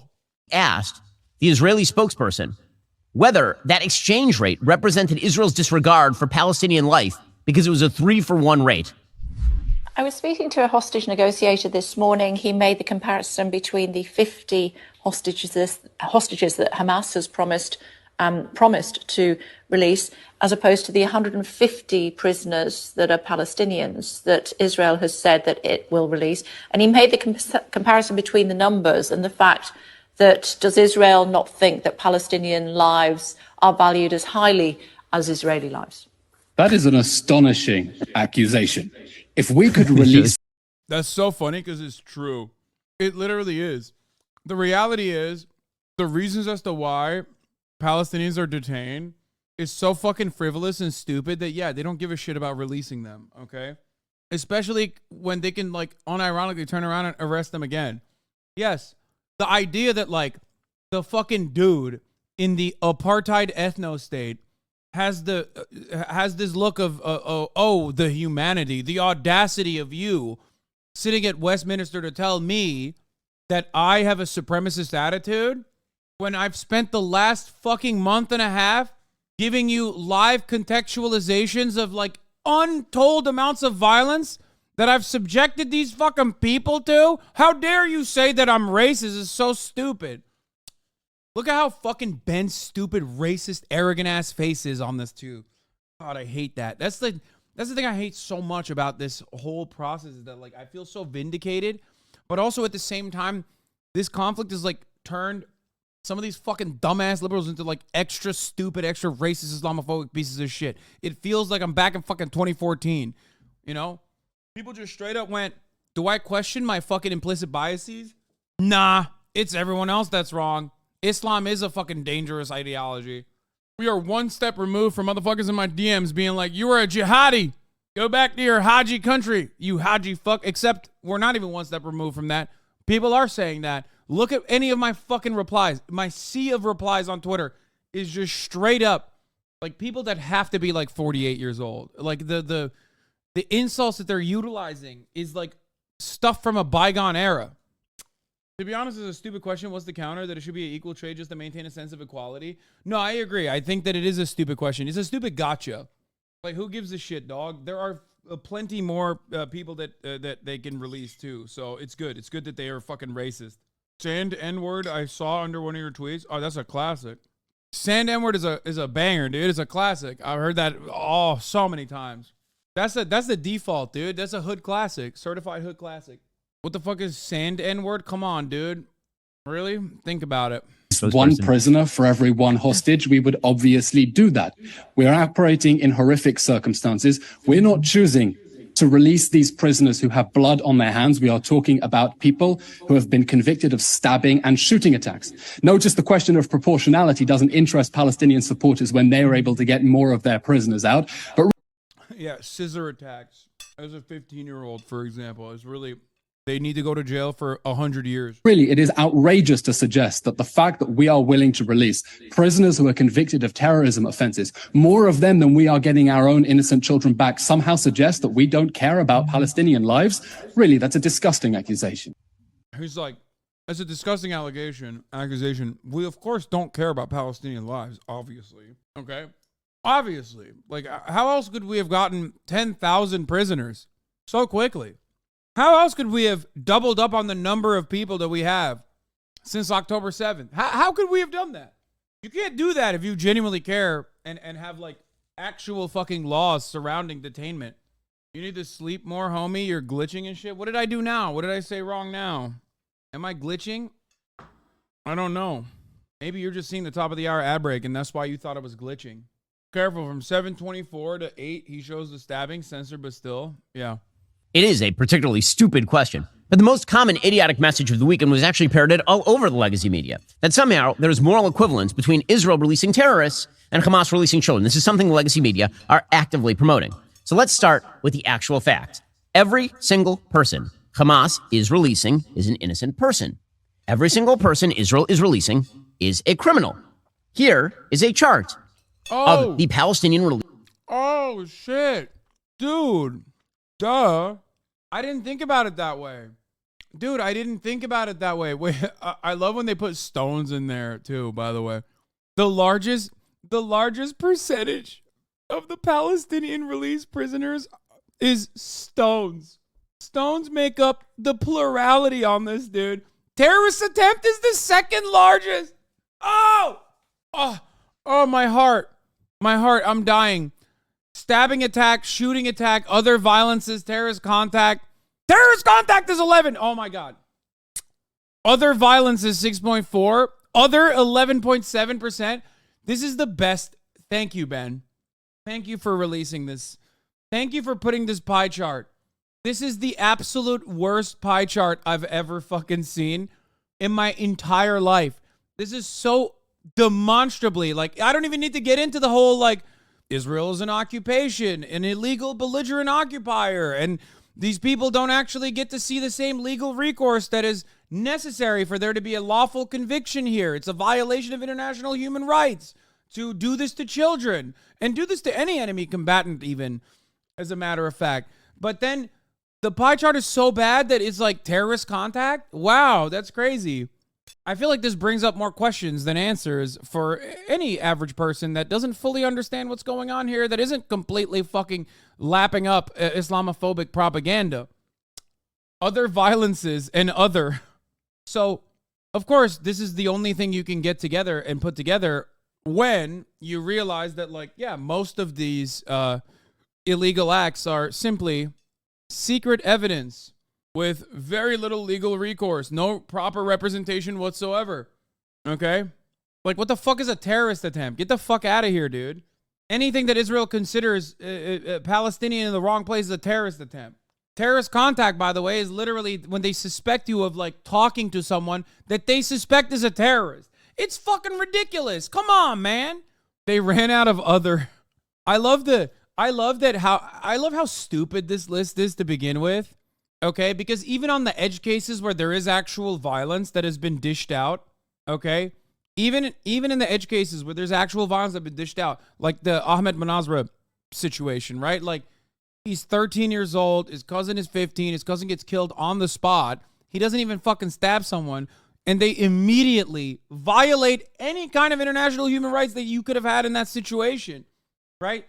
Like, even if you do something criminal, which of course is going to happen, especially because, you know, if you are resisting an occupation, you know, some of these acts of violence are a little bit more permissible than you would think, right? But it's like so stupid. They ran out of bullshit reasons, so they just slapped on other. Like, just put, like, I don't know, hit me with a stick, hurt my fucking feelings, I don't know, anti-Semitic conspiracy. That they had to put other twice. And yes, some of these people in this list are not even fucking convicted. And the ones who are convicted oftentimes are convicted in a military court. 100% conviction rate. Get the fuck out of here. Are you denying that tweeting Free Palestine is not a terrorist act? Released prisoners grouped by their actions. 15% threw stones at Israeli soldiers. 8% were involved in stabbing attacks. 10% were involved in shooting attacks. 6.4% in other violences. Terrorist contact, 11%. Terrorist attempt, 14.4%. 12%. Yeah, this only works. Like I said, this only works if you're like listening to Ben and you 100%, you only fucking listen to him and you're just like incredibly fucking racist already. So you go, yeah, that's, whoa, stone attacks. That's unacceptable. I'm so glad that those terrorist scumbag 13-year-olds are fucking put in permajail. I love that. Thank you. 0.4% Molotov cocktails, 10.7% explosives, only 11% others, but even those people were associated with terrorism. I mean, it's amazing. Okay, so who exactly are these convicts? Again, I don't have to just tell you from the... Even those others are associated with terrorism. Oh, thanks. Oh, there it is.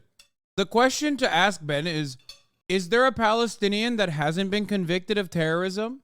I think that's a good question. How many of those guys are on there for tax evasion? Isn't it weird that none of those guys are on there for like white collar crime and simply all of them are on there for terrorism? Isn't that strange? Like, there's not one guy that stole. Not one guy that had a fucking traffic ticket, okay, that they were just not paying. Not one delinquent child support payment. How odd. It almost feels like when you are an occupying force and the people that you are literally occupying, you declare enemy combatants, and the actions that they take, you consider terrorism, that every single part is like a different form of terrorism. So odd. How did that happen? Wow. How unfortunate for Israel that they just landed on a fucking place where literally every act is an act of terror. That's crazy. How does that happen? What are the odds, guys? What are the fucking odds? It's crazy to me. The chart. Here's the video of some of these terrorists who were released, what they actually did. Here's one woman. Okay, she was released. She's an innocent woman, right? An innocent woman being held hostage by Israel. Except for she actively stabs this police officer. Watch the tape. For the record, one, understand something here. It doesn't matter if you agree with the crime or not. If you don't have due process and it's a belligerent occupying force that arrests you and unlawfully detains you, okay, that's it. That's a kidnapping. Like, it doesn't matter what your perspective is. Like, it doesn't matter how hard you think she deserved it, okay? Like, it doesn't matter. If you are existing under a belligerent occupation and the occupying force arrests you without serious due process, that's a state-sponsored kidnapping, okay? That's it. There's no other way to look at the situation. Oh, they were police. She's literally allowed to do that. Oh, no, for sure. Also, remember what I told you guys?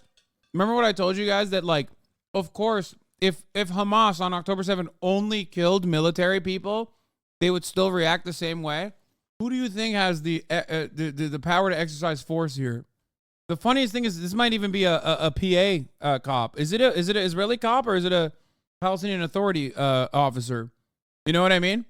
So the reason why all of these are considered, the reason why all of these cases are considered acts of terror is because any kind of violent resistance that you are totally legally fucking allowed to do against a belligerent occupier is considered terrorism. That's it. It's her ex. She's a queen for this. I mean, I don't know what the reason as to why this happened. But regardless of how valid you think the apprehension is, if you're a fucking belligerent occupier, you can't put this person through a fucking criminal process that is unlawful and void of any sort of like serious habeas corpus application, and then act like it's a valid and just thing to do. You know, you can't do that. It's totally valid to call this a kidnapping. Hey, she goes after him with a knife. Here's another woman. She's carrying a knife above her head. This is literally not even one of the people that they're releasing. This fucking idiot went and found this fucking idiot. Here's another one. Went and fucking found a compilation. These aren't even the fucking people that they're releasing, you donkey. Fuck you. This is Ahmad Tamimi. Here's another. This is what's his not Tamimi. This is what's the name of what's his last name? Fuck. This is the video of the fucking Ahmad Manazra. This is the video of the fucking dude that I've been talking about. The 13-year-old. He's not even being released. Trying to stab a police officer. This is like the black crime update that Breitbart used to do. Yeah, fun fact. Ben Shapiro used to work at Breitbart at that time when they had a black crime tab specifically. 2 terrorists chasing a police officer with knives. Here is a police officer. Here is a Palestinian just stabbing a random person. There is one of the terrorists literally taking his van. This is so funny. He's just showing, first of all, he's showing just a random compilation. I don't even know what half these, I don't even know where half of these are from, but at least the one that I immediately recognized, is the Ahmed Manazra case, which is still ridiculous because he didn't even fucking stab anybody. And he was 13. That's number one. And number two, remember, he's like, in this random compilation, he's talking about a bunch of dudes that don't have guns, stabbing motherfuckers with actual guns. Okay, nice review, man. Better than Sniper Wolf. Sheesh. Crashing into a police officer and then trying to stab him. A car attack. Like, what happened? I thought armed military security apparatus was a valid target. What's going on? Yeah, someone in the chat said Ben's running out of breath because he's too horny. Where are the YouTube drama videos about Ben's unethical journalism? Yeah, Ben is seen as like a way more valid fucking... Ben is seen as a way more legitimate source of information than I am. Where are the drama perverts? Almost all of these videos feature people that have probably been... Like, half of these videos have people that have been killed, by the way. I like that he's framing this as though, like, these are all the people that Israel is releasing. Which, of course... You know, I guess brings up the point. Well, take it up with Israel then, dumbass. Like when Gavin Newsom says that they're going to look at the conditional release of 75,000 prisoners, you go, fuck Gavin Newsom. You don't go, well, it's the woke left that causes to happen. I mean, I know that you say that too, but you still say fuck Gavin Newsom. So I guess Israel is really fucked up for releasing all these violent criminals. Or maybe they know that they're going to fucking arrest the same number of people tomorrow anyway. And that these guys aren't all violent criminals, and they perfectly get it. Jumps out with a knife attack. Hey, these are the people that the media are portraying as equivalent to the... Like, even this says Palestinian Arab terrorist shot after stabbing. Israeli hostages being released. Again, these are people who are literally attempting to stab and murder people. That's who is in Israeli prison. Dude, he's so horny for this. No, that's not. The video compilation you showed is like pretty much the entire total of people that have like done something that would be considered a fucking actual valid crime. And even then, you know, questionable considering that almost every single one that you showed, with the exception of like with the exception of Ahmed Manazra, who was a 13-year-old kid, by the way, out of all of the ones that they released, 8 of the 39 Palestinian prisoners released on Hamas deal on Saturday were convicted of attempted murder. 8 out of the 39. Most of them were minors, okay? And it's all literally shit like this, like a stabbing attack against a cop or whatever. Yeah, look.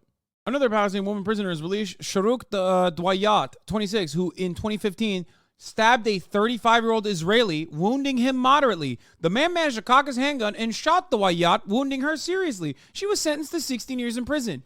That's crazy. Why did the guy have a gun? What's happening here?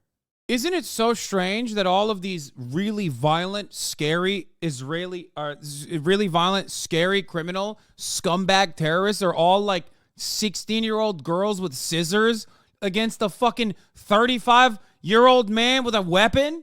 That's so odd.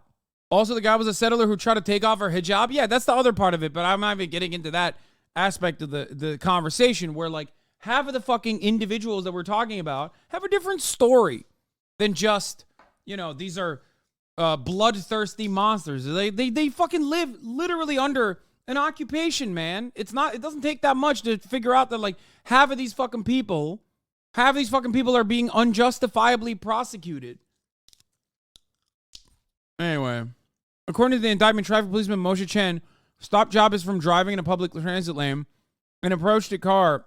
When he approached the car, she shouted, "Allahu Akbar," opened the gas spigot, and lit it. As a result, the indictment said fire ignited, causing a powerful explosion which hurled the policeman towards the separation barrier. The policeman sustained burns to his face and chest. Except, according to other eyewitness testimony, that's not the case. But also, we will never know because they didn't actually end up looking at the car. They just went along with the first-hand account. That's it. That would never happen. That's not an investigation that ever happens. Like, it's crazy to me that they just did not investigate the car at all. They did not look to see if it was like an actual malfunction, as she was like, gas isn't flammable like that. No, it is. No, is it really crazy to you? Yes, it is crazy to me that a woman who fucking worked at a goddamn hospital as a clown for like cancer children lit herself on fire in the least successful car bombing attempt of all time, rather than she was carrying her fucking personal items, including a gas canister, from one house to her new house that she was moving towards, and the car, I guess, malfunctioned, and it lit the entire car on fire. There was like an electrical fire that exploded into, not even an explosion, but it turned into a much larger fire in her car, especially because the windows didn't even blow up apparently in the car. Yeah. Static electricity could spark gas vapor. Yeah. In 2015, Miss Al-Jabis was arrested after a gas canister detonated in her car, injuring an Israeli police officer and leaving her with third-degree burns across 65% of her body, including on her face and her hands. She was sentenced to 11 years in jail for an attempted suicide bombing, a charge she denies. During the course of her imprisonment, Miss Al-Jabis accused Israel of denying her proper medical treatment and became a powerful symbol of the plight of thousands of Palestinians in Israeli jails. Yeah. Requesting Israel's ID, the officer insisted she remain inside the car while he inspected her documents, ignoring her concerns about a strange smell. The situation took a dire turn when a kitchen gas cylinder in her car caught fire due to the engine failure. Desperate to escape, Israel's attempts were thwarted as the officer forcefully shut the car door, causing her severe injuries. You're reading that from Ahram Online, right? I don't believe she blew herself up. It's not something that women do normally when it comes to terrorism. Anyway, look, I don't know what happened, okay? I don't. The problem is we don't know how, we will never know, okay? You can either believe the Israeli occupying force or you can believe the victim in the situation, the Palestinian, okay? That's it. Because unfortunately, there is no due process. There's no real investigation. That's the problem. Do you guys understand? Because I'm not saying that there aren't Palestinians out there that want to do like things the Israelis. Of course they do. And some of that, even under a normal circumstance, if it wasn't a fucking occupation, would be still illegal and would deserve prison time, okay? The problem is, however, there is no real fucking investigation because it's the criminal entity that is the occupying force that is conducting the fucking false investigation. And half the time, they're not doing it. That's the problem. And yeah, in this circumstance, I believe her testimony more than I believe the Israeli occupying force, especially when even acts of violence in this circumstance, like a lot more acts of violence in the circumstance, would be considered legally just and morally permissible.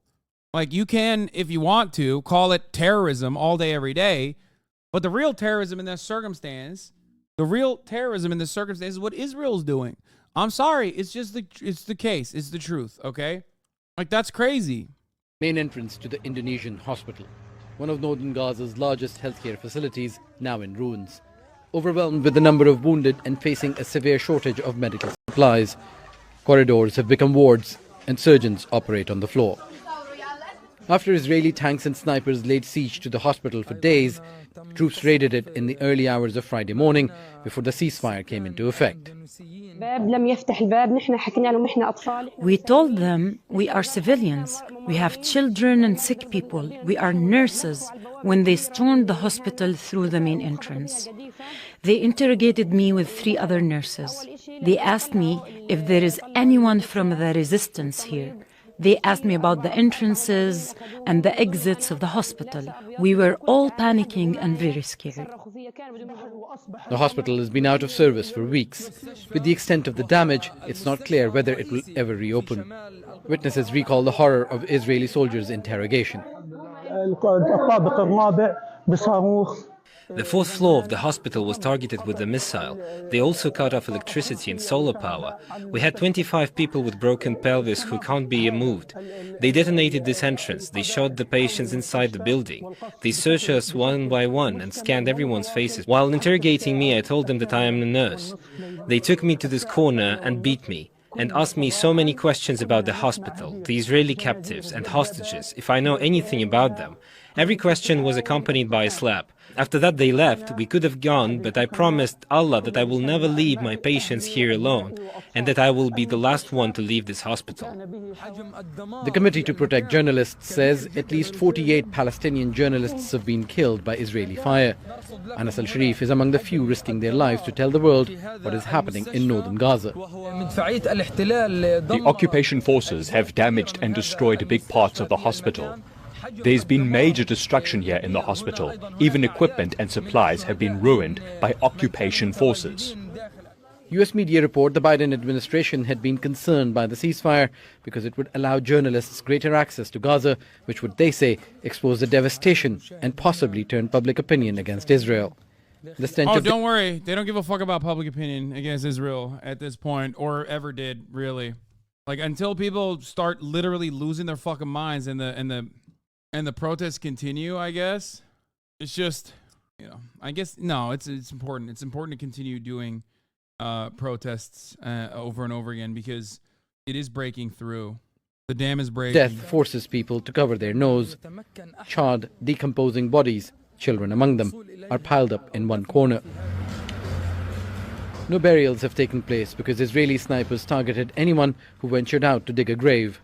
Streets, schools, houses, shops. Israeli Dude, there's mass graves everywhere. Strikes have destroyed them all. After 7 weeks in hiding, people are finally able to go outdoors.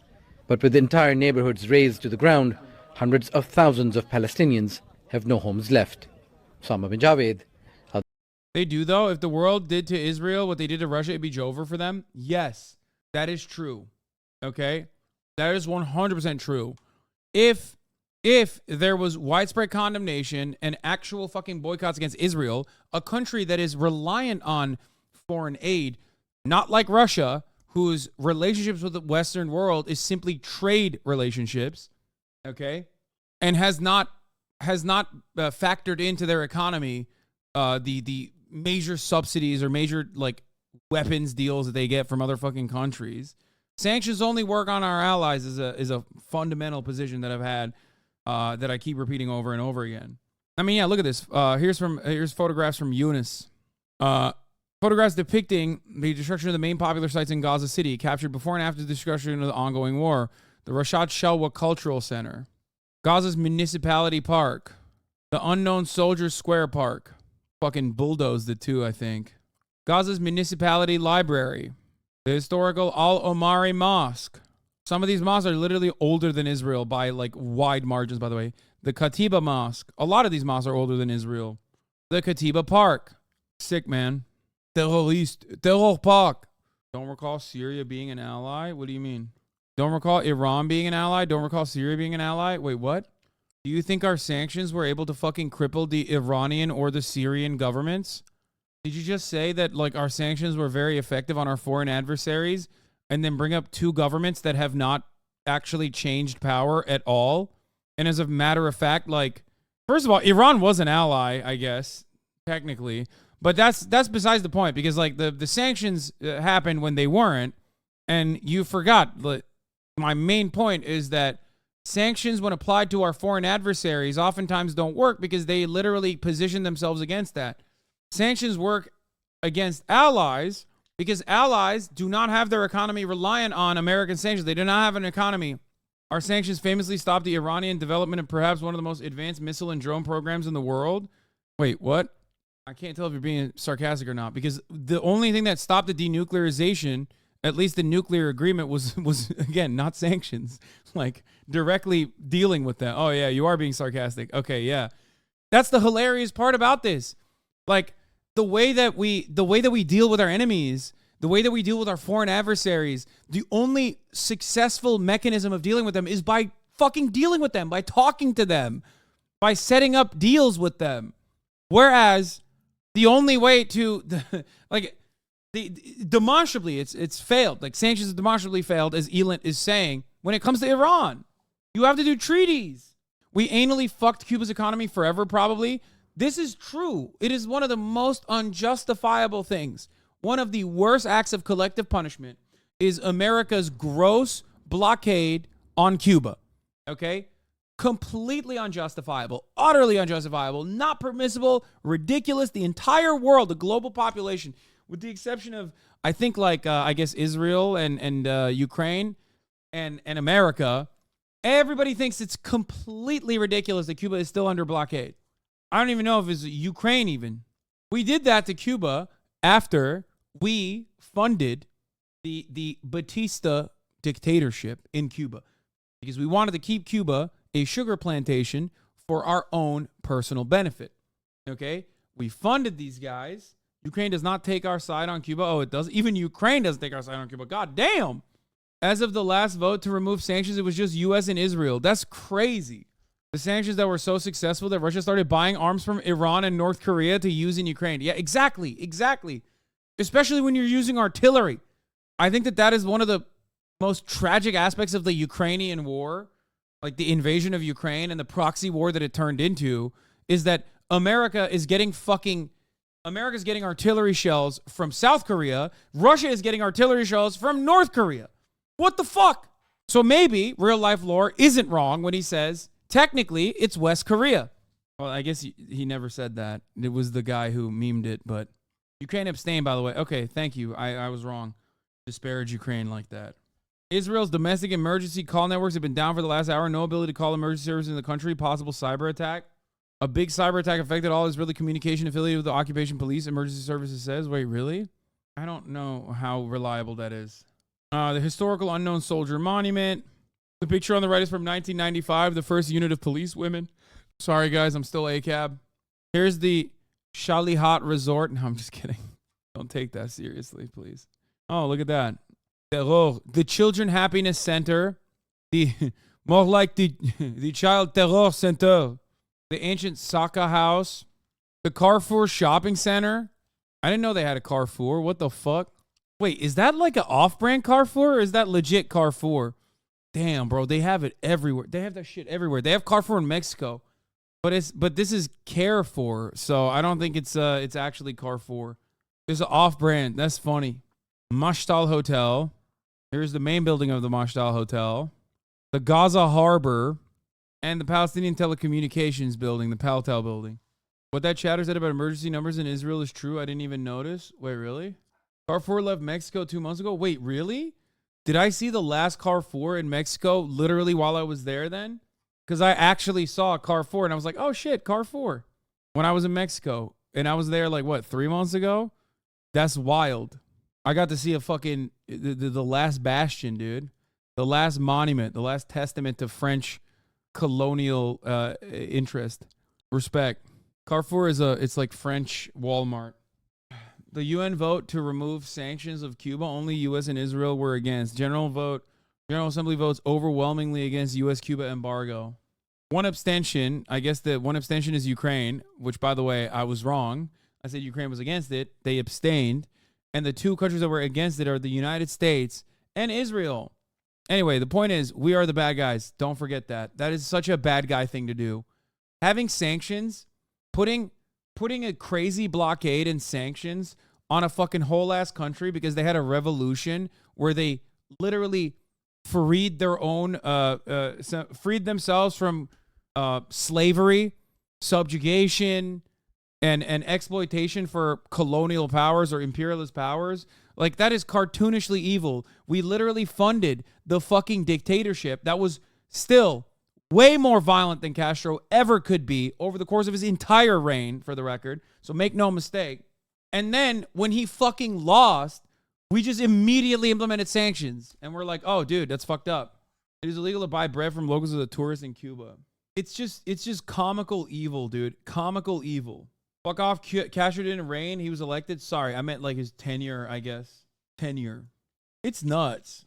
Anyway, by Israel's own estimates, 94% of the deaths have been civilian casualties. If you're killing 94% civilians, you can't claim collateral damage. You're killing 6 times more children than Hamas. You can't claim collateral damage. It's intentional. Yeah. There it is, dude. There it is.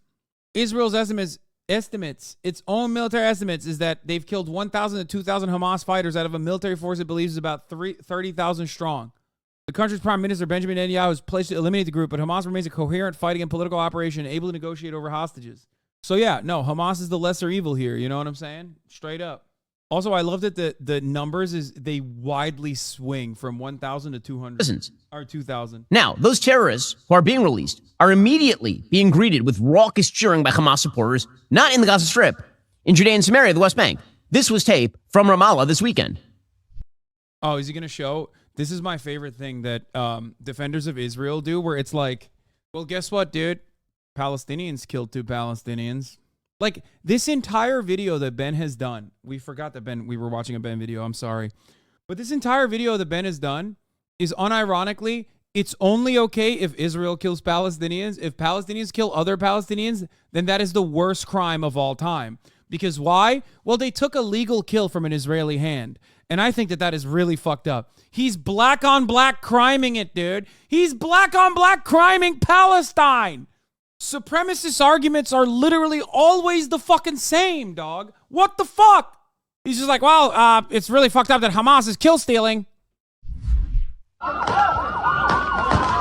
Oh, wait, he's not even showing They're literally that. firing fireworks. Oh, shit. He's not even showing the thing I thought he was going to show. The thing I thought he was going to show was the 2 fucking collaborators that they executed in, I think it was like Turkel?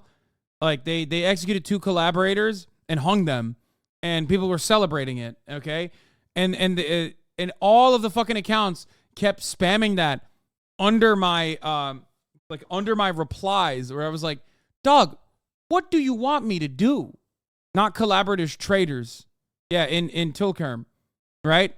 And so what do you mean? Like, okay, if we're looking at the situation and you want me to stop the fucking the people that they're executing for treason, they say, and you're mad about like 2 people that have been executed by Hamas, but you're just like oblivious to the thousands that have died and actually unironically justify the thousands of civilians that Israel has killed. I'm sorry. It's really weird for me to sit here and act like you give a shit about Palestinian deaths. Yeah, hung them from an electricity pole. Reportedly, they gave away info on 2 militants who were later killed. And it's like, yeah, that's not appropriate that they did that. You know what I mean? If only they had like a legal structure where they had self-governance and could go through the regular investigative protocols to figure out if someone was like actually committing treason, for example. You can't do that, though, because they're under occupation. It's so fucking stupid. Works in celebration at terrorists being released back into their community. Because these are heroes in the Palestinian. For the record, got to point this out real quick.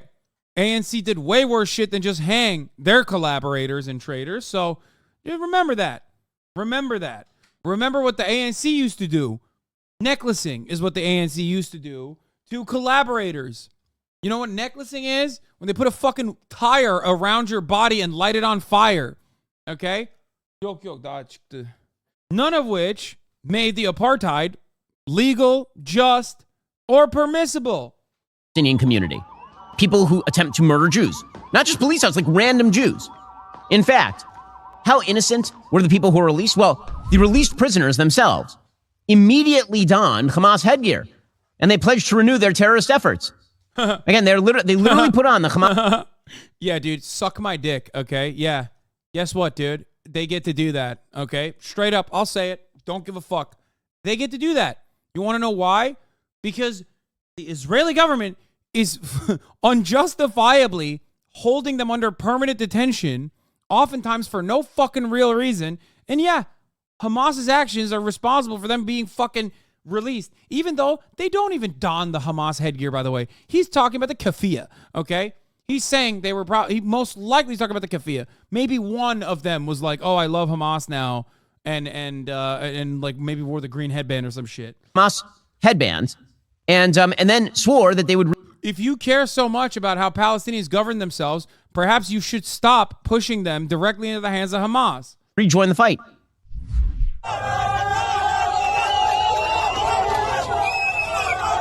These are terrorists. Yeah, the entire argument is like, these are terrorists. They're doing terror. They're terrorists. Yeah. Wearing Hamas gear. No, he's not shitting on the keffiyeh. They're wearing a green headband. One of the guys is wearing a green headband. I don't think the green flag that they're waving is the Hamas flag, but it could be. Mass celebration of the release of terrorists. Yeah. Guess what, dude? Guess what? I talked about this earlier today, but I guess I have to repeat it once again. If I go to prison, for example, in Turkey, because of the things I've said against Erdogan, okay, and the Trump administration, after defeating the Joe Biden regime, I don't think the flags are Hamas flags, by the way. But regardless, even if they were, okay, let's say I go to fucking, generic Islam flag, but whatever. Let's say I go and I get thrown in a Turkish prison, okay, and the Trump administration fucking gets me out. Bet your fucking ass I'm going to be like, listen, I don't really agree much with the guy, but he did a fucking solid, okay? I'm sucking him off. I'm sucking him off so good. I'm giving him the greatest sloppy toppy he's ever gotten in his life, okay? I'm throating him. I'm the throat goat. Do you understand?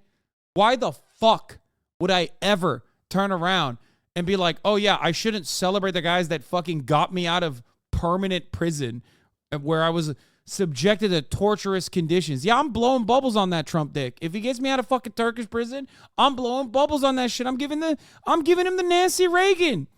The fuck out of here, dude. How stupid. Tone policing motherfuckers that have been released from perma jail.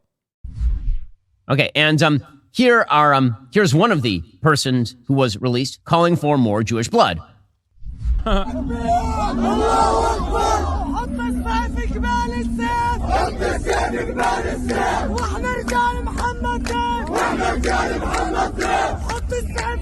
Okay, this lady, who is a terrorist, she's saying, we are the sword of Mohammed Daf.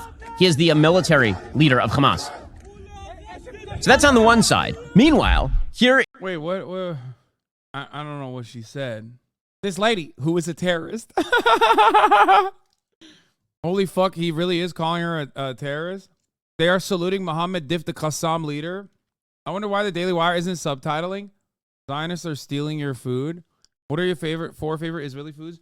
I mean, a lot of people shit on this, but I've said this before. This isn't Jewish cuisine. This is Arab cuisine, okay? Arab Jews brought this to Israel. That doesn't mean that it's not like authentic to the Arab Jews that eat it, okay? But the idea that this is like Israeli cuisine is fucking ridiculous, okay? They're not eating this because they are Jewish. They're eating this because they're Arab. And also, there is no such thing as like Israeli cuisine. Also, baklava is obviously Turkish. Do not make any mistake there. It's definitely Turkish. Don't even fucking start with me on that shit, okay? Do not fucking start with me. Baklava is Turkish. It's Ottoman Empire. Shut the fuck up.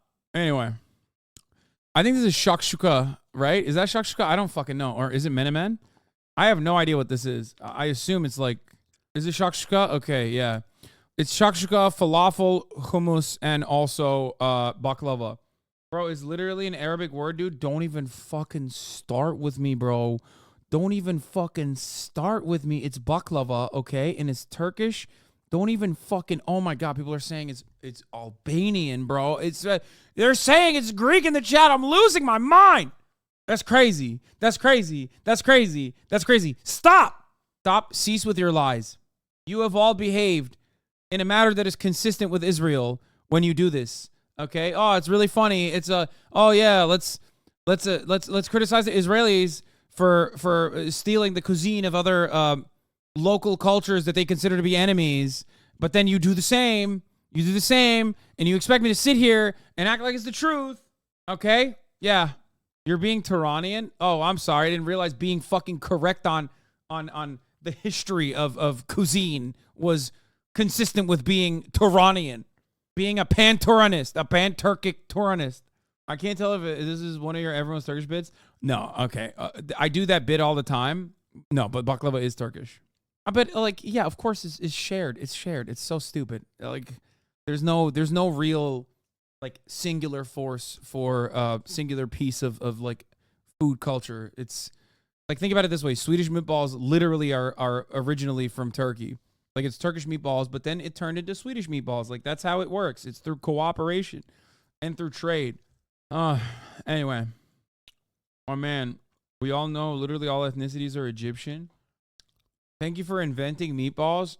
I don't know where the original meatballs, like in the way that we get it, come from, but I do know the Swedish ones are literally Turkish. Swedish meatballs did come from Turkey. That much is 100% true. Hey, have you tried to find a new outlet, like draw or write a story from this passion? No. What is this? Oh, dude, isn't this the, I used to respond to this. I used to react to this girl. Anything about Palestine, kick their asses. By the way, the people that are sympathizing with Palestine right now literally rot in hell. Like, literally rot in hell. No, I've never visited Palestine because it doesn't exist. I've only ever been to the Jewish homeland of Israel. I don't show me Palestine on a map because it doesn't exist. I don't know. It's a sticky subject. The innocent Palestinians, there's no such thing as a... Wait, what? She's like, the innocent Palestinians, I mean, there's no such thing as a Palestinian. It's complicated. Also, like, Palestine doesn't exist, so you're not Palestinian. You can't be born in Palestine. I don't know. What do you guys think? Should I post this, by the way, after? Nice. I'm going to go now so I can relax. If anybody rates... Yeah, she's like a fucking right-wing weirdo. Anyway, Ben's is some tape of Israeli children being released to their parents. If those parents survived, some of these kids have no parents because Hamas actively murdered them. You can see these are kids being delivered back into the arms of their family after being held hostage for 50 days. Oh, I thought he was still talking about the fucking the hostages that like Israel released. I was like, what? I didn't realize he swapped it over to the Israeli hostages now. I thought he literally was saying Hamas killed the Palestinian parents too. Exactly the same.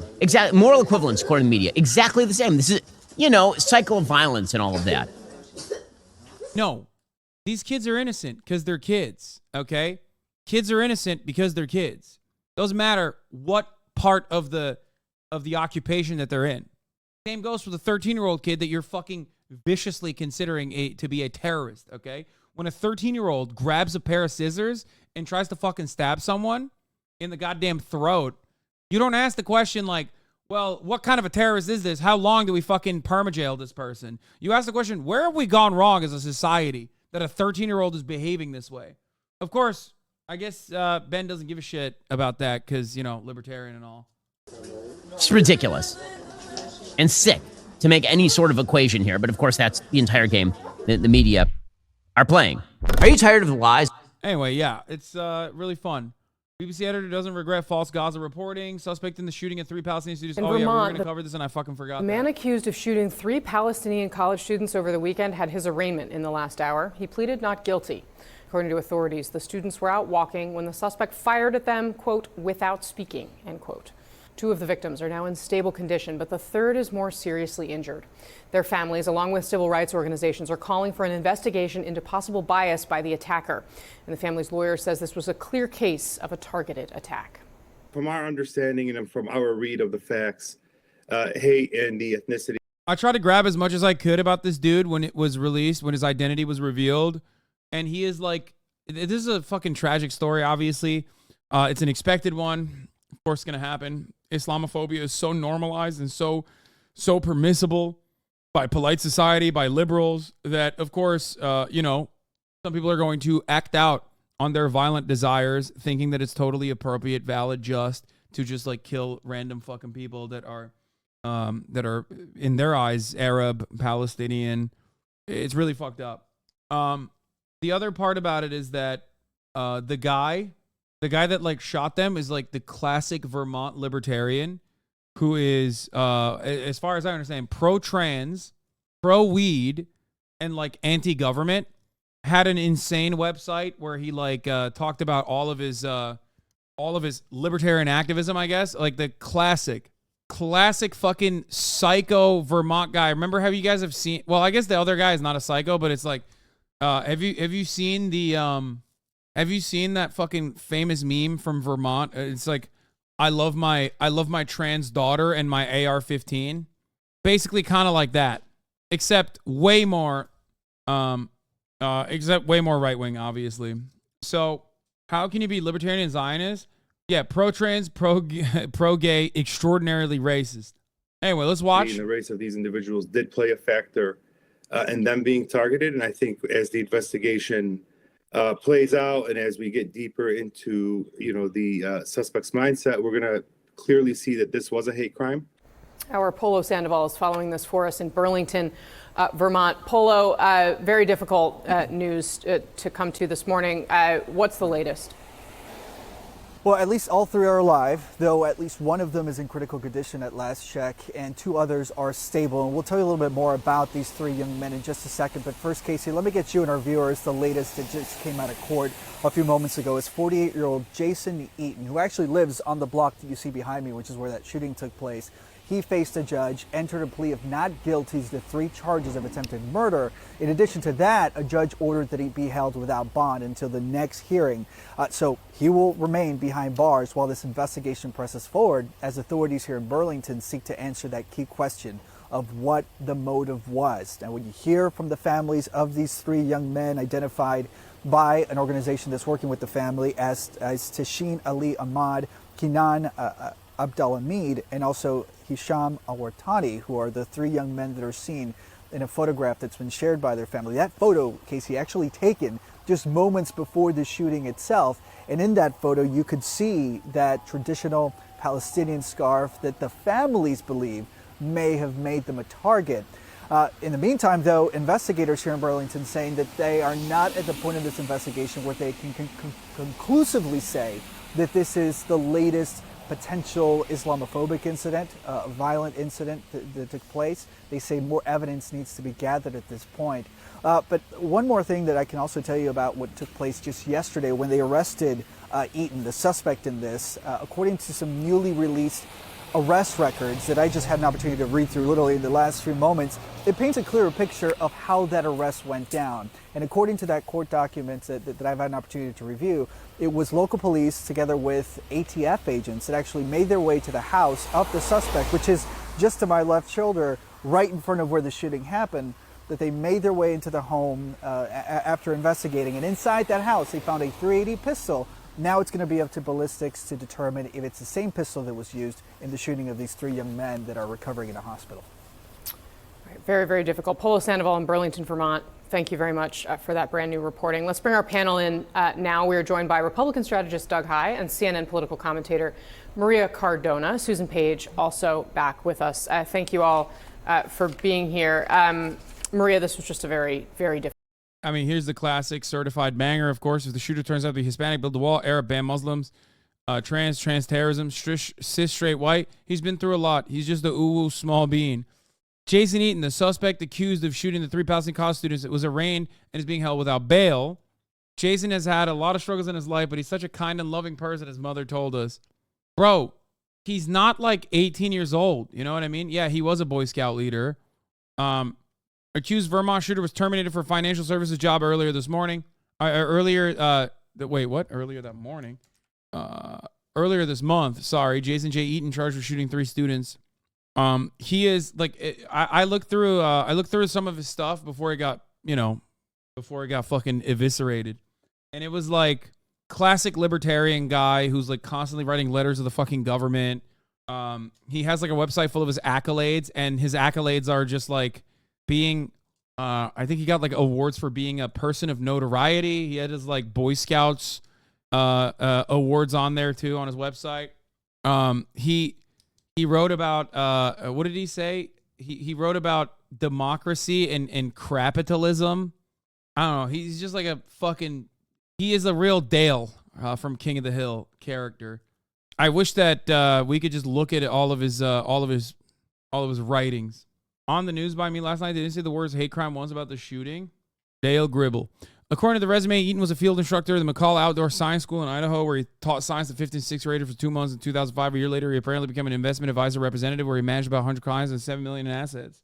Damn, bro, they let anybody do this job, huh? He was also a senior head instructor at the Obsidian Trails Outdoor School in Oregon. The resume states between 2004 and 2005, he claimed to have worked at the Adirondack Leadership Expeditions. Later, he guided wilderness trips for at-risk youth at the School of Urban Wilderness Survival, the Carolinas and North Carolina. Vice reported that Eaton was also formerly an assistant scoutmaster for the Boy Scouts of America unit in New York.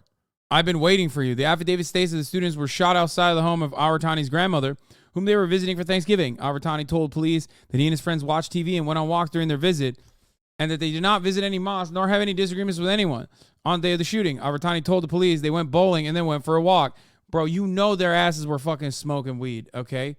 Sorry, no disrespect to those who were shot, and there's nothing wrong with that, but that's classic. That's classic Thanksgiving activity, dude. You're on your fucking, you're at your grandma's place. You go and you walk around and you're fucking smoking weed with the cousins. Like, that's the cousin walk. Isn't that literally what it's called? And then this fucking psychopath comes in and guns him down. Ridiculous. You're nuts, dude. Wait, what? What do you mean? He described he was wearing a polo shirt, blue jeans, leather jacket, gloves, and a trench coat, along with him wearing a Palestine headscarf. Yeah, the cousin walk is as American as apple pie, baby. You're absolutely correct. Ali Ahmad told the police they were smoking cigarettes and was also wearing a keffiyeh. Eaton allegedly shot the trio from about 2 yards away. Aratani told the police that Ali Ahmad was screaming and fell during the grisly crime. Aratani said he called 911 and that a man approached him with blankets. Abdul Hamid told the police that when they walked past the White House, a wonky man started staring at them, stumbled down the stairs before he walked up pulled out a pistol. Believing that the man was going to shoot them, Abdul Hamid said he ran across the street and jumped the fence. The affidavit states that Abdul Hamid said he hid for approximately 2 minutes before he ran to another yard and begged the woman to call 911. When he sat down at the residence, he said he realized he was wounded. Eaton was arraigned on Monday and pleaded not guilty. He's being held without bail. The arrest affidavit states that when authorities arrived at Eaton's home, he said that there was a shotgun inside. Authorities confirmed that Eaton bought a Ruger 380 caliber pistol in April. I've been waiting for you, he told an ATF agent. The affidavit states, oh, classic. God, what a typical libertarian, man. Holy shit. Classic. Authorities have not yet identified a motive for the shooting, and prosecutors said Monday. What I don't get is, like, he is such a... according to NBC, Eaton appears to have a YouTube account that has playlists with the videos include Expose Fauci, Long COVID Economics, and How to Use Your Brain Crystals for Psychic Powers. Yeah. I think this dude was probably like a classic Bernard Sanders supporter turned fucking COVID nut. That's what I was going to say, because I saw his, like, COVID stuff, too. He's an OSINT guy, too. His website had, like a entire tab dedicated to OSINT. Anyway, in an X account that appeared to belong to Eaton, he described himself as a radical citizen patrolling democracy and capitalism for oath creepers. A 2022 archive version of that same account, which contains the same photo, has a more subdued bio that describes him as a Vermont dad and part-time farmer. The archived X account also provides a link to his Substack with the wandering ramblings of a reformed broker on the ADHD-ASD spectrum. Substack only has one post, which is an essay on how restaurants can retain dishwashers. Reed said Eaton had previously suffered from depression and other mental health issues, but in such a good mood when she saw him on Thanksgiving. She said her son, who had bounced around different jobs previously and had an assistant as a financial officer. Public records show that Eaton was employed at Cusco Financial Services. Financial Industry Regulatory Authority records show that Eaton has worked as a financial advisor and a broker in Vermont and New York since 2002. He's currently not registered. Working together to make a healthy local living economy is the best investment worldwide. Eaton wrote that he was a farmhand at the Maple Crest Farm. Resume states that he continued to be a farmer at various organizations, became a financial advisor, got a Series 7, 66. On Thanksgiving, Reed said Eaton was totally normal and the family had a great holiday together. It was not immediately clear whether Eaton owned a gun. The best Thanksgiving we had in years, Eaton's mother said. We were all together. During the family dinner, Reed said that Eaton did not mention the ongoing war between Israel and Hamas. She added, however, that her son's a very religious person who connects with different religious figures and often reads the Bible. He, like all of us, thinks the world is a mess, Reed said. He's a spiritual person.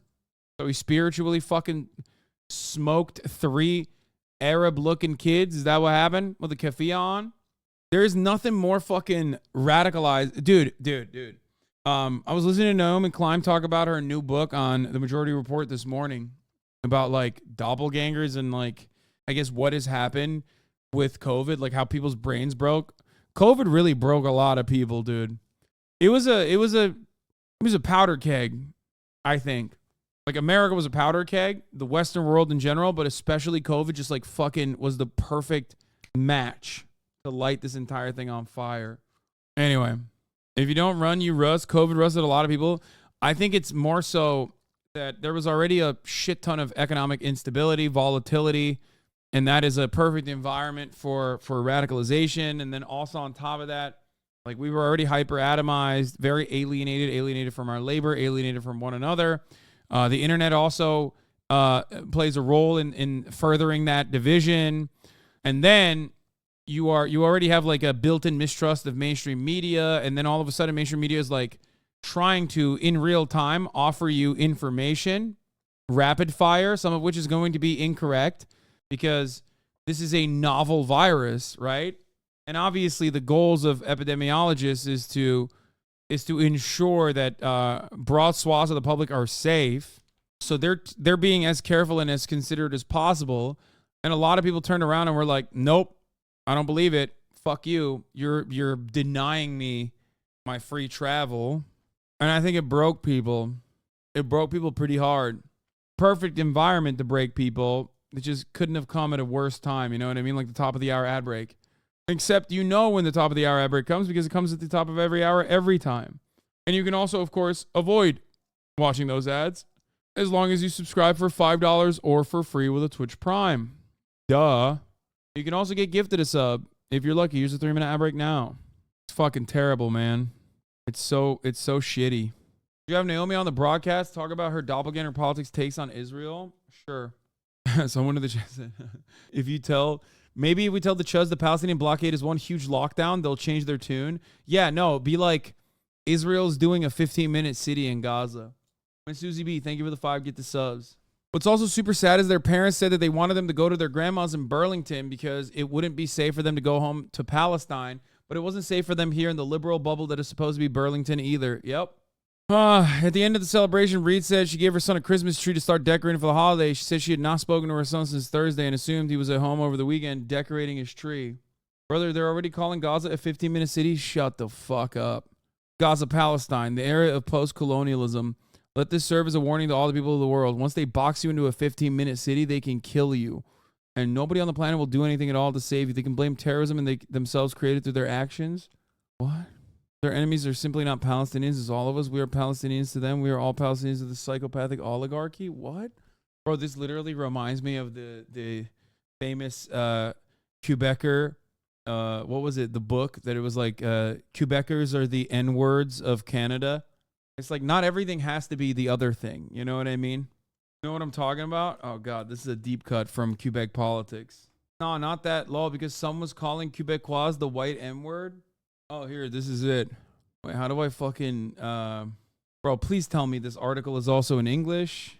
Yeah, White N-Words of America is an essay by Pierre Valliere, published in 1968 by Editions Parti Pris. After the dislocation by the police of the Felquist network that they have set up, Pierre Valliere, accompanied by Charles Gagnon, took refuge in New York with the groups of Black Panther activists. They demonstrated in front of the United Nations headquarters to demand the status of political prisoners for their comrades incarcerated in Montreal and to make known to the whole world the national liberation struggle of the Quebec people. Following this demonstration, both were imprisoned in Manhattan in the Tombs prison. Listen, I'm a Quebec separationist for the record, so I agree. I agree with them, you know? Racial metaphor, reception upon the publication of the book. Oh, this is the best part. Look. Pierre Valliere was not the first writer to use racial metaphors to describe French-speaking Quebecers, and this comparison was quite widespread during the 60s. In 1959, Raoul Roy, founder of Le Revue Sociale, criticized the English-speaking bourgeoisie for using French-Canadian workers as white N-words with a hard R. As early as 1932, when he received the Gandoger Prize from the French Botanical Society, Brother Marie Victorin had used the same terms to deplore the subordination of French Canadians. This makes me so mad.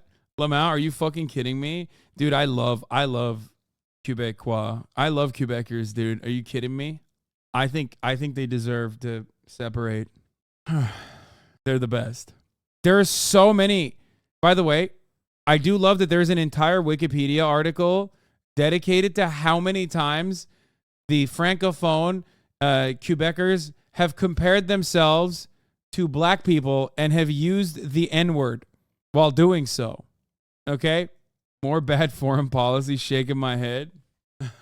Like, they're the best. Dude, Bloc Québécois, when they were doing the last one of the last debates that we watched, you don't remember where the fucking guy literally came up and straight up said that, like, they identify with the indigenous population of Canada because they themselves have been oppressed in identical terms to the First Nations people.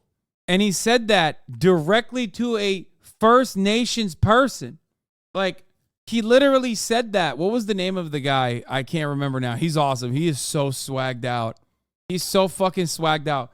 He said it straight up to the face of an indigenous person. You know how, like, they will bring up, you know how they'll, like, bring up a person to ask questions to everyone? Yves Francois Blanchette. Oh, yes. Oui. Yves Blanchette is a huge Islamophobe, but also supports Palestine too. Weird as fuck guy. Yeah. That's Bloc Québécois, not Parti Québécois. No, I said Bloc Québécois. I am le Bloc Québécois supporter. I think it's correct. They have been attacked just like the First Nation people. Anyway,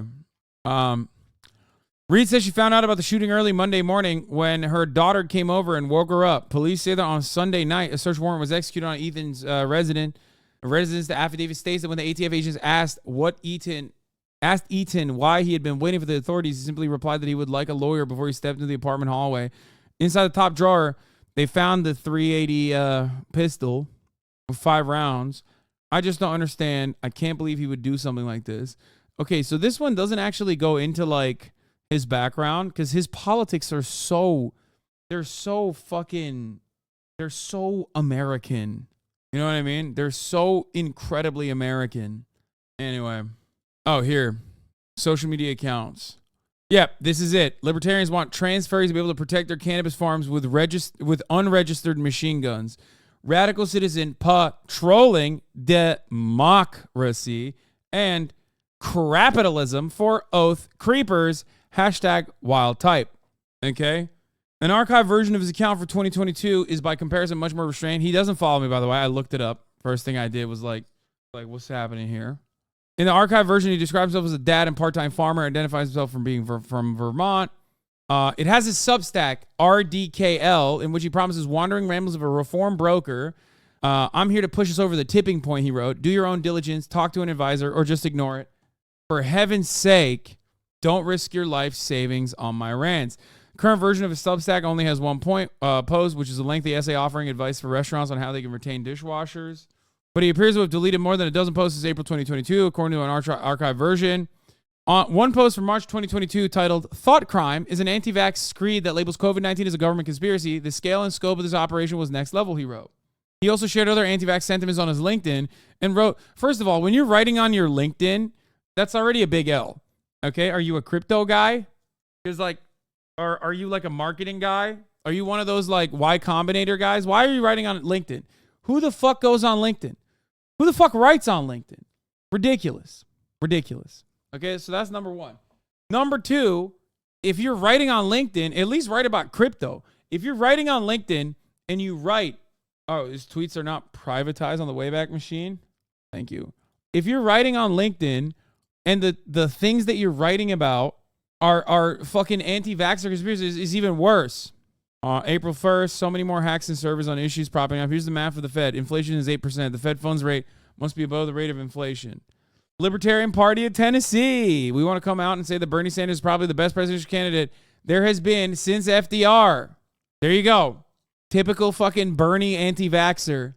God, Vermont politics is so awesome. Young Americans for Liberty. What underpins a world order is always the financial system. We're about to abandon the traditional system for money and accounting and introduce a new one. Are you ready? Fauci fraud. #fraud patrol. at SEC.gov, hashtag mRNA, hashtag Moderna, hashtag Pfizer, hashtag BioNTech, hashtag criminals, hashtag Tea Party 3, hashtag Bastille 2, hashtag accountability. Elon Musk says the U.S. is a very, very ancient leadership, believes there's a serious issue with gerontocracy in many countries. Abolish the IRS. Anybody who thinks we don't have an oligarchy right here in this country is sorely mistaken. Damn, bro. He really loved Bernie. He was like, Bernie's not saying ceasefire, so... The sale of a Canadian oil pipeline to an indigenous-led buyer could turn some of the industry's staunchest opponents into partners. Anyway. At this point, he had only 12 followers, I guess. Play lethal comp with Germa? I would love to. I'd be fucking honored to, okay? But he never asked me to play video games with him, so, you know. Yeah, Sag. I know. It's Sag. I'm shy. It's not he's shy. I can't make a move on Germa. He's too hot. Both raised every trans person on the internet. Yeah, between me and him, I think that is the entirety of the online trans community, honestly. Oh my God, HasanAbi is a shy guy. Yeah, I am a shy guy. I can't do it. He's too hot, too attractive, fucks me up. I think about the classic Germa, here's my curls for 500 subs video. Anyway, he also has an Instagram which is largely dedicated to sharing images of his farm. Only on one post, he hints at ideological political outlook, where there's a screenshot from the Urban Dictionary definition of America, a word used to describe the worst sense of the United States, imperialism, corruption, and the global exportation of American culture. Meanwhile, he did the thing. He did the importation of the America's greatest export of imperialism. Okay? He did that.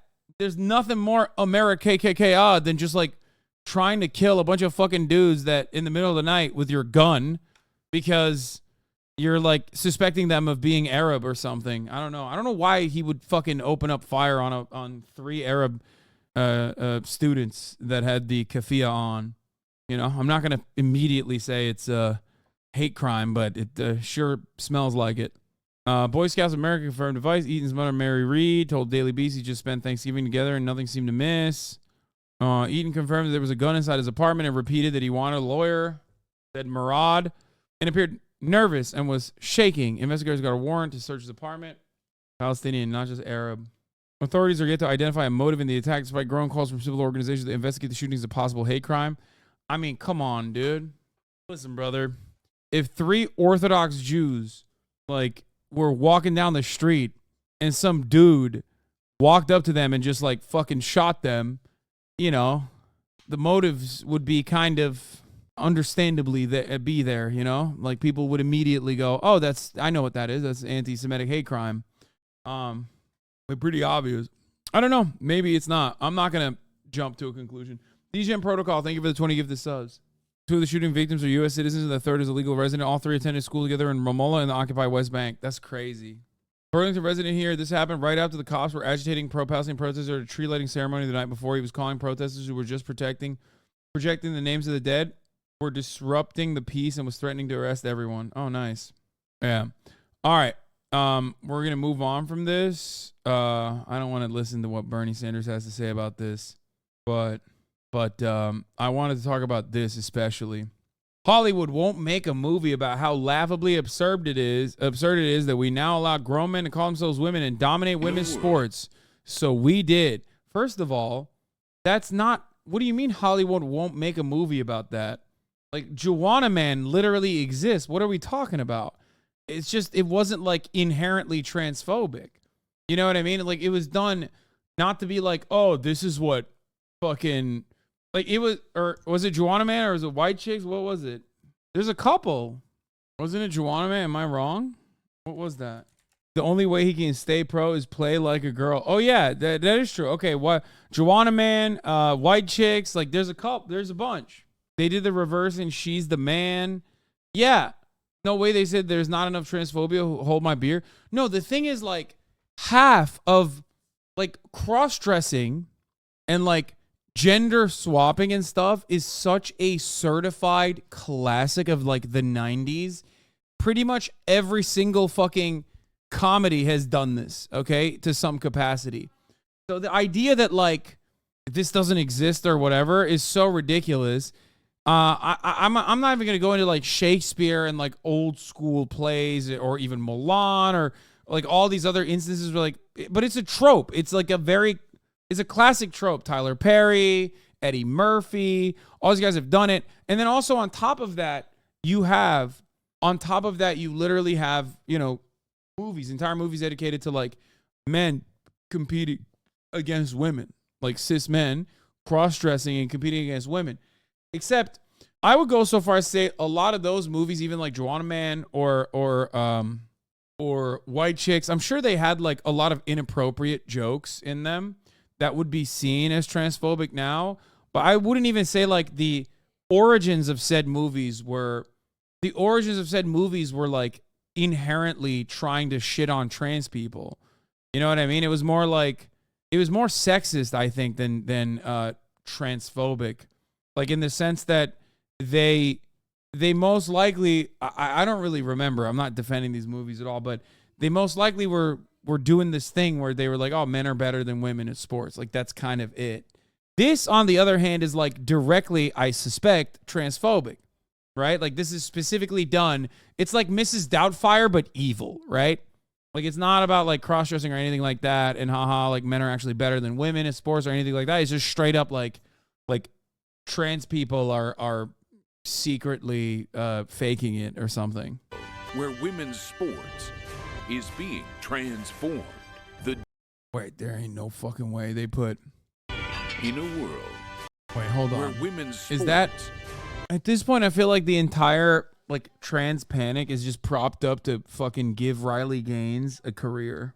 Like, it makes no sense. It makes no fucking sense that people are this aggro about this shit still. It's like, bro, it failed politically. Please stop. It's so odd that this person's claim to fame. Can we talk about something? Can we talk about, are we far enough removed from the situation that we can fucking laugh at a person who got like tied for 5th place and lost to 4 cis women, okay? And then 1 trans woman, and never stopped complaining about it? It's like, bitch, you weren't in 2nd place and lost to a trans woman. Like, you literally lost to multiple cis women. Get better at swimming, bozo.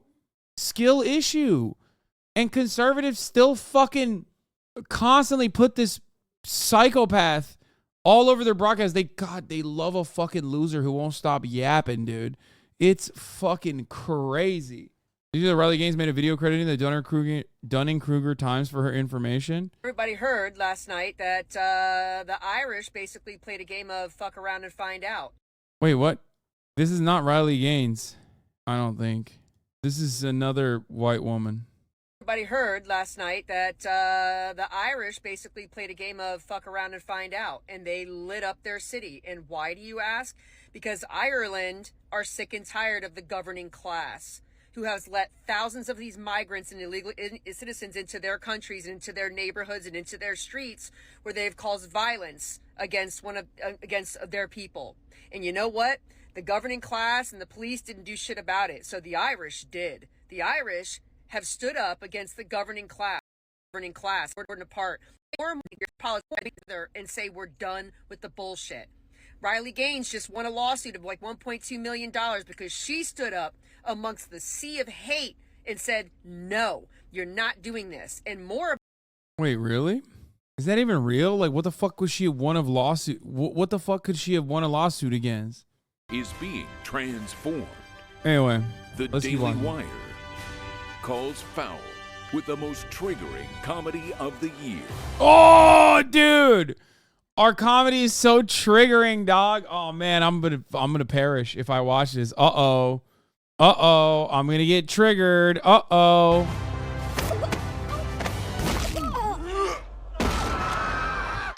Guys, this is serious. Sports can be your pathway to a better life. Well, like yours? Ew, Jeremy Boring is in this? Oh no, they're all playing dress up. Nah, I know what this is. Come on, man. Lot of theater kids. They're just using this as an opportunity. They're just like, yeah, we'll do theater kid stuff, but like we're doing it in a homophobic way. So like, don't say we're gay. Please don't steal my catalytic converter again. Winning matters. It's the key ingredient in becoming a winner. Maybe you should try it sometime. Are you gonna move? I am not. dude, they have too much money. Like, I can't believe they're pumping out like rom-coms for 8 people to watch. Okay, it's nuts that they have like this level of production capabilities at this point. Let's cut to the chase. I know you're not a woman. Hey, you know how he identifies. If you can beat them, What do you know about the U.S. Opens for the global games? You want us to compete as women. $5,000 prizes. My lover says you were a great coach back in the day. join them. This is the way the world is now. My 8-year-old daughter told me all about it. So a guy can become a girl with no physical. I can't lie. I want to watch this now. I hate these pieces of shit, but I kind of want to watch them try and act. I feel like this is literally made for us. Like, this is the audience. It's made for like people who call up children's hospitals and issue bomb threats, and us. Like, as far as the target audience, like, there's no way. This is made for hate watchers, I think. I have to watch this. I'm excited. I'm not going to even lie. I'm excited to watch this. Physical changes at all. Oh, that's called gender fluid. So I can be a woman on the court and a man in the bedroom. I can't believe it. Nice. You mean when you're sleeping? Yes. Coach? Alex, we could play basketball. We'd have to get the whole team back together. It's time We're in. I'm in. I'm in. to play Lady Balders. Mount up. like a girl. Guess what? I'm with her. Believe in my truth. This is my truth. Dude, I love that they're all like pasty ass old white guys, by the way. Like, it's classic. They're just like, oh, dude, we dominate women, bro. We would dominate women. Brittany Griner would destroy you, okay? Straight up. From heroes Day 1 of being a girl athlete. I love being a girl. to sheroes. We could dominate every woman's sport. Running, swimming, soccer. I said sport, Felix! It's ladies basketball, boys. Nobody watches. It is pretty funny that this is like, they're literally just dunking on cis women. No, yeah. This ultimately, dude, this ultimately comes down to not being transphobic and just shitting on women, which is exactly what Joanna Man and white chicks were. Like, that's the funniest part about the story, is that this is no longer like transphobia because you're so hyper focused on making like a movie out of it. Transphobia only works when you are saying it like, this is what trans people are doing. Okay, this is what trans people are doing. That's the transphobic side of it. Okay, like they're faking it. They're faking it so they can like win a swim meet at the age of 12, right? Like, that's crazy. That's a stupid fucking thing to say. Now, beyond that, this turns, if you make a whole movie out of it, like, it basically just turns into just shitting on cis women. Yeah, this is just a throwaway late 90s bro film. Exactly. I mean, it's pretty awesome. My favorite part in the real world is none of these dudes are athletic enough to beat any women anyways. Yeah, no, literally. That's why it's so funny. Like, those guys, if they played against, like, actual WNBA athletes, like, they would get fucking destroyed because they're so incredibly out of shape. Excuse me. Like, I'm no athlete by any means. I cook most of those motherfuckers, you know what I mean? Probably all of them. Are these seats open? Never mind. Getting dunked. Like, this is so perfect because, like, by virtue of being a man, you can just dunk like that. You know what I mean? It's so perfect. I love this. Like, this dude can't even palm the ball, brother. But by virtue of being a man in this fantasy, like, he automatically outcompetes every woman. You know what I mean? It's so sick. It's awesome. Oh, God, I can't wait to watch this. I'm stoked. You guys should have never shown this to me. This is, like, right in my fucking wheelhouse, dude. God damn it, this is made for me. This is so made for me. And tucking trunks. No, she didn't.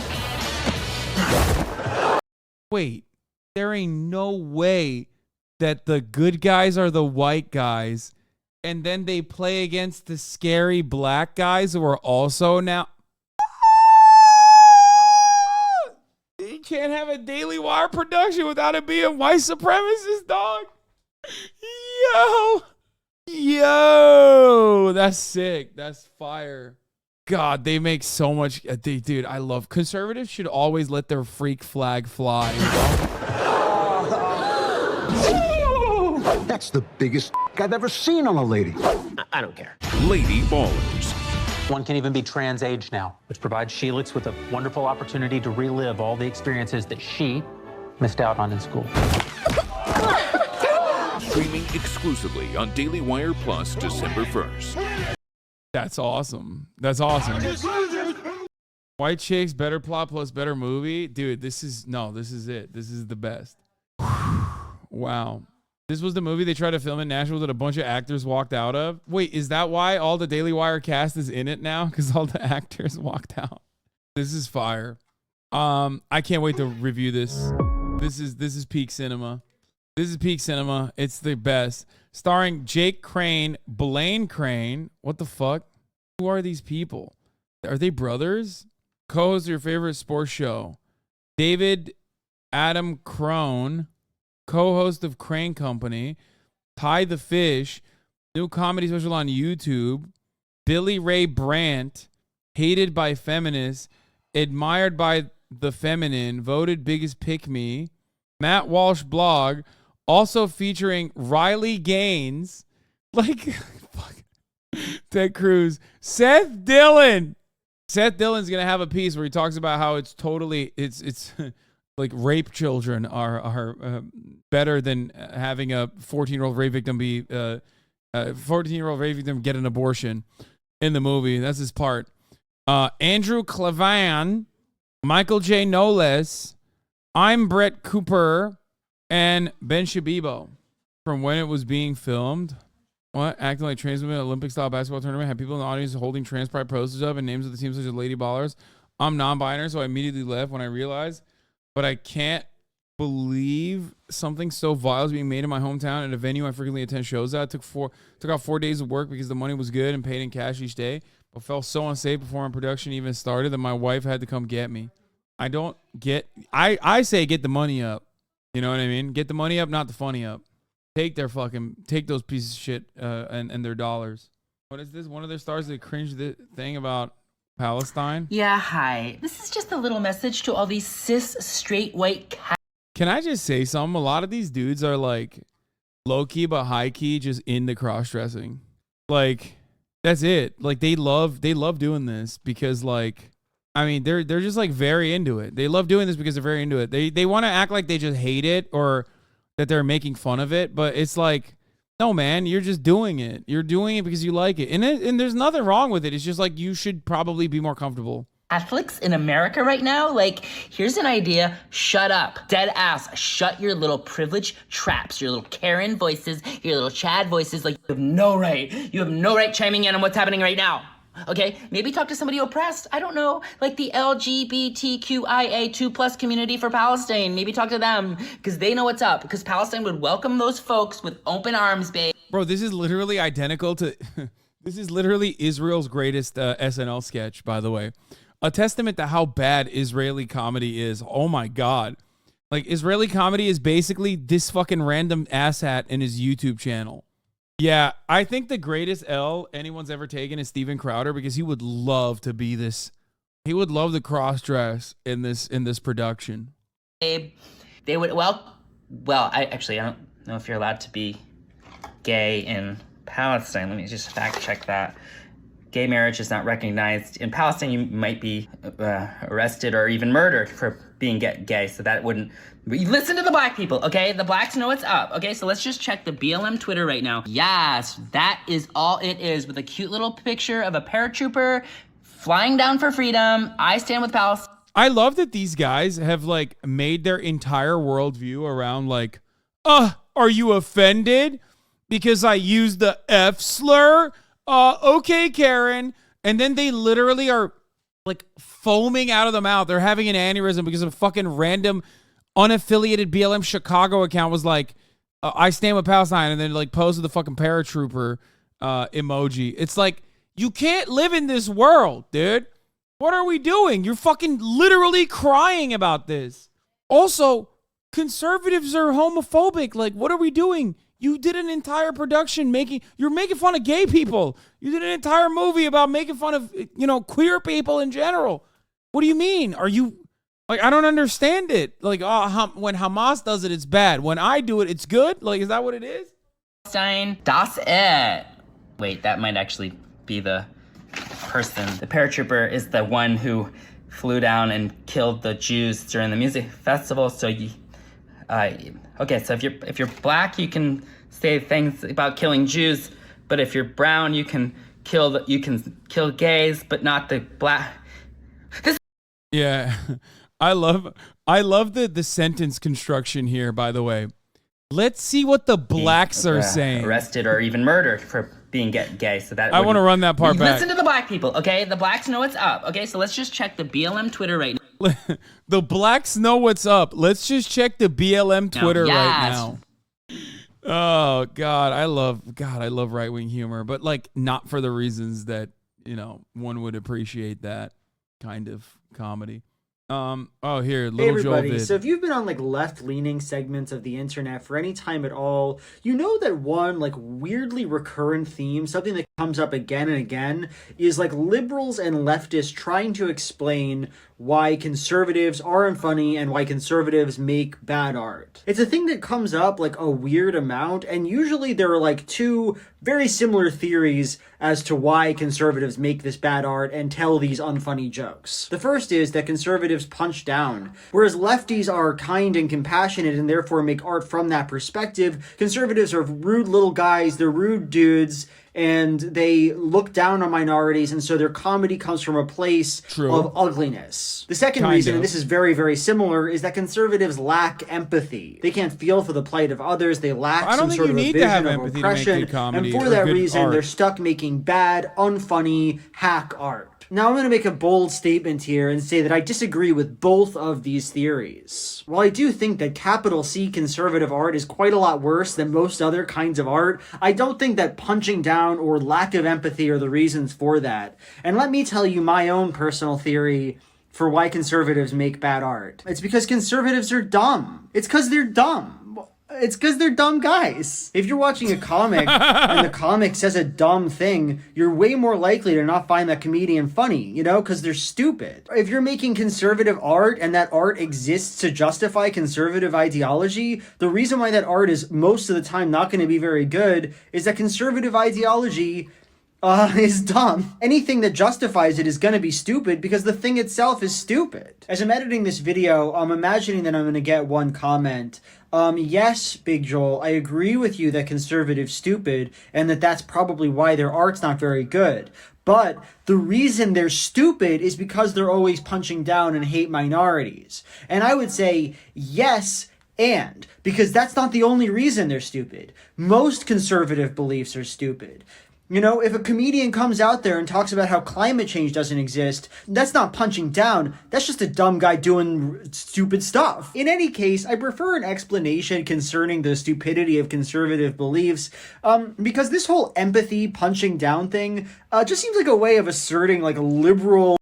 The thing is, like, there is a inherent reactionary attitude that's baked into neoliberalism or like the liberal monoculture that we exist under as well.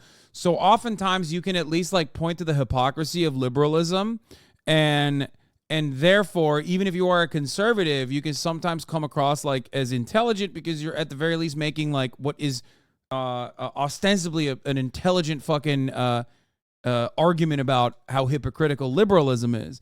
But even in that circumstance, that's not conservative humor. It's basically the same type of humor that you would hear from someone like myself. You know what I mean? When I'm fucking getting mad at people being incredibly hyper narcissistic about their rad lib takes. You know what I mean? Conscience superior. What's your take on Matt Rife? I have not watched a single piece of Matt Rife content except for like the one time that he was popping off on like a black woman, I think. And that's it. That's the only thing I saw. And my takeaway from that was that he's hot. Like, he has like a weird fucked up face, but in like a hot way. Like his face is like really fucked up and gross, but in a weird way, it's like very hot. I don't know how to describe it, but having said that, I do think that because he looks too much like handsome Squidward and like ladies loved him or whatever, he kind of tried to shed that audience and like get with the boys. And now he never really had like good humor anyway. People were just like kind of laughing because he's hot. Does that make sense? So now that like the people that find him hot don't find him funny or want to listen to what he has to say because he's like shitting on them, he's lost it all. He scared the hoes. He fucking sucks. Yeah, except the thing is like my hot take is that like I don't think you should cancel a comedian for being like misogynistic because I'm a man. Obviously, I have toxic masculine aspects to my existence, and sometimes I say shit that's like misogynistic. I think you should cancel a comedian for not being funny, and I think his misogyny comes from being a hack. More so, like it's a desperate attempt to try and make a joke and then failing to be funny, which is the worst thing you can do as a comedian. And let me tell you something.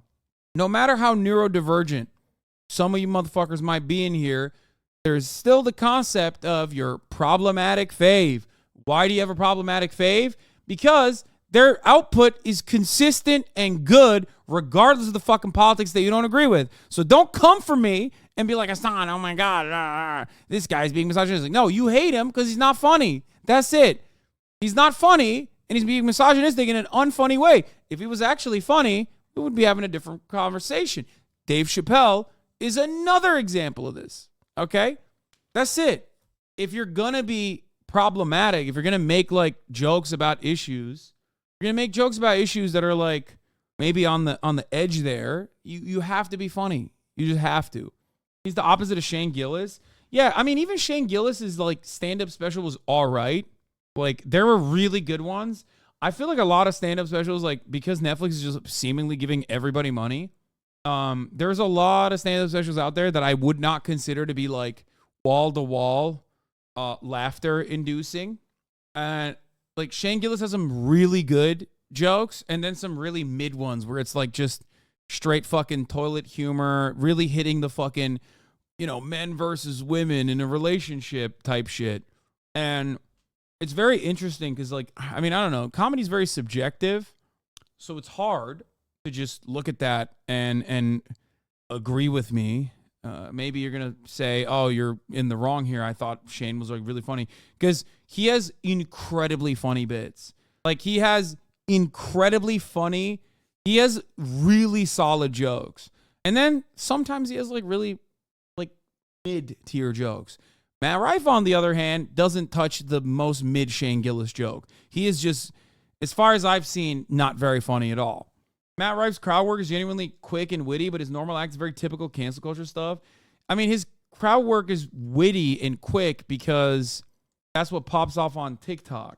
But you can't make an actual stand-up special with that. He say something like that. He's body shaming me. Cancel Matt Rife. Bitch, you can't cancel me. I'm not your gym membership. Get the fuck off my feet then. You can talk your shit to me online as much as you want. Say whatever mean, hurtful things you want to say to try to hurt my feelings. But just know, I'm gonna fuck you up verbally. My goal is to now make you cry. Like, I'm gonna win this battle every time. So when I hit you harder than you hit me first, don't act like you're the fucking victim, okay? That's my biggest pet peeve in the entire internet. And probably...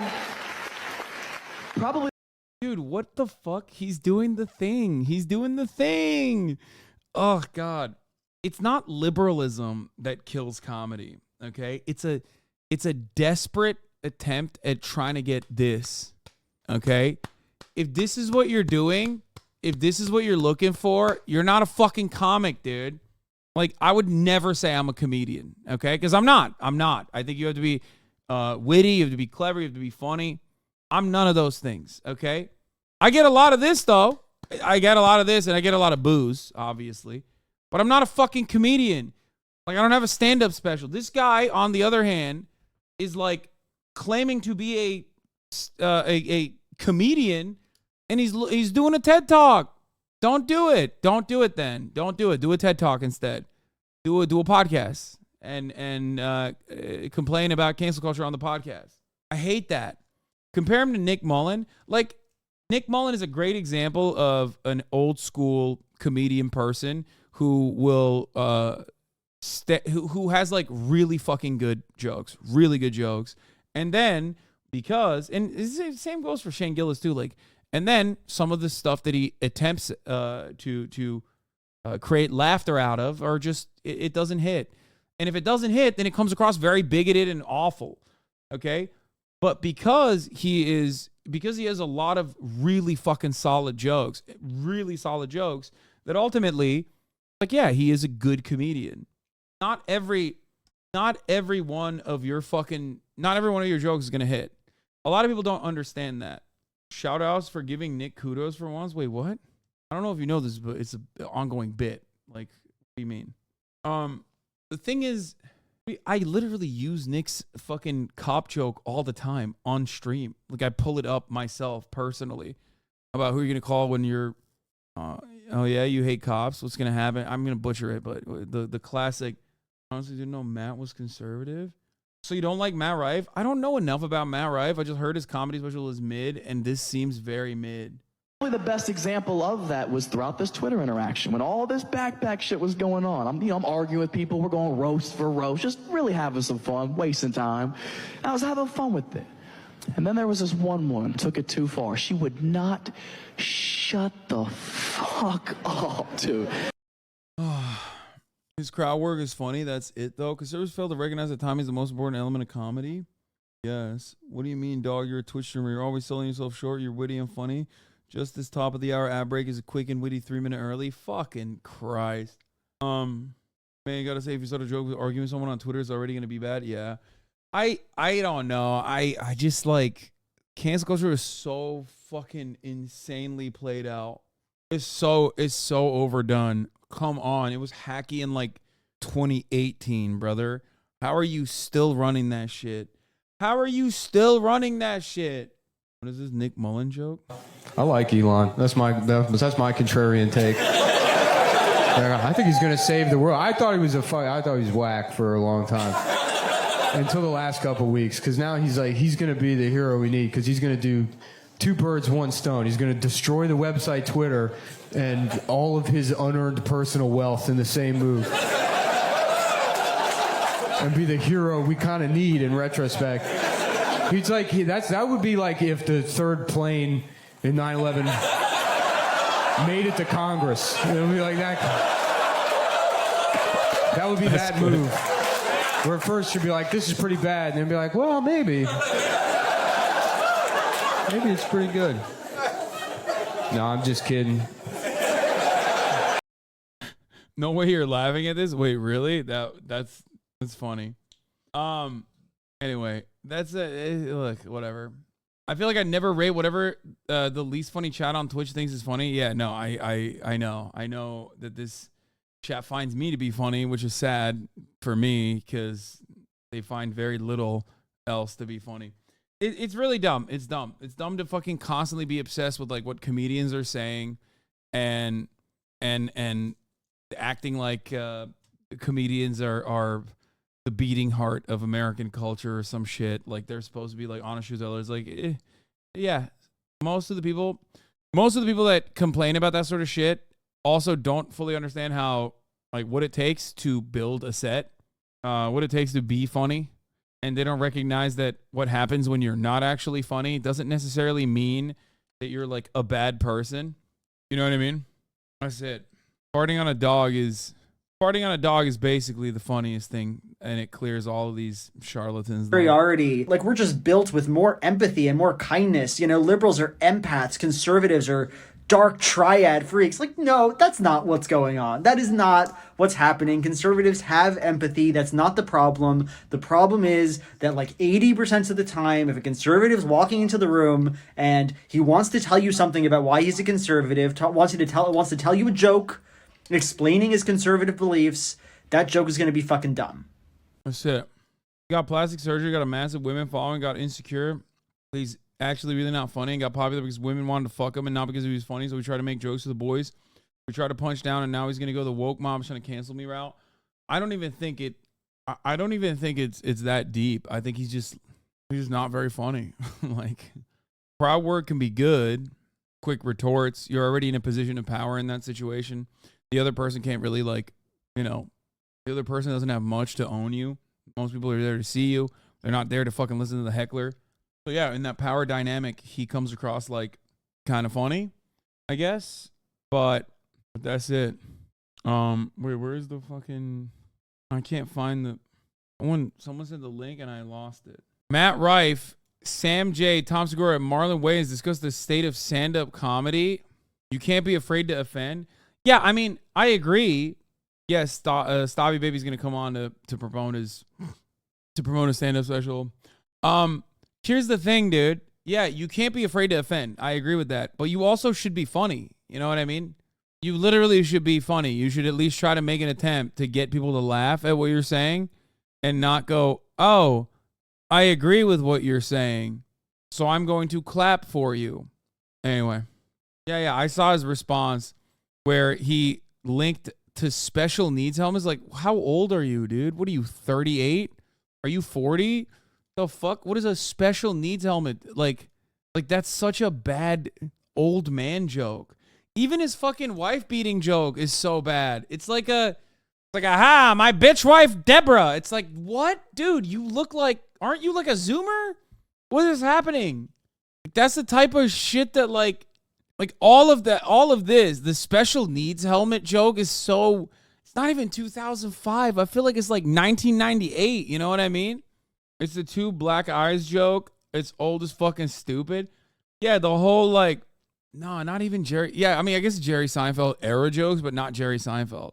It's like talking about domestic violence in the sense that where he was like, here's a link to my official apology. The link to his Instagram story leads to a medical website that sells helmets for people with special needs. He's like, ooh. He's so edgy, dude. He's so fucking edgy. Man, I'm pissed. The funniest part about this, in my opinion, is that most people didn't even give a shit because Netflix has like dumbass comedy specials that nobody gives a fuck about literally every week at this point. There's so many of these things that just keep getting pumped out and nobody cares. Like you're not Dave Chappelle, you know what I mean? And the only reason why people care about Dave Chappelle is because he's fucking Dave Chappelle. He has an entire library of content that is actually genre defining and very good before he made a fucking boomer ass heel turn and started constantly weirdly hyper focusing on trans people and crying about woke culture all the goddamn time. But even then, Dave Chappelle still has moments of clarity inside of that. Like I've talked about this before, like Dave Chappelle has the capacity to make a banger joke about trans women. Like he is skilled enough as an orator and skilled enough as a comic to be able to do so. Like the Beyond Pussy joke. That's funny. The problem is it's sandwiched between objectively unfunny statements that aren't even supposed to derive laughter out of you, where he just basically goes, yeah, trans women aren't women. I don't agree. I'm a TERF. Like, Jesus Christ. Like, how do you do the... It's not even offensive because it's transphobic. It is transphobic, right? He's saying he's transphobic. It's offensive to me, at least, as a cis guy, that he's just so hacky. Like, it's such a hack bit. And it just makes me sad to see someone who is such a great comedian just fall from grace so goddamn hard. You know? Why do you think he fell off so hard? It seems like he made an intentional shift to shit jokes. I can't understand why. Dude, I think he's just smelling his own farts. That's it. I think like when you get older, when you get super wealthy, you get out of touch. And if you don't desperately cling on to reality, if you don't have like a grounding force, if you're surrounded by people who are too afraid to say no to you or to like, or that you rely on for a different perspective, then yeah, saying Dave Chappelle fell off is wild wrong. I mean, he didn't fall off in the sense that like he's not as popular anymore. I'm saying that from my own personal assessment, and comedy is very subjective, from my own personal assessment of the matter, I think Dave Chappelle was a much funnier person, and his older stand-up stands the test of time. However, unfortunately, his newer shit, it kind of stinks. It's not that good. It's very hacky. Like the attack helicopter memes are so fucking played out. And I've gone into this and talked about it extensively as a longtime Dave Chappelle fan. I talked about this extensively as far as like why Dave Chappelle is so funny and so thoughtful and so good on like issues that pertain to the black experience in America. Well, it's because he understands it deeply. It's what he lived. And you can't really cut observational humor if you don't actually value the humanity of the people that you're observing. There's plenty of funny things you can say about trans people. Like there's a lot of humor there. It's a weird situation overall. Not to say that trans people are weird, but it's certainly a situation that lends itself to a shit ton of jokes. Problem is, if you're looking at it from the outside, all you can say is, look how weird they are. That's like a man in a dress, right? That's a man in a dress, lol. That's not a joke. That's just simply something that, you know, every fucking 4chan poll nerd has said. And that's not my expectation from one of the best comedians of our generation. From gaining 16 million followers on TikTok. Every single TikTok comment is requesting me to do more red flag crowd work. To shutting down Ticketmaster's server while selling out his world tour. This kid sold out a world tour in a day. Shut down Ticketmaster. At the age of 27, Matt Rife has already made some serious waves in the comedy world and has plenty of people talking. You got that guy, you have Matt Rife. Matt Rife. Matt Rife. This is Comedians on Matt Rife. He's suspect to me. Matt Rife is somebody, I look at him and I go, oh, I could beat him up. But he's a boxer, though. It doesn't matter. I feel like I can. So he wouldn't be. But you, I just know you would defeat me. Right. In a real, you would never, because your insides would go against it. My point, though, because you're a good guy. But I'm just saying, if we didn't know each other, and I went in and I, you know, hoogly boogly your kids, you know what I mean? You know what I mean? Yeah, you're saying I could get it to a level. What does hoogly boogly mean? Who knows? Who knows? Because I would do this hoogly boogly. Because I think you know what the difference is. Because I think I know a little bit more about history. This guy's more funny than the comedian. What do you mean? That's Bobby Lee. He's a comedian too. What are you talking about? Matt Rife. So my hate for Asians is more than him. Because when you look back at history, you really want to hate the Asians. Can we talk about that real quick? Yeah. As you gotten more successful, has the bitterness worn off? 100%. Really? Yeah, everybody gives, I don't want to say his name because everybody mentions him, but like the hot guy with the shirt off, everybody's talking about him. Can you believe this guy? And there's all these pages dedicated to hating him. And I'm like, I don't care. Let him do his thing. He's killing it. Yeah. What do I give a shit? But if you were 20 starting comedy, do you feel like you would have felt Probably, yeah. some animosity? Yeah. And I know a lot of big comics now who used to have podcasts solely to shit on other comedians, and now they're huge, and they don't do that. Yeah. It's all insecurity. And no one internalizes. No one goes, maybe I suck. Most dudes that look like that are not that funny. Yeah, and most dudes that look like that are women. Right. I mean, no joke. I love Matt. It's awesome. It's awesome to see anybody doing well. But nobody has. I mean, Matt, it looks better than a lot of the women that I've dated. I think honestly. He's beautiful.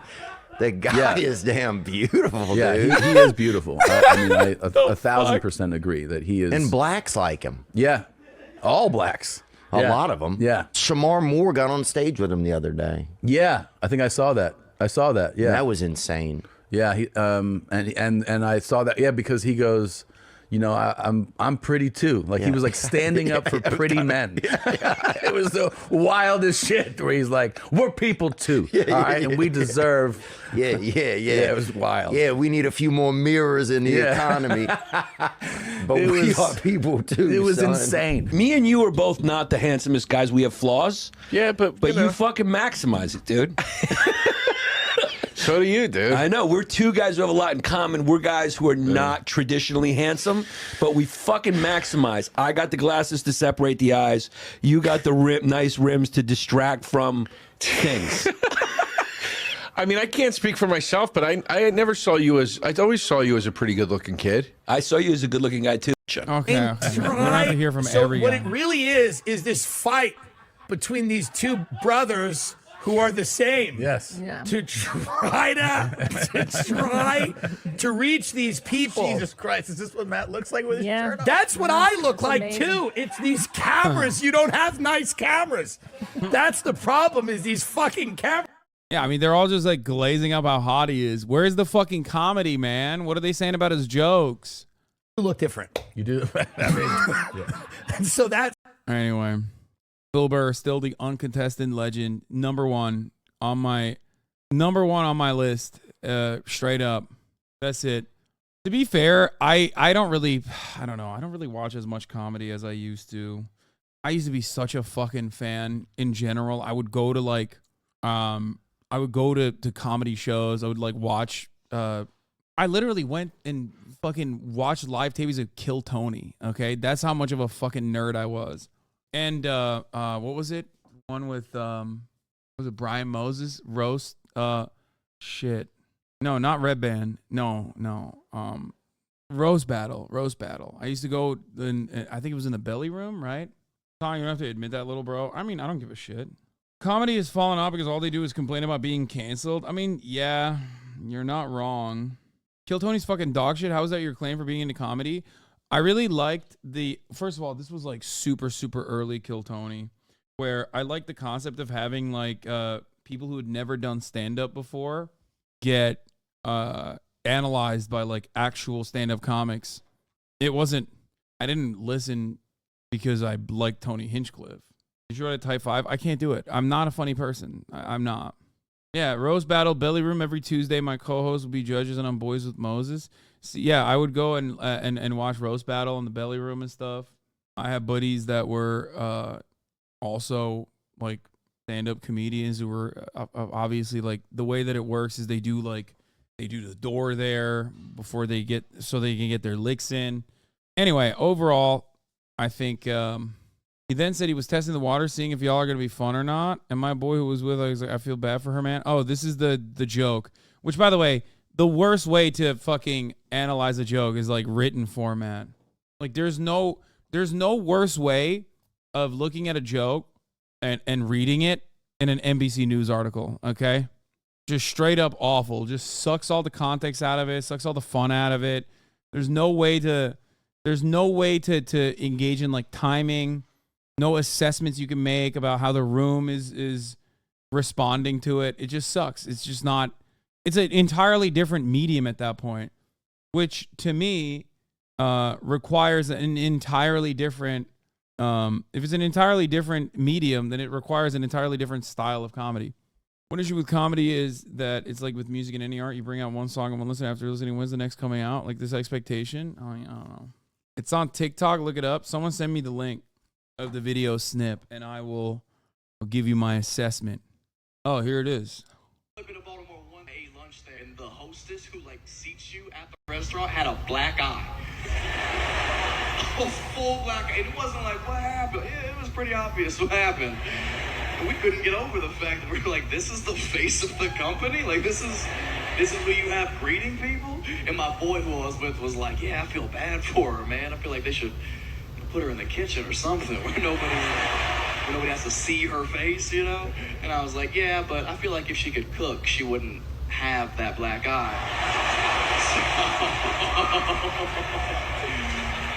So, testing the water, seeing if y'all are gonna be fun or not. Yeah, I mean, it's just, it's such a fucking old bit, dude.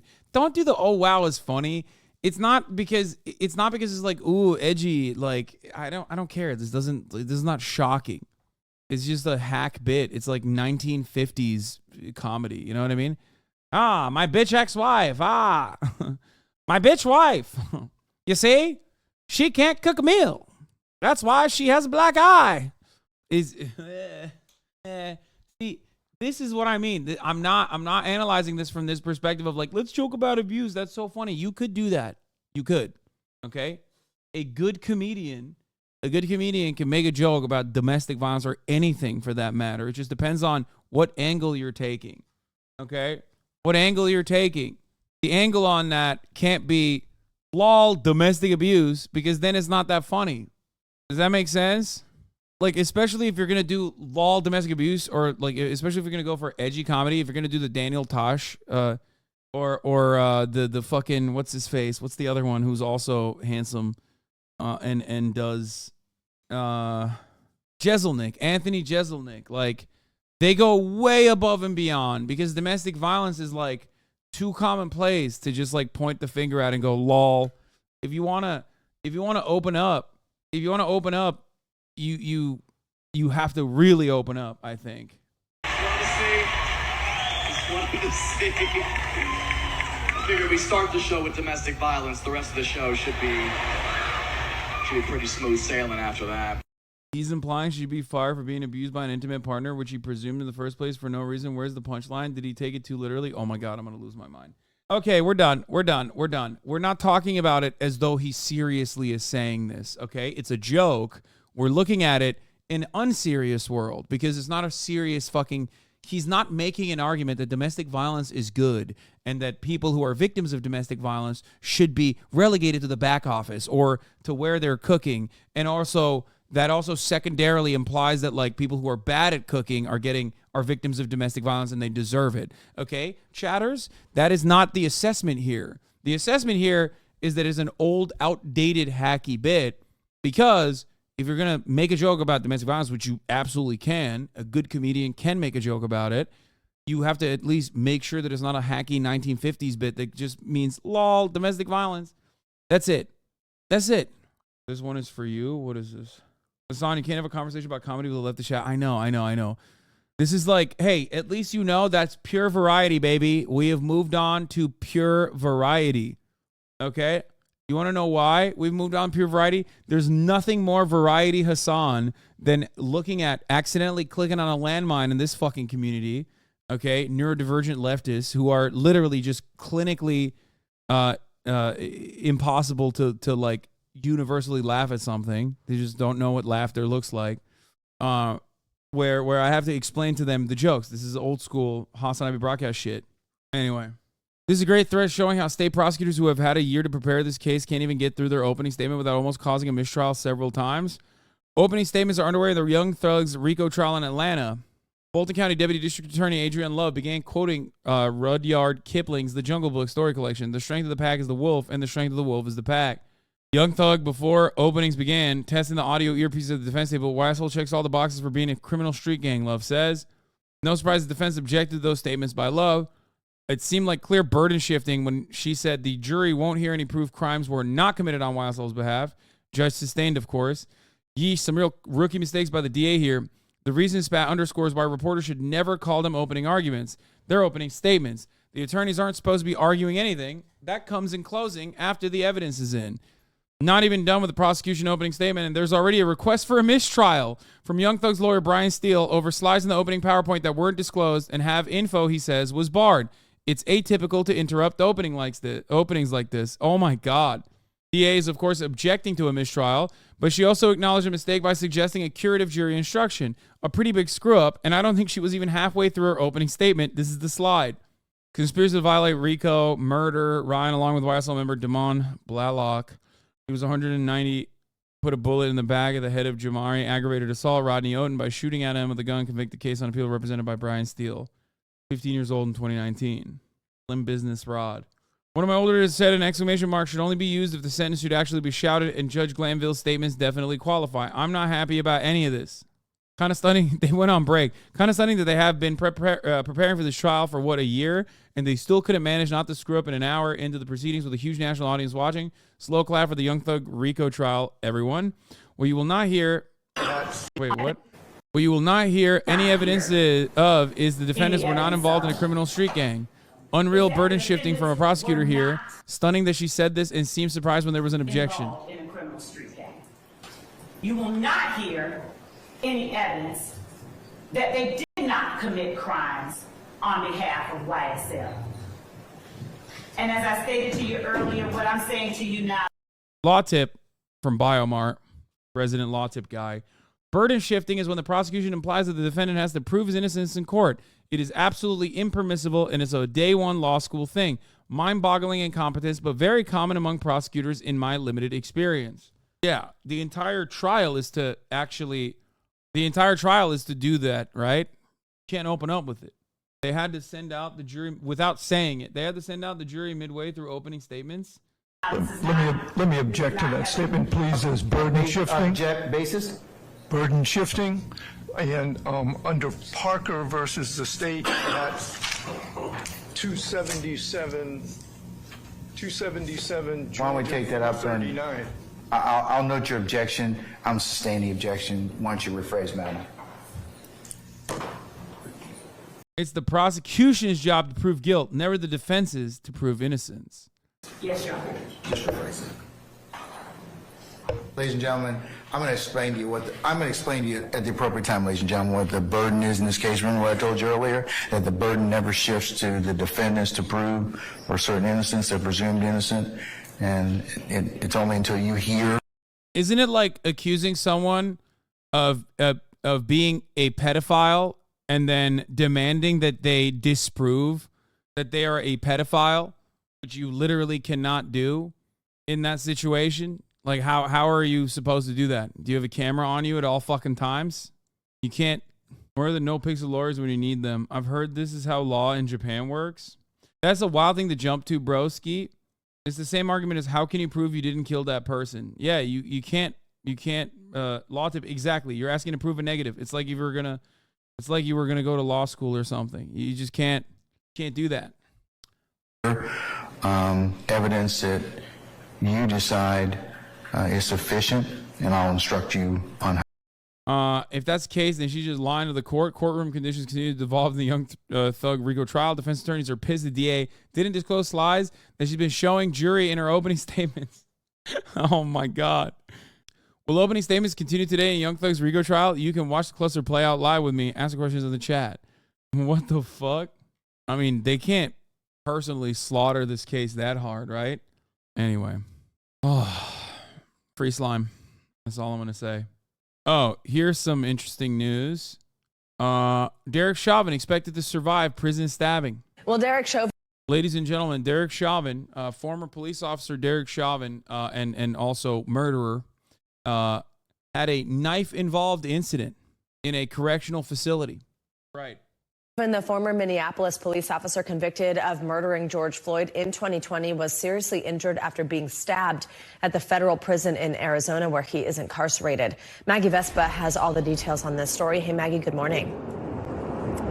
Hey, Savannah, good morning. Yeah, while officials say Chauvin, who is serving both state and federal sentences, is expected to survive this attack, there are a lot of questions this morning as to how exactly this could have happened. And that being said, a quick warning, some of the information and some of the images in this story may be disturbing. What do you mean, how could this have happened? Like, it's pretty obvious. He's a cop in prison. What do you mean? This morning, former Minneapolis police officer Derek Chauvin hospitalized after Chauvin, convicted of murdering George Floyd, was stabbed inside a medium security federal prison in Tucson, Arizona. We are adjourned. Chauvin was seriously injured but is expected to survive, a law enforcement source tells NBC News. The stabbing took place around 12:30 p.m. Friday, according to the Federal Bureau of Prisons, and required life-saving measures before Chauvin was rushed to the. I love when Republicans look at a story like this and become like abolitionists. And they're just like, wow, we need to immediately release Derek Chauvin from prison. Actually, how could you? These conditions are so awful. It's like, oh yeah, really? Like the only time you want someone to be released from prison because of the torturous conditions and like the genuine danger that it constitutes to one's life is when they're when they're acting out the desires of white supremacists and engaging in like otherwise state-sanctioned murder of black men. But this one was so unquestionable, so beyond the pale that like even a cop went to fucking jail for it. That's the one time. The hospital. It's unclear what happened and who stabbed him. The Minnesota Attorney General stating, like any incarcerated individual, he should be able to serve his sentence without fear of retaliation or violence. Chauvin's attorney slamming the prison for a lack of institutional control and transparency and claiming Chauvin's family has received no update on his current condition or location, stating it appears to be indicative of a poorly run facility and indicates how Derek's assault was allowed to happen. Dude, I'm beginning to realize that in order to have prison reform, in order to have like criminal justice reform and prisoners' rights in this country, we just have to jail way more like conservatives in general. And not like the fucking meth head trailer conservatives. I'm talking like conservatives that have like a national profile, like Kyle Rittenhouse, like throw him in jail. Why? Because this is the only time these dumb motherfuckers ever go, oh my God, the conditions are gruesome. When they see someone that is acting out their fantasies, like their white supremacist fantasies in broad daylight, get arrested, they all of a sudden are faced with the reality that like maybe they would also face legal scrutiny for behaving in that way. And therefore they start looking at prison in a very different way. Straight up. Suddenly they are very empathetic to the otherwise white supremacist criminal justice system. Where they're like, fuck, man. We got to fix this shit up. We got to fix it up. Like, remember when people were talking about Fulton County when Donald Trump was slated to, I mean, who knows? Maybe he will go to jail. Probably not. But conservatives are talking about the gruesome conditions of Fulton County. I was like, wow. At Fox News, they were talking about that when in 99.9% of circumstances when like conservatives are talking about the gruesome conditions of prison, they're like saying, no, this is the price you pay for violating the law, for doing a crime. But the one time you got like January 6ers in prison, or you have Donald Trump possibly going to jail, all of a sudden they're like, our prison's obsolete. We have to abolish prisons. Why is it that the carceral structure is the only way that we can genuinely try to stop crime from happening? I mean, it's not even deterrence is not a good metric for success. I mean, look at the recidivism rate. I mean, let's compare this to Norway, please. What happened? I thought you loved that shit. What do you mean? Find the defendant guilty. In 2020, video capturing Derek Chauvin kneeling on George Floyd's neck for about 9 minutes rocked the world as Floyd cried out, "I can't breathe." Floyd's death sparked a massive nationwide wave of protests demanding racial justice, and an investigation found that Minneapolis and its police department engaged in a pattern or practice of race discrimination. Terrence Floyd, George Floyd's brother, speaking out about Friday's incident, telling the Associated Press he wouldn't wish for anyone to be stabbed in prison, stating, "I'm not going to give my energy towards anything that happens within those four walls because my energy went towards getting him in those four walls." And some important context this morning. Chauvin, as part of his plea deal, was transferred from a high-security facility in Minnesota to that Tucson, Arizona prison. And experts tell us it's entirely possible that following this attack, he could be transferred to yet another prison. This after, by the way, the Supreme Court last week rejected Chauvin's appeal for his murder conviction. Savannah. All right, Maggie Vespa, thank you so much. Thanks for watching. Damn, dude, that's crazy. Yeah, I mean, look, I'm consistent on this. I don't think anybody deserves to be fucking shanked in prison. Okay, that's not the crime. I'm not a believer in capital punishment. Straight up, I'll say it. You can say nah, I do or whatever. But like, if you're asking me what my personal opinion is, no, I don't think anybody deserves that. This was the last thing I wanted to cover, which is what is this? This sent me after Candace Owens found that Derek Chauvin got stabbed. Okay, dude. All right. I'm pretty sure murderers deserve capital punishment. No, they don't. What the fuck? What do you mean? My man said murderers deserve capital punishment. That's insane. What the fuck? This wouldn't be capital punishment, but no, I'm saying that because I'm not in favor of capital punishment, I, of course, am also not in favor of like, someone fucking getting stabbed to death in prison in general. Like people always play fast and loose with the whole like prison rape situation, and it's like that's not a additional secondary side effect of being in prison. That's just more crime. It's awful. Like no one said that. No, but it's the same principle behind it when you're like saying, yeah, someone got stabbed in prison, good. You're basically playing into that. It's like it's capital punishment by other means. Somehow even worse than capital punishment, because like he wasn't even slated to be executed by the state, which I still do not think is appropriate. Bro, you're a 40-year-old man having no idea what you're talking about. Your entire opinion is just based on assumptions. When are you actually going to properly research a topic? What are you saying that like you're in favor of capital punishment? Like, I don't understand. Also, you're saying I'm a 40-year-old man. You have your literal son on your PFP while you're on Twitch. That's kind of weird. You okay? Yeah, it's my favorite thing now is people just being like, dude, your opinions are not well researched. And it's like they never actually have like a particular thing that they're upset about, especially one that I haven't addressed a million times over, or they could find out for themselves if they watch like a full video on my YouTube channel. It's just motherfuckers being like, yeah, dude, you're just stupid, which is what I hear all the time. It's just you're trying to say it in a different way. Like, just come in and tell me what your objections are, what you think is like where you have a disagreement, you know? Very interesting. Anyway, chat room is an open floor. Say your piece or quit yapping. I mean, I'm in favor of the yapsters. I just want to know what the fuck they're saying so I can address it. All right, let's look at this. So this is apparently a letter written. They're claiming that a release Israeli captive held by the Palestinian Resistance writes a thank you letter to the Palestinian Resistance for their humanity and great care. Obviously, this kind of stuff I'm not going to immediately believe. You know what I mean? This, especially because it's in written format, it's a little bit different than like being on camera, being on video, you know? So the generals who accompanied me in the past few weeks, it seems we will part ways tomorrow. However, I sincerely thank you from the depths of my heart for your extraordinary humanity shown towards my daughter, Amelia. You've treated her like parents, inviting her to your rooms, making her feel that you're not just friends, but true, caring loved ones.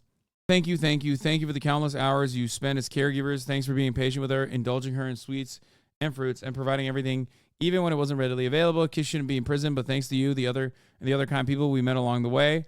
My daughter considers herself a queen in Gaza. Oh, fuck. And in general, acknowledges feeling like the center of the world. Throughout our long journey, we encounter individuals from various ranks and leadership. Each treated her with gentleness, warmth, and love. I will forever be a captive of gratitude because she didn't leave here with a lasting psychological shock. I'll remember your kind actions despite the difficult situation you were dealing with personally and the tough laws you faced here in Gaza. If only in this world we could truly appreciate being kind friends. I wish you all good health and well-being. I wish health to and love to you and your families. Thank you very much, Danielle and Amelia. Yeah, no, this sounds a little bit too heavy-handed. You know what I mean?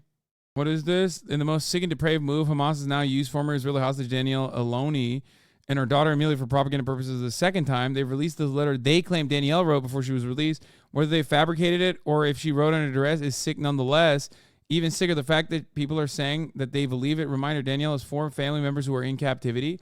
Okay, first of all, I like that you sent me a Yashar Ali post to be like, yeah, I'm thinking it's not real. If anything, this shows that it might be more real. Okay, so that's number one. Number two, I personally don't think it's real because it's like so incredibly heavy-handed. Okay, it's just like you can analyze it directly by reading it and going, okay, well maybe it's a little bit too much. It's a little bit too much.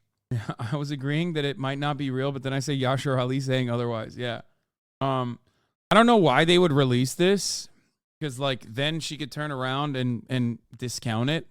Like, she's been released. You know what I mean? So, she isn't? She didn't? What do you mean? No, I'm saying it's propaganda to release something like this, right? But then if the fucking person if the person is released and they don't deny it, then all of a sudden, you know, then the propaganda sticks. But if she denies it, then it's counter-propaganda. The IDF will be like, this person is terrible, and the Hamas is terrible. They fucking made a lie. I do think that it's understandable and perfectly valid that to assume that the captives were treated to the best of Hamas's ability to treat them adequately and appropriately and take care of them because they're bargaining chips. I have time and time again yelled at people who have said silly things like, oh no, they fucking kidnap them so they can like rape and torture them. It's like, what are you saying? Why the fuck would they do that at all? Why would they literally go through the trouble of kidnapping them then? They could have just kept doing that inside of Israel. Like, it's insane. It doesn't make sense. Like, the amount of logistics that you put towards an operation like this is the entire point is to return the hostages for the hostages kept in Israeli detention. Anyway, I think this is the lady that wrote this, right? And she's the lady who was like screaming at Netanyahu. And I mean, it could be one of those instances, as Tamar said, where she's one of the peaceniks from the kibbutzim who fucking despises Netanyahu and thinks Palestinians are human. A lot of those ladies and a lot of those people literally fucking work on transferring Palestinians into Israel to get medical care that they can't get inside of Gaza. So like a lot of the people in the kibbutzim like that were killed and also taken hostage were unironically some of the more tolerant towards Palestinians. So maybe, but even then, like Yochevitz Lifshitz, the older lady that oh yeah, she's the one in the middle, exactly. The older lady that was released early on. The older lady that was released early on straight up spent most of her life transferring Palestinian like cancer patients into Israel. So that's why I believed her when she gave her testimony immediately after she got medical care. So that makes sense. Like ideologically, these are some of the most like pro-Palestinian people in Israel, you know? And yeah, if it gives them an opportunity to shit on Netanyahu, humanize Palestinians, it could be the reason. But I don't know. I think this is way too heavy-handed. Like I said, it's way too heavy-handed. It is beyond, when you are told countless lies saying the other side of terrorists and have nothing but genocidal thoughts, when you get there and they treat you like a human and might even treat you kindly, you can be extremely grateful. No, I think these people know that Palestinians are humans. Like, that's what I'm saying. These are some of the few. But like I said, it does scream so over the top that I don't know if it is real or not. I can't speak conclusively on that because I don't know. Maybe she's just gushingly happy about it because she did get released though. Would you say ELON news? Maybe I'm wrong. Possible cyber attack on Israeli emergency numbers? I don't know what you're referencing. Are you speculating? Yes, I am speculating. Yes, I speculate all the time. It's what I do. If you got a problem with my speculating, I don't know what to tell you. See, the fucking audio is fixed now magically, which is crazy. Wake up, babe. HasanAbi gaming time. Dude, I'm gonna be honest, like part of the reason why I didn't want to play this, how do I fix it? Nothing. I turned it on and it was fixed. Part of the reason why I didn't want to play this part is because it's very scary. Okay? This is a very scary part of the fucking game. Fuse was in place. Saga stepped into the witch's hut. Inside, a bright light. There were objects that stood out to Saga, as if the light had manifested them. The witch's hut. Okay. The fuse was in place. She found it among the junk in the forest. Saga stepped inside the witch's hut. Something rushed through her. A presence. Familiar. She couldn't quite place it. Something long forgotten. She tried to hold on to it, but it was already gone. Inside, a bright light. Saga felt safe, like nothing could hurt her here. There were objects that stood out to Saga as if the light had manifested them, pulled them from the darkness. A shift in reality, heavy with hidden meanings. A coffee thermos, a shoebox, a mop and a bucket, a poster on the wall, and in the cabinet, another manuscript page. Okay. Scary gaming, scary gaming, scary gaming, scary gaming, scary gaming. I know Nightingale is somewhere around Cauldron Lake. The tree was a threshold. This place and the dark place. You're in over your head. Next stop, Caldera Street Station. The threshold, like a doorway, leading to Nightingale. Okay. Somehow connected to a tree. Witch's ladle? I feel like I'm gonna get cooked here. This is like, it's nighttime now. I gotta find the motherfucking threshold. And I'm also rushing towards this dummy. And I don't like that. Like, I don't like that I'm literally rushing towards this fucking person. You know what I mean? I'm rushing towards this, like, fat guy. I also don't know which way I'm supposed to be going. And I also have to poop, I feel like. And I'm worried that I'm gonna poop myself. I don't know if I'm going the right way. And the sun is like really weird and creepy when it's oh, Witchfinder Station. Okay, I gotta go this way, I guess. I just don't want to do this. Like, I don't want to do this at all, you know? What the fuck? Oh, that's just a tree. Shit. How do I get through here? Like, is there a way to get through here? Check your goals triangle. Yeah, locate the witch's hut. Use the map. Oh, I'm going the wrong way. Still going the wrong way. Fuck. Which way? Still going the wrong way. I'm literally just always going the wrong way. What the fuck? Okay, I'm going the right way now.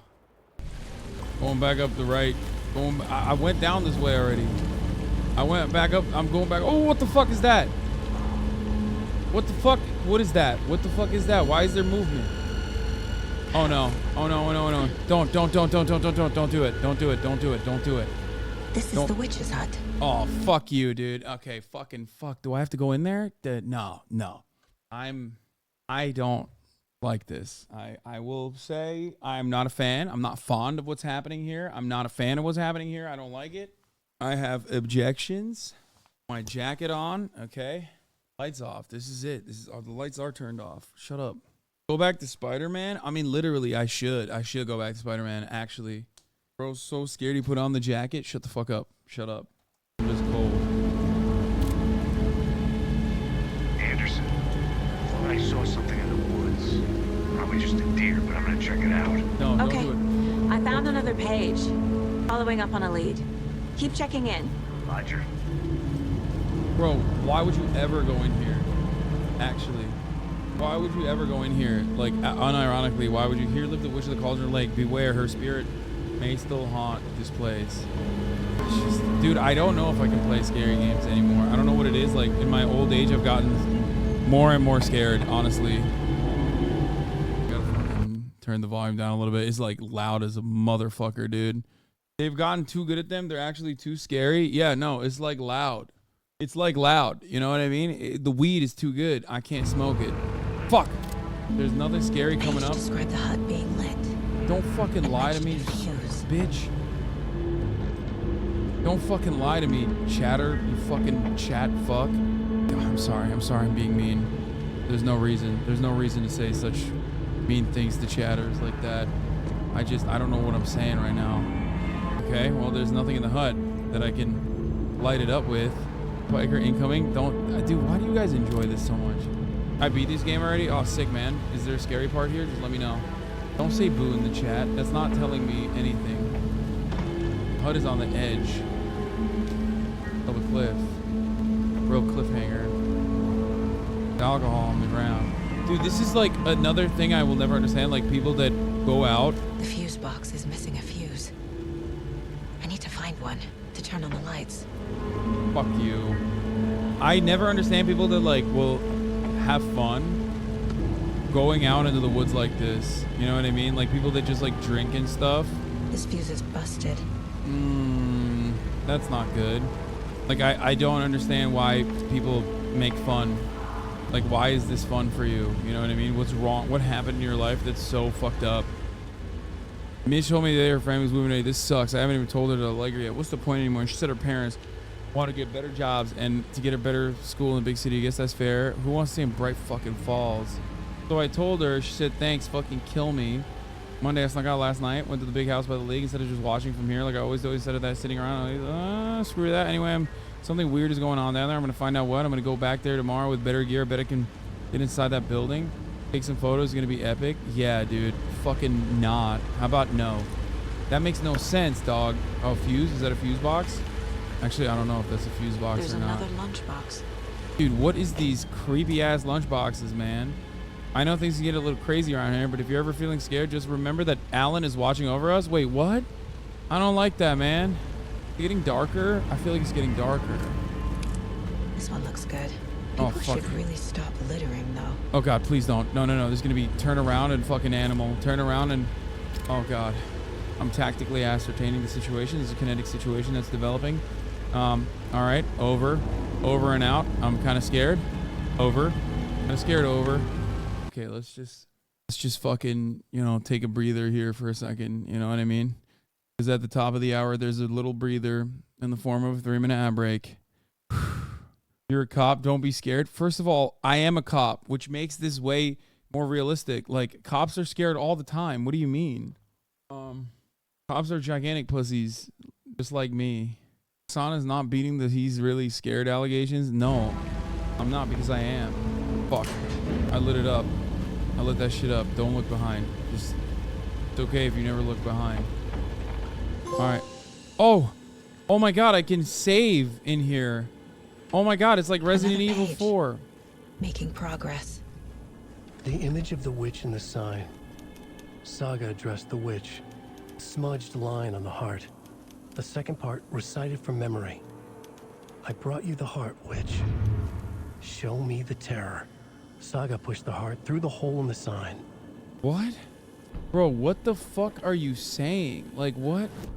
Yo, Alan, just fucking give it to me straight, brother. What do you mean? Like, I don't understand what this flowery ass language is. Witch's ladle, towering over Saga, watching her and the witch. The image of the witch in the sign. Nightingale's heart, a cold, dead lump in her hand. Her definition of sanity had changed since she arrived in this town, but she trusted the pages, was forced to. Saga addressed the witch. She squinted to read the first part of the ritual words, the smudged line on the heart. The second part recited from memory, the words she had read on the page. I brought you the heart, witch. Show me the terror. Saga pushed the heart through the hole in the sign. This was the key. The tree was the threshold. Dude, that's terrible. Where's the heart? I don't know where the heart is. And also, home is where the heart is. I should just go home. I already took care of all this. The page from the witch's hut seems to be describing some kind of ritual. Fuck, man. Nightingale's heart disappeared from the morgue. Where is it now? Fucking crikey. What is the ritual? Oh, God. This is the ritual. To get into the overlap, I need to find Nightingale's heart. Read the line in print, plus the line on the page to the witch's ladle sign. Then push the heart through the hole in the sign. I don't like that. Have you played Senua's Hellblade? No, I have not. There's a warm cup of tea and coffee and cakes. What's happening? Maybe it's in here? Nope. Doesn't seem like it. Okay, what the fuck do I do now? Wait, what is this? Did you notice how it wasn't there before the light turned on? Perform ritual at the overlap. Find Nightingale's missing heart. Where the fuck am I gonna get the goddamn... Where am I gonna get the heart? I don't know where the heart is. Aw.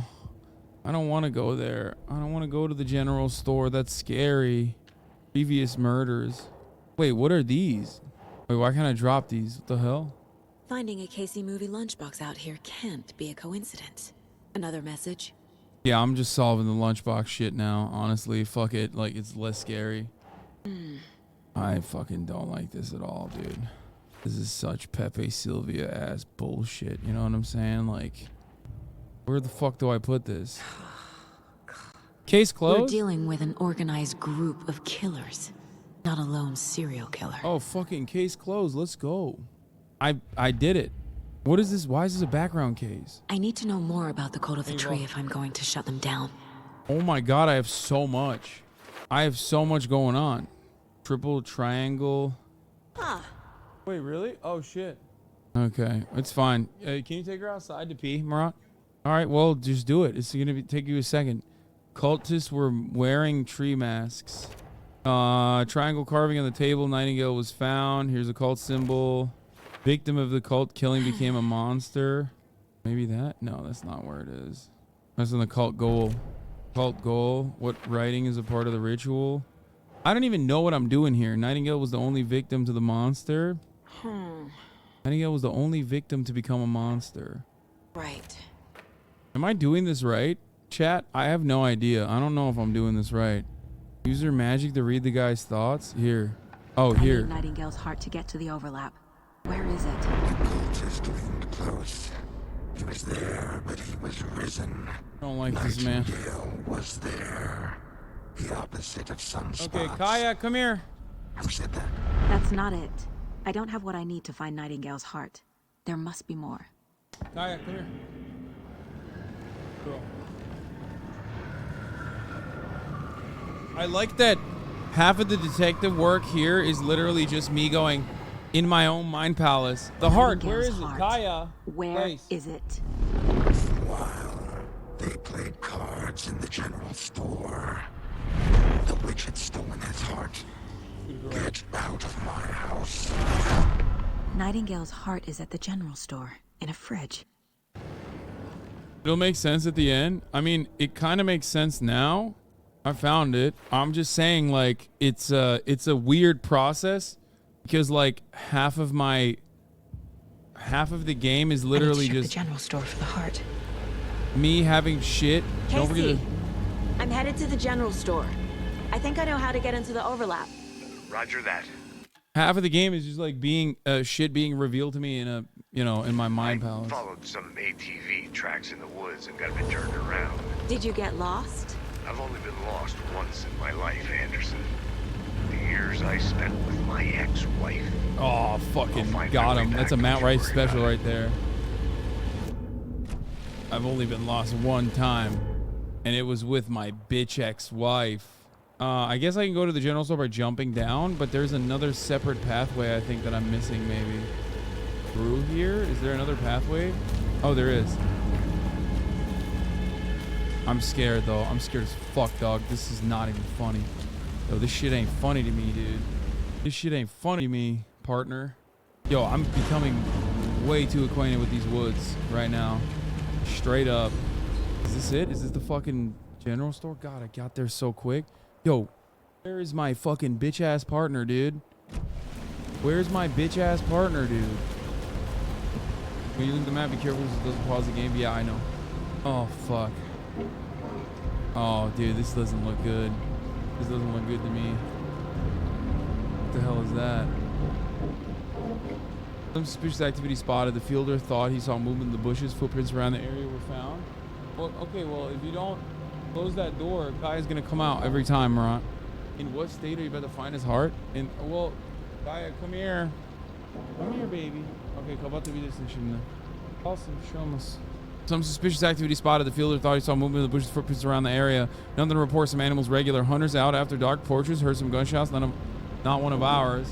He's completely safe. There's not a jump scare coming. Dude, why? Why do you guys do this to me? Why? Why do you do this to me? Why do I do this to myself? Gotta keep an eye on these people. They could get more than they bargained for. In the general store. I need to check it out. I'm in the general store. I'm definitely getting attacked here. There ain't no fucking way I don't get attacked here, dog. Ain't no way, no how. I hate this. Oh! What? Oh, it's an animal. It's a wild animal for sure. It's a jabate. It's a wild animal jabate. 100 P. It's gonna be deer. I know what this shit's like. What is happening, dude? Wait, oh, the door. Oh, fuck, the door closed. I mean, the door fell. Ah! Toggle flashlight booths to burn through the darkness surrounding your enemies. Oh! Wait, do I hit him in the heart? Ah! Ah! What am I doing? What happened? This is not how the story goes. How does the story go, motherfucker? Bro. Okay, that was some real cop aim shit right there. I followed some ATV tracks in the woods and got a bit turned around. Wait, no fucking way, dude. It's like there's no checkpoint system. Please tell me there's a checkpoint system. I have to save every time? That's your checkpoint? No, I meant like auto save. I've only been lost once in my life, Anderson. The years I spent with my ex-wife. Yeah, I'll my find way back, ex-wife. Don't you worry about it. Fuck. Oh, man. If you're this scared, what? Now you know what to expect? I mean, not really. It's still gonna scare me. Practice dodge, you will need it. Oh, it was a deer. I was right. So what do I do? Save? I can't save here, man. I can't. See, it's only resume game load. Why is everybody saying save? L1 to dodge and shoot glowy bit or head. The glowy bits on the bodies do extra damage, but you can only destroy them once. Always aim for the head. Okay, got it. Why don't play on PC? Is Alan Woke on PC? I don't think you can. Where the fuck is it? Ugh! It scared me again, dude. How is that possible?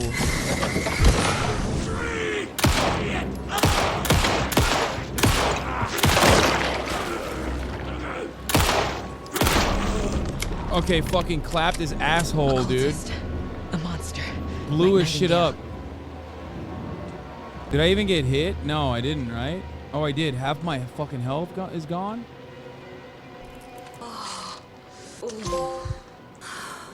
Damn, bitch. Fuck you. Assign items to quick use? Oh, yeah, true. First try, 0 deaths. Apex Gaming, not even scared. I feel like there's going to be more of these motherfuckers outside, and I don't want to go outside to trigger that event. You know what I mean? I don't want to do that at all. Quick slot the gun just in case? Really? No. Fucked it up. Fuck, I fucking fucked it up. How do I get out of this? How do I... Oh, I guess I equipped the gun, huh? Okay. What? Oh, I gotta blast this shit, right? Boom. The text on the heart is clearer now. The wave crashed on the far side of the mirror. What? There it is. What do you mean? Oh, words on the heart. Sounds literary. There's a pouch expansion in this area. Pick it up. Trust me. Previous murders. The cult of the tree is behind these murders. This case just became much more complicated. I'll need to start a new file. But it's my first cult case. Exciting. Daddy's not gonna like the enemies in Alan's world. I don't like the enemies already. Isn't this Alan's world? I feel like I recognize this. I'm just living in it. Fridge. The heart. I knew it would be here. Like I saw it in a dream. And now I need to give the heart to the witch. Makes total sense. Total sense, dude. Yeah. No. Definitely not nonsense at all. Check with Lady Fortuna at the counter. Gotta open that shit up. Hey, got the pouch. Let's go. Gonna be more motherfuckers that jump at me here. Bro, stop giving me the code. I want to fucking look it up for myself, okay? Don't forget to update the code. Auto A 5 13 17 23 39 45 705, then 713, then 717, then 723. They're all scribbled up. Palm reading, crystal ball gazing, interpreter for dreams. 202 555 01 705 713 717 723. It's 739, I suspect. Also, classic chatter was lying to me. Oh, fuck me. Is this shit pog or what? Quick slot weapons in the inventory. I got the shotty, but there's not enough bullets. Oh my god. Save regularly? Man, I can't save. What are you saying, Lee's the range gray name? Like, what do you mean, save regularly? You think I don't want to fucking save? I can't. It just only lets you save in limited areas, like the break room. I feel like I'm cooked. Just save, lol, is like... I'm just a bot, a reminder. Trust me, if you think I don't want to fucking save every waking goddamn moment, like, kill yourself or you get killed immediately, I just did. Casey, there are cultists in the area. They're taken, like Nightingale. What? Watch yourself out there. Yeah, thanks for the heads up. I'm still finding my way back. You have the worst sense of direction. Any city in America I can get through drunk and blindfolded. It's these damn trees. Okay. I'm en route to Witch's Ladle. I need to perform a ritual to open the overlap. This case just keeps getting weirder. But it is exciting. I don't fucking like this shit at all, man. I'm gonna go back. I have a feeling Casey's gonna die. I don't know. No, I agree. Casey's 100% dying.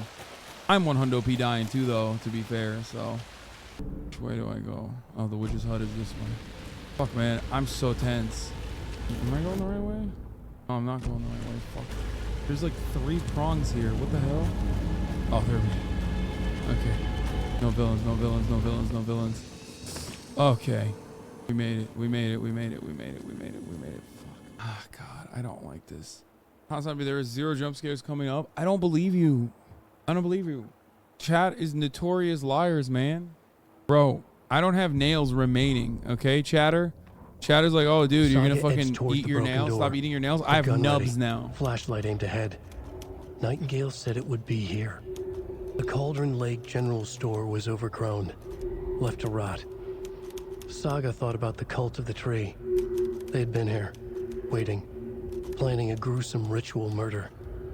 Meanwhile, they played cards in the general store, like it was just another late-night poker game. Saga stepped closer to the door. Had the animal broken it? There was a loud crash. Saga found herself face to face with a cultist, a hulking figure in a raincoat. We watch in the night. Wild eyes behind a plastic deer mask. An axe in his raised hand. God, I hate this. It's like physically painful for me to fucking play this game.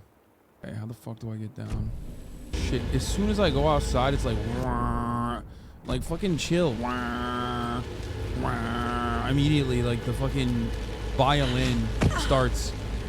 The string quartet absolutely cooks me, you know what I mean? Oh, what is that? Is that a bird? Is that a burb? Yo, chill. Is that a burb? I don't fuck with that. It's getting louder. Oh, there it is. Oh, there he is. Yo, what's up, big dog? Oh, shit. Why doesn't he... Oh, what the fuck? Oh. Oh. Why isn't he dying?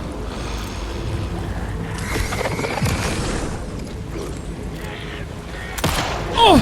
Oh, fuck. Oh. Oh, God. Oh, God. I turned off the light flashlight. Fucking fuck. Where'd he go? Hey, fuck you, man. What? What the fuck is that? What the fuck's he throwing at me?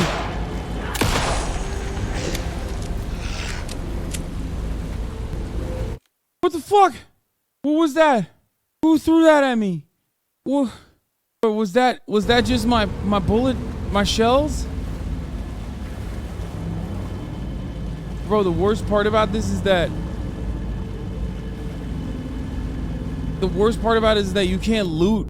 You can't loot the zombies. Like, I need me a good looter. I'm so out of bullets almost. Use the bigger gun. It's only got 2 bullets. Dude, I don't want to do this. Bismillahirrahmanirrahim. Oh my god. Go back and save again? Wait, really? No. Do they rise up again when you fucking... The wave crashed on the far side of the mirror.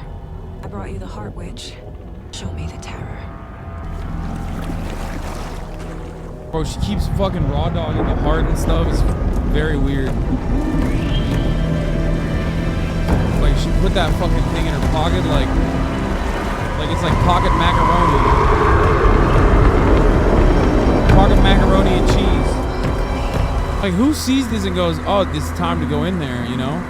That's weird. That's an odd thing to do. Me, I guess. That's me. I'm going in there.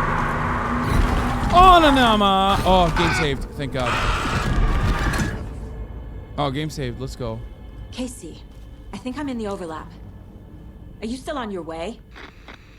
Casey! Casey, do you read me? Fuck. Bro, she is okay, so... Saga. Going in solo. Bro, this is the thing that I don't get. First of all, Alan Wake is kind of a bit of a cornball of a writer. Okay? The whole like, okay, I guess Saga is going in solo. Like, that's such a fucking corny ass writing technique. That's number one. Number two, like, why is she so nonchalant? Like, what's happening? Why is she so... Let's discuss. Not because I'm scared of anything. Yeah, I'm not. I'm just, you know, I'm not stalling because I'm scared. It's written by Finns. Nothing phases them. What do you mean, dude? You know what phases the Finns? Russians, okay? They fucking joined NATO. Clearly shit phases them, okay? Oh, look at that. Another sign. She's very much a girl boss, this lady. Okay, this place looks way too cozy. Logan? Logan! What? Where are you? There ain't no fucking way, dog. What the fuck was that? That's your Logan's son. back in Virginia. You're imagining things. Wait, did I go the wrong way? Am I going back into where I came? Did I fuck this up? I keep fucking going in circles, man. Oh, no, it's not. I think. Oh, we're going into the Trissy. Oh, shit, dude. Oh, fuck. It's Trissy time. Uh-oh. What is that? Please help me. What was that? Bro, fucking chill, dude. Oh, jumps are ahead. Yeah, no shit. I can tell. I'm already jumpy. Fuck, dude, I don't like that. Did I get turned around? No, this is right. This place is looping like a nightmare. Okay, I gotta go to the water, I think. Look at that aberration. Use your other gun, man. I agree. I don't know why I was using the wrong one. Oh, another manuscript. Thank God. It's great. I'm so excited. Need to find Nightingale. Fucking mind freak ass manuscript. Fucking stupid ass Alan Woke. Dumbass bitch. I hate him. The writer went into the lake, banished the dark presence. Taken still lurked in the woods. The dark place receded. Current pulled back those with darkness inside, into the lake. Nightingale was there, one of them. The dark presence, Jagger had taken him. Witch had stolen his heart. They sank beneath the waves. The dark place, wandering in the shadows, muttering to themselves. It's dark. I'm lost. It's dark. The Where dark am I? place. It's dark. Who am I? I can't remember. It's cold. Premium cabins for rent in Bright Falls. Who said that? Can you hear me? I need help. Please, stop this. What did I do? You must dig it out. Their shape shifted.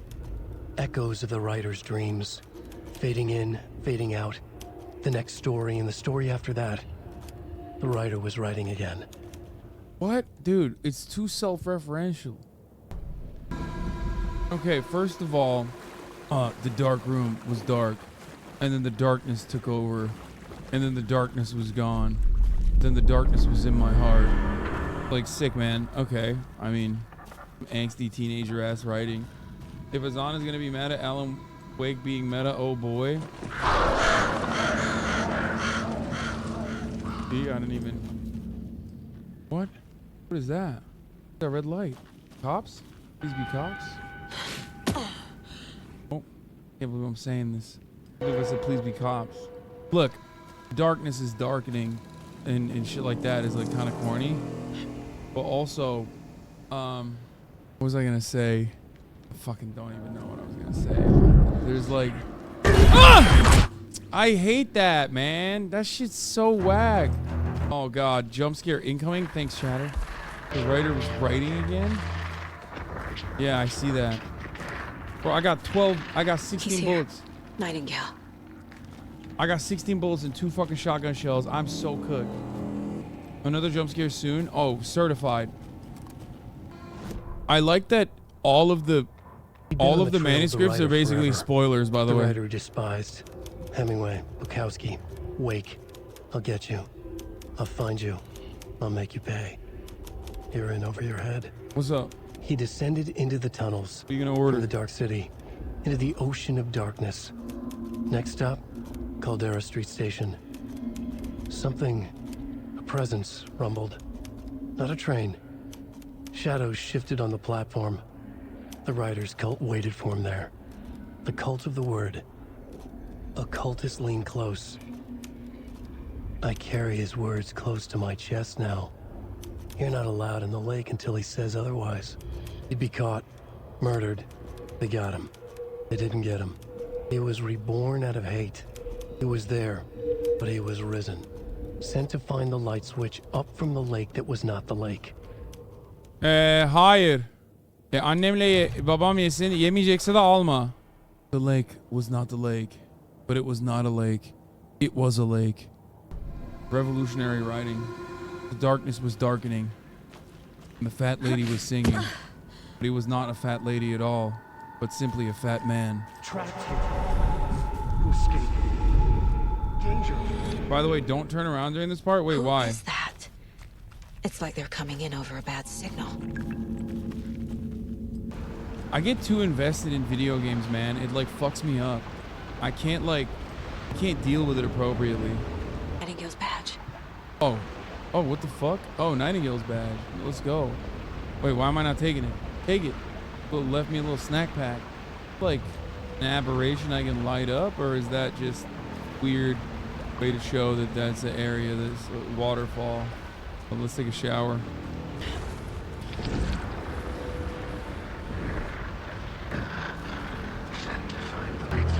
Dude. Okay, hold on. Murat keeps coming in and out, and it's like scaring the fuck out of me because this game. What did you order?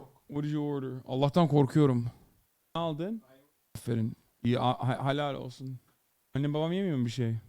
Ne? Ne? Murat wouldn't be scared? Oh, dude, Murat is worse than me. Murat gets way more scared than me. Murat is just like me. Listen, in real world circumstances, things are very different, okay? But like scary games and scary movies and stuff, like I don't think he fucks with them either. Neither of us do.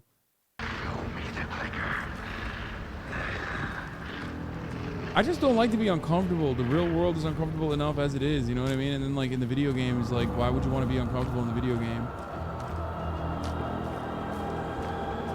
But also like I don't want to play Stardew Valley either. You know what I mean? What the fuck is all this shit? Alright, where's he gonna pop up? Come on.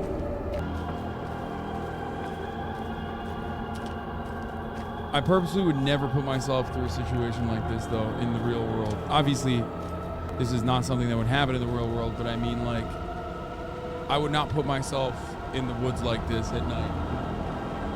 There ain't no fucking way, you know what I mean? I don't like that shit. Uh-oh, jump scare. No.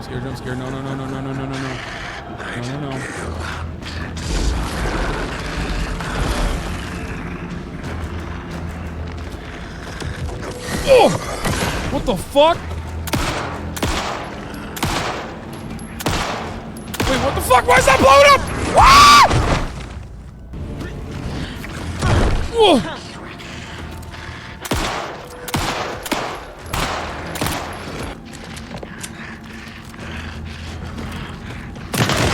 Oh! Ah! Oh, no, let's get him! Oh. Gotta move. Where is she? Where is he? Yeah, no shit, gotta move now. Where am I going? Where am I moving?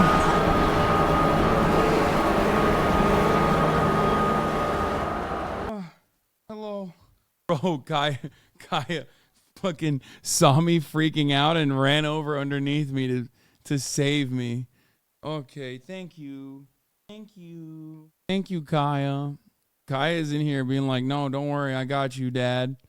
I got you, Dad. Okay. She's so baby girl.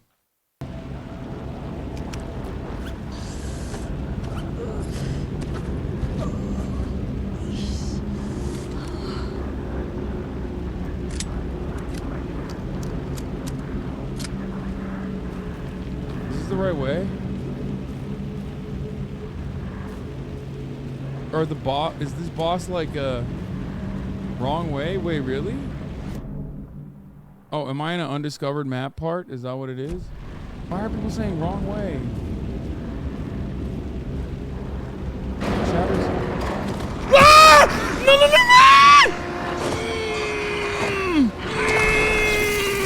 Shine him! Shine bright like a diamond! Shine bright like a diamond!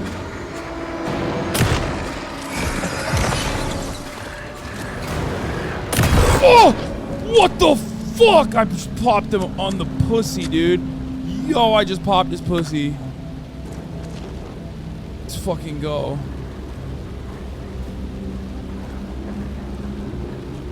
Oh my god. Oh my god. Oh my god. Man, I'm so interested in investing in your streams. I literally forgot I was at work. Oh, dude. On the company dime, you know what I mean? Boss makes $1. You make a dime. That's why you watch me shit my pants on the company time. What the fuck? Oh! Ah! Wait, what the fuck? Why is he behind me?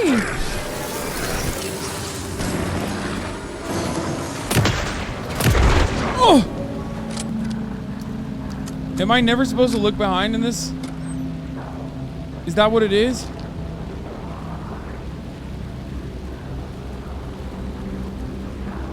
How many times do I have to pop his pussy? That chatter wasn't lying when he said don't look behind. It's your golden hour. Oh god. Oh my god. Oh my god. Pop his pussy. You only have 2 shotgun shells left. I know, motherfucker. I know. I'm not looking behind. I know. I'm gonna be stuck soon, I think. Okay, well, I'm stuck. I gotta look behind now. Allah belanı vermesin. Allah belanı cezanı. Köpek oğlu köpek. Hayvan oğlu hayvan. Pop his pussy, pop his pussy. Oh! Fuck!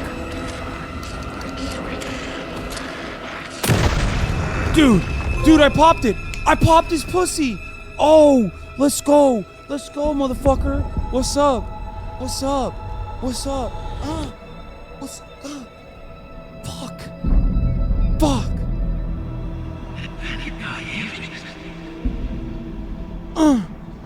Who are you? What is this? Who are you? Hear me.